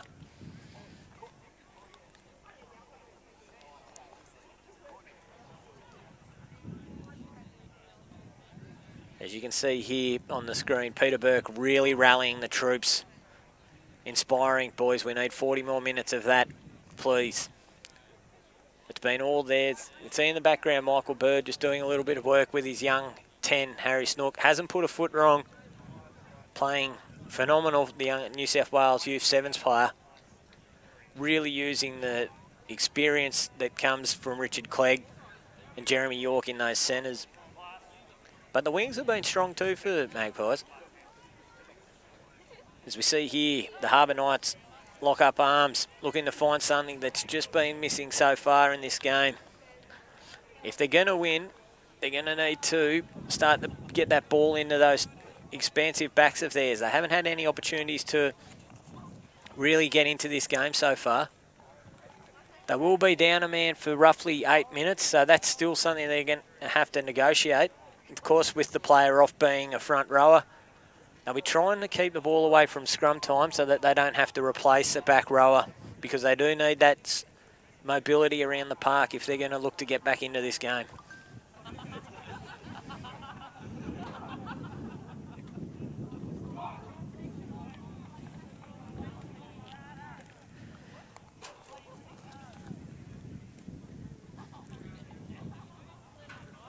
So really great day here in what is the 30th year of rugby being played here at the former City Park.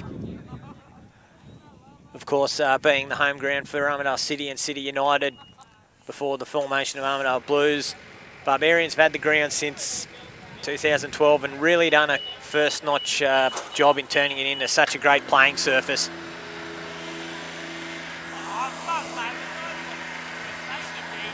So as the scissor lift gets back up to the mezzanine level for the film here, we see Tom Capel really geeing up his teammate.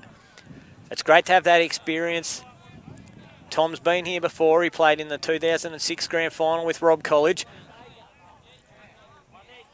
Unfortunately not their day that day, but we'll see how they go. Hopefully if he can play another 40 minutes, he'll get a good opportunity next week. So Snook's looking to see here, checking with the captain. He's checked with Mr. Gilbert. He says, "I'd like to play some football, sir." And we're underway. Tamworth with the wind at their back this half, so it'll be interesting to see, can they make better use of it than the Harbour Knights. There's a great run here by the replacement back rower. It's a better start for Harbour Knights. Breakdown a little bit scrappy as the ball goes to Hart. Really strong carry. Oh, wow. That is a phenomenal hit and spin. As they've got numbers here. Numbers to the left. The winger's taken on the fullback. He gets down. Harbour Knights will look to shift here. As it goes to Gilbert. Gilbert picks up the second row. They're queuing out. It's just a case as the big six, Big Pete, picks out his winger. Flat ball there, but play on is the call. Really strong carry there from Andrew Martin. Capel strong, holding on. Puts the ball into touch. Great challenge there, but definitely a lot better start by the Harbour Knights, showing that explosiveness that they're renowned for. And if they are to be successful and get back into this game, as I look at the names in my 29th Street studio produced program, it is going to be the centres, Watkins and Stevenson, that are going to have to play a big part in that. So minute 30 gone. That's just another minute 30 that Carter Hoy, number 17, will spend in the naughty chair. It's Tamworth now. They're 5 out from their line. They're putting all the pressure on it. 4. Great carry there by Tom Lee, who goes back to Snook, who gets a very good exit. Phenomenal exit that. As our assistant referee on that side, Daryl Jones, marches the ball to approximately about 42 metres from the Tamworth line. So a really good exit there. Great jump by Tom Lee. I don't know where those skills were when he was playing at Armidale Blues, but it's all about development. There's Tamworth, one against the throw there. Cleaned up by Bracken.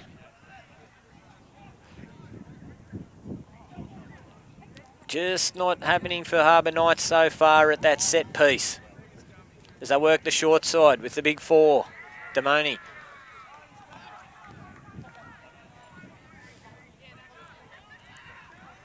Really strong carry there from Capel. Tom Lee. As Snook puts up a ugly shaped kick, taken beautifully by the 15.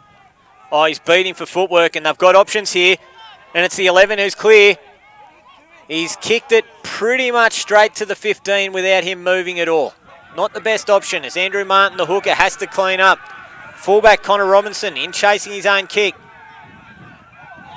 He's been wrong-footed by the hooker, never a good thing, but fortunately for him, Jeremy York's there to clean him up. Unfortunately, he's gone over the shoulder. Just gives the Harbour Knights a chance to slow things down. High shot there.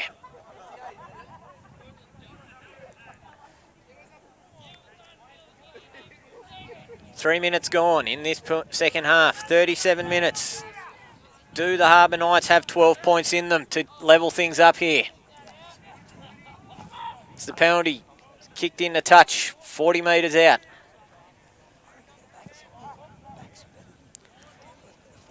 Yeah, interesting comments coming through here. It is, you have a feeling that the Coffs Harbour backs can produce the points. It's just that their forwards haven't been able to produce any ball at set piece here. As they go for the three-man line-out, walk-in option. I think it's a fair bet that the ball will be going to AJ Gilbert, which it does. Showing all that experience that saw him win a shoot shield with the Northern Suburb Shoreman. And the big six, Big Pete, has a carry. Another really strong carry there by Harbour Knights. They're getting over the advantage line as they've shifted to the short side, the second man. Fullback is having second thoughts, seeing a 3 and a 1 looking at him. But he's done enough to buy some time. Just let his second row now. Build it in. Really good line speed by the Magpies defence. Gilbert set out to the right. Goes to Stevenson. He has some phenomenal footwork, this bloke. Absolute phenomenal footwork, and he's created all sorts of opportunities for his half. But Tamworth have scrambled. Andrew Martin on the pick. He's quick for a hooker. Hart shifts it. Here goes Gilbert. Coming around the corner, it's the 9. Atkins gets picked up and put back. Gets the offload to Martin again. From the commentary booth, they look like they're 2 metres out as the ball goes back to Stevenson. Here's the man who's done all the damage here as he wrong foots him again. Gets the ball to Hart. It's a 3-on-2. Oh, he's looks like he's butchered it, but he hasn't. 11 has scored. They're very lucky there, Harbour Knights, to have scored that. They had an opportunity to make it simple, but much like everything in this game to date for them, they're making hard work of it, but they're on the scoreboard. 17 points to 10. The Tamworth Magpies lead's just been cut by 5. Really impressive work here by this 13 for Coffs Harbour, Stevenson. He has been electric in this second half. And with that footwork, he's brought in his outside backs into this game that was sadly, they haven't been seen much so far. They've scored this try with a man in the bin, 2 to remember, so they're down a person and they're still finding space. If I'm Tamworth, I'm not too concerned. I just get back to playing my rugby. Build your phases. Get your pods running hard and straight. And use that big set piece of theirs.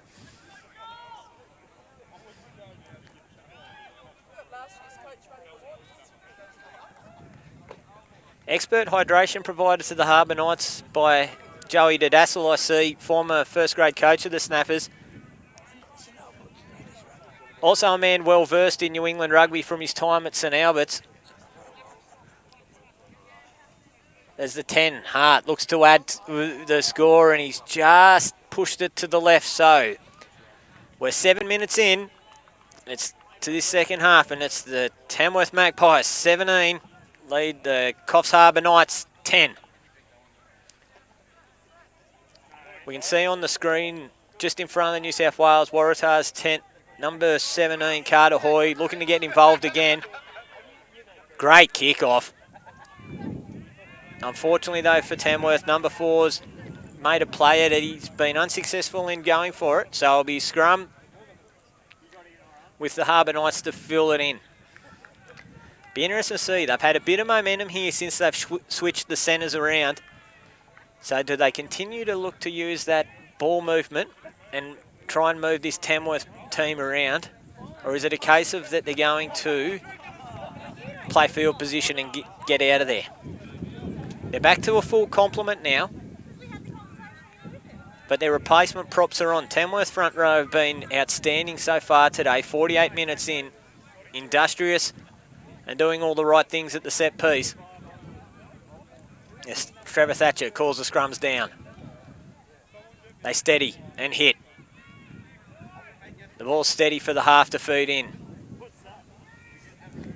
A lot of pressure on that loose head side for Magpies.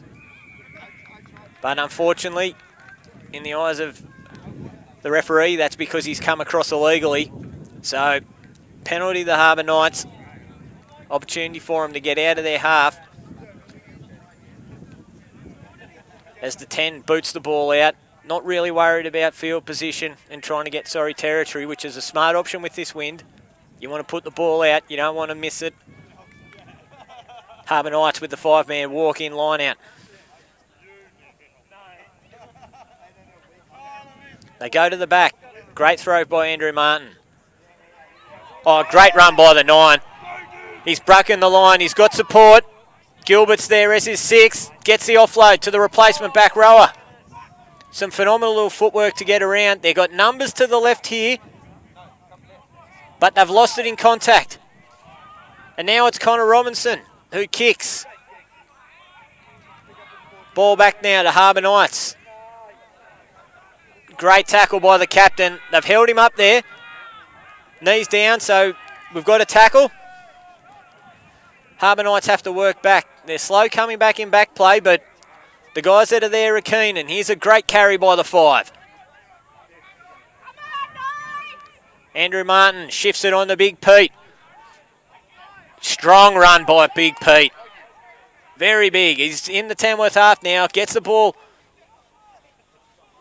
Slow ball from Maggies, and they didn't really... Sorry, from Knights when they needed it. A nice hit and spin. Gilbert with the pick and drive. And he scored next to the post. So try scored by the skipper. We're 10 minutes in. That's 15 points to 17.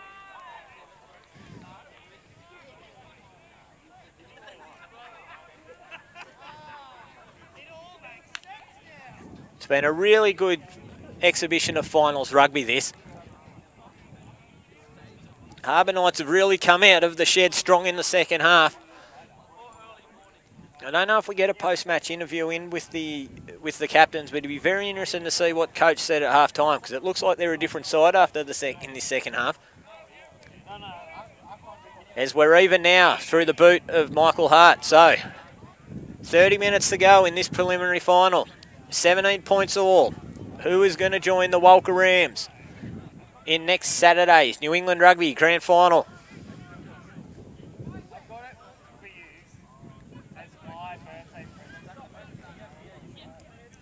As Snook just takes his time, steadies the troops. He's been impressive. And that's a great restart right in that area. Gilbert with the take, but looks like we got a guy down in back play. I think he's just fallen over, tripped on his shoelace, we'll say.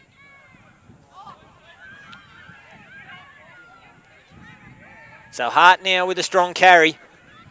He's got around the corner, but really good chase by, once again, Jelani Damoni. The 4 for Tamworth has been immense. Carry there by Harbour Knights.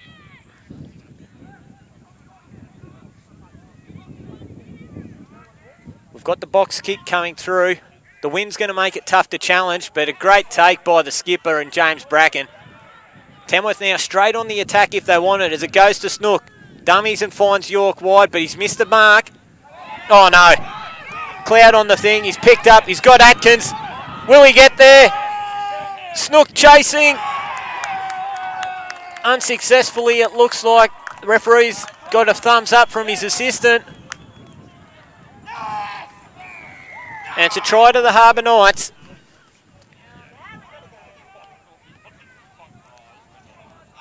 So the Harbour Knights take the lead for the first time.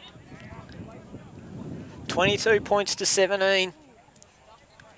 Just unfortunate there, but that's the side this Coffs Harbour team is. They're very strong on the transition. In that case, just a loose pass, missed its mark. and able to run in, scoop it and score. Just showing a really good desperation to dive on that loose ball, which is what finals rugby's all about.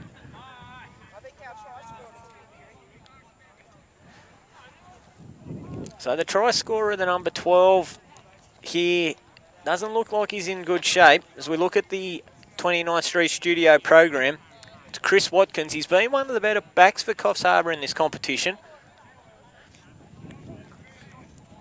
Tamworth just need to calm down here. Game hasn't quite gone the way that they were hoping in this second half, but they're still very much in it. They're still dominating that forwards area, but you can't do that from your own half, so they're going to need more territory.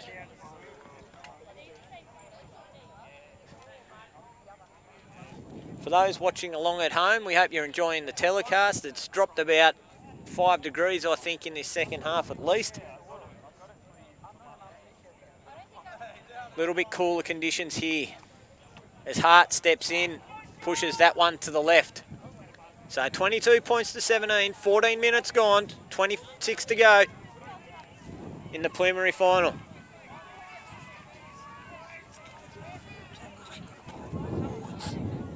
Yeah.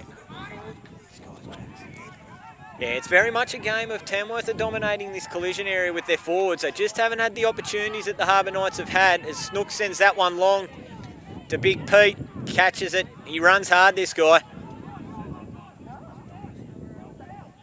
As they set. I don't think it's any coincidence. Oh, a great carry by the 17, looking to redeem himself after a yellow card. They're queuing up out here to the left, Harbour Knights. They play that second man so nicely, and here goes Atkins again. Watkins, sorry.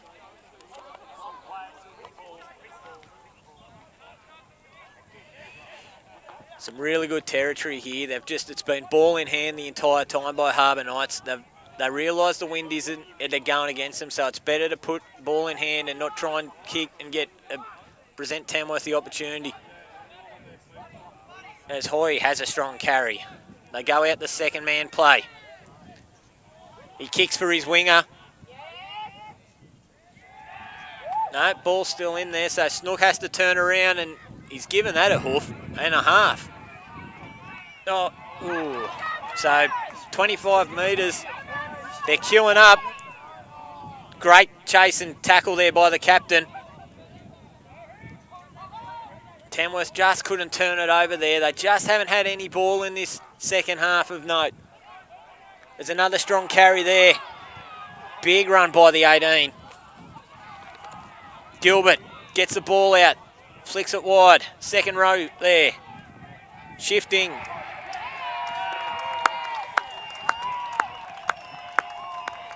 And it's another try to the Harbour Knights. It's not what Tamworth needed. I think you've just seen a clinic, ladies and gentlemen, in the last 16 minutes on how to play to the conditions.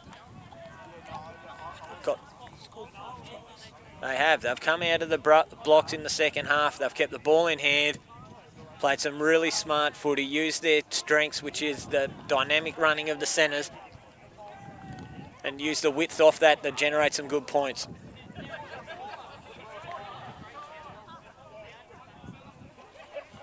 So try scorer Pete Ukalotu,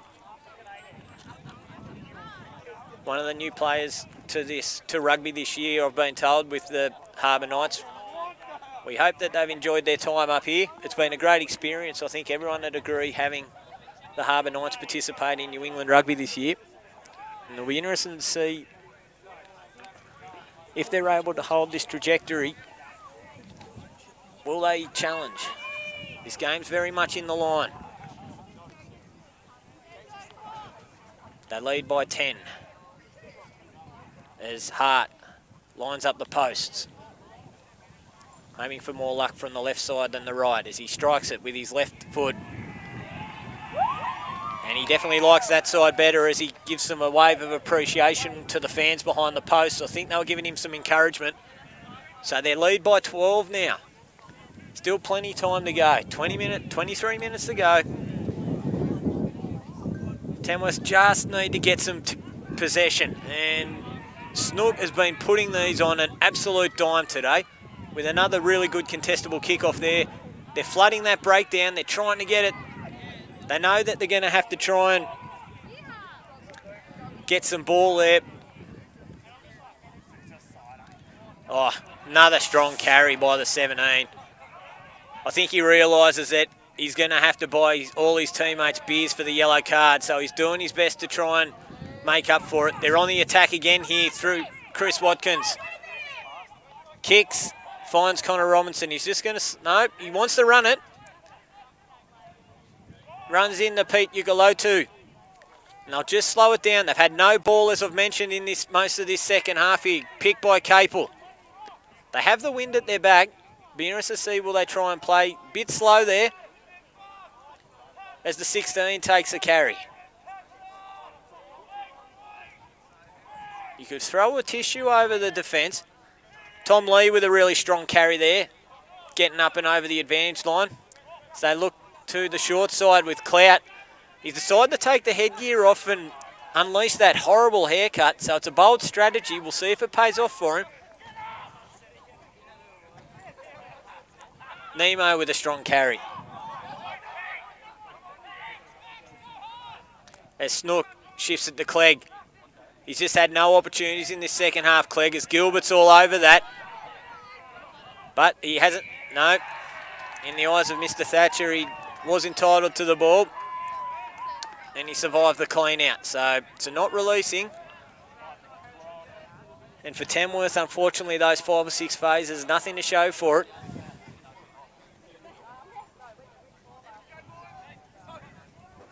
As it's...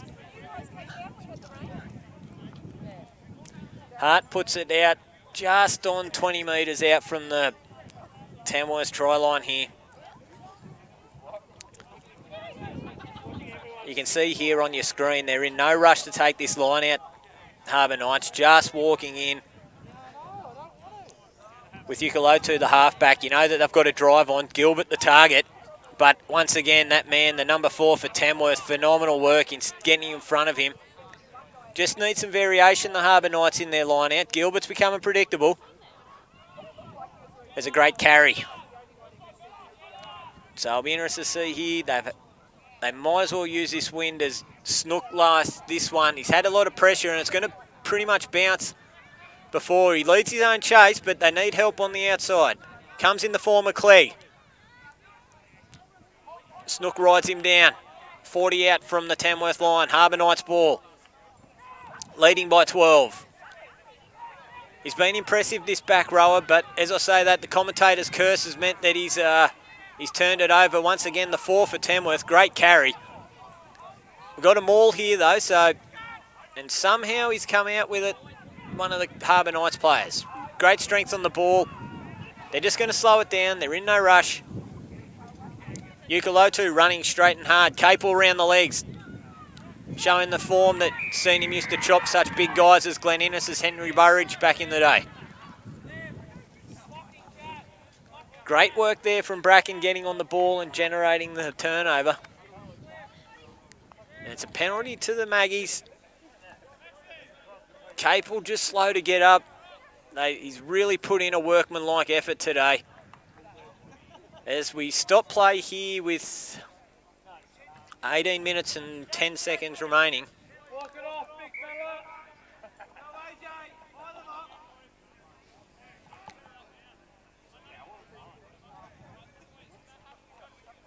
Just gives Tamworth an opportunity, just calm things down. They're not out of this game by any stretch. They just need to be the next to score.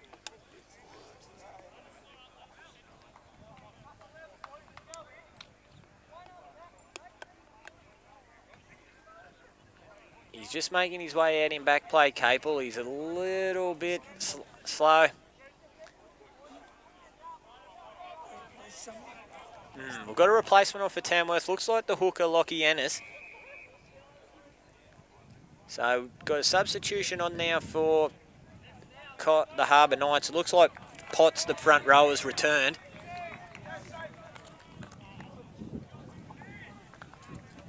Snook drives the ball. 25 out from the Harbour Knights line.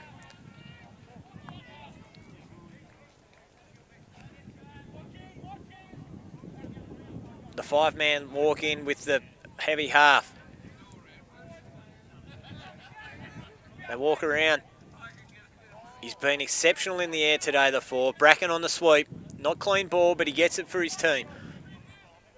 Sturzacker. No. Nemo. Oh. Just not the option there, unfortunately. So it's a knock-on into touch. So the Harbour Knights will have the option to line out or scrum. And given the way their scrum's been today, I am surprised. He's chosen to take the scrum.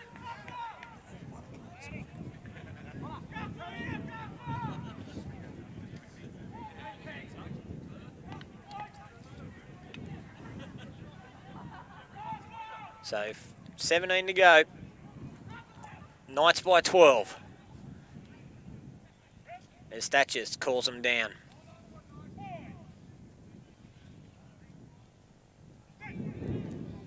The ball steadies. And in comes the ball there. Gilbert on the pick, getting around the corner. Great effort by Bracken, riding him down. Capel first to arrive, but he's lost his feet. But not in the eyes of the referee. Play on. Great turnover. Here they come, the Maggies. There's the 16 with a really strong carry there. As it goes to Snook. Throws to Clegg. Clegg with a dummy and go. Trying to get an arm free. He can't. A few bodies starting to lay down for both sides here. We'll get a number for you shortly. Looks like to be one of the Harbour Knights players. It's the replacement back rower. I could be wrong, but it looks like he's not in a good way. Snook stepping off his left. Running at Pete Ukalotu. He's got his knee down there, so they're going to have to release. Options to the left for Tamworth. Here's Nemo running straight. A bit too high there. Easy pickings. They're folding around the corner. Watts picks open. Tom Lee in support. Here they go. Here goes Clegg. Oh, just unfortunate for him. It's hit the bootlaces of Jeremy York. Really need to give him ball in that bread basket to let him get around that corner and straighten up. But they've got the penalty. There's 15 to go and they're down by 12. They really need to score. York down in back play. Very slow to get up.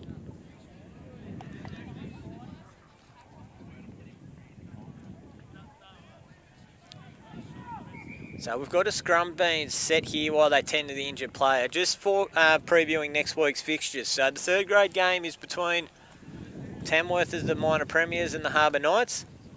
Our women's sevens game between the Glen Alcatraz and the Tamworth Pirates. And second grade is between the Harbour Knights and the Tamworth Magpies. Walcha await the winner of this one. And with 15 minutes to go, it's the Harbour Knights 29, leading Tamworth 17.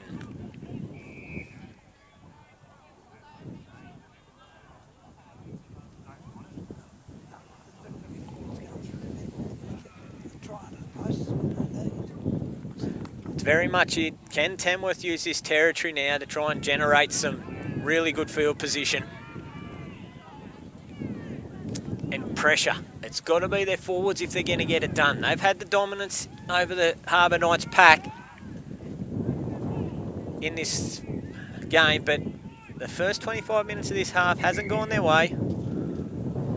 The expansive play of the broken field running of the Harbour Knights really opened them up. But a try here and it's game on.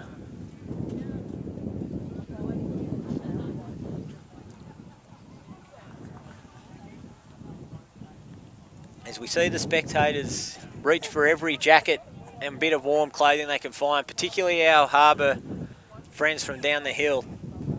It is very cool, starting to cool off now, which will suit both teams. Strong scrum there by the Harbour Knights.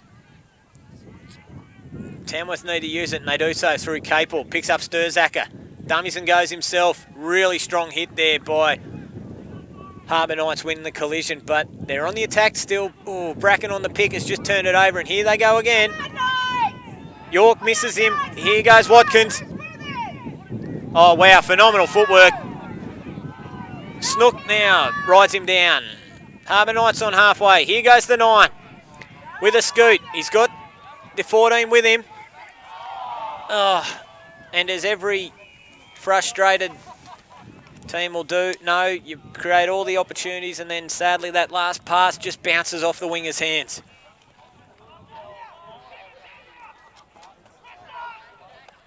But we're 13 to go. It's the Coffs Harbour Knights, 29. Tamworth Magpies, 17.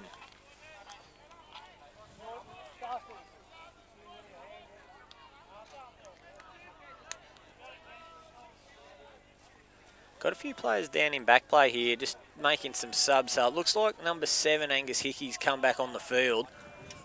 Replacing the back rower, whose name we didn't actually get for you, sorry, but very workmanlike performance from him. And Tamworth have made a change here. It looks like Clegg's come for been replaced with 12 to go. I thought he had a really strong game, Clegg's. There's a solid scrum there, just wheeling, creating that blindside opportunity for Kabadi, the Fijian, with a great run, the 11. Gets it back into Sturzaker. Gilbert's over it. And the referee has said you're not releasing, as we see the camera lady in the background in the pink vest go scurrying to get in front of it. The photo as possession now changes. But Coffs Harbour are saying, you know what, we'll make it 15 points if we can, and that means Tamworth will have to score 3 times in 12 minutes.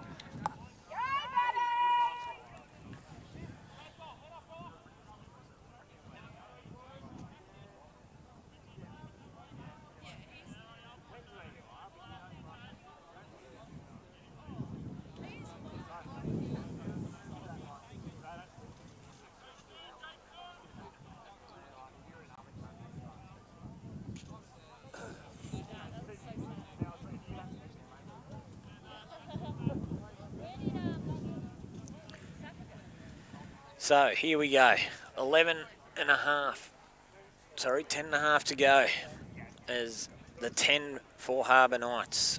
Michael Hart lines up this kick. I think they call him Buddy because he's a nice guy, but I'm not exactly sure the reason. He seems like he's playing the game in the right spirit, so we'll go with that as he steps in and strikes it. It's a great kick, just to the left of the upright there. Matt Williams in the background, showing the average hands that he showed all through the year. Can't get there in time, so it'll be a dropout now to the Tamworth Magpies. They really need to get the ball if they're any chance here, but they're going to play field position. Not a bad strategy given that that's where their strengths lie. So Snook there with the clean-up. Dummies and goes down the off. Phenomenal run there by the young guy. He's really trying to puts on the toe. Can he get a bounce? Oh, story of his day, unfortunately. Just bounced left when he wanted it right.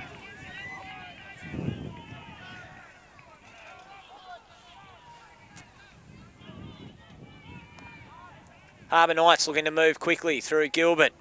Ukalotu with a strong carry. Winds up and finds Watkins. Steps and gets on the outside. He's away. We've got 5 people. They're all pointing to the sticks to kick, but unfortunately he's kicked it straight to the 11 for Tamworth. Oh, great offload. Here comes Clout. Clout with a bit of footwork. Gets over the line. They're set left if they can get it out there. Here goes Nemo with a bit of footwork. He's been hit high there by Ukalotu, but referee's happy with it. Here goes Watts. Tamworth now just building.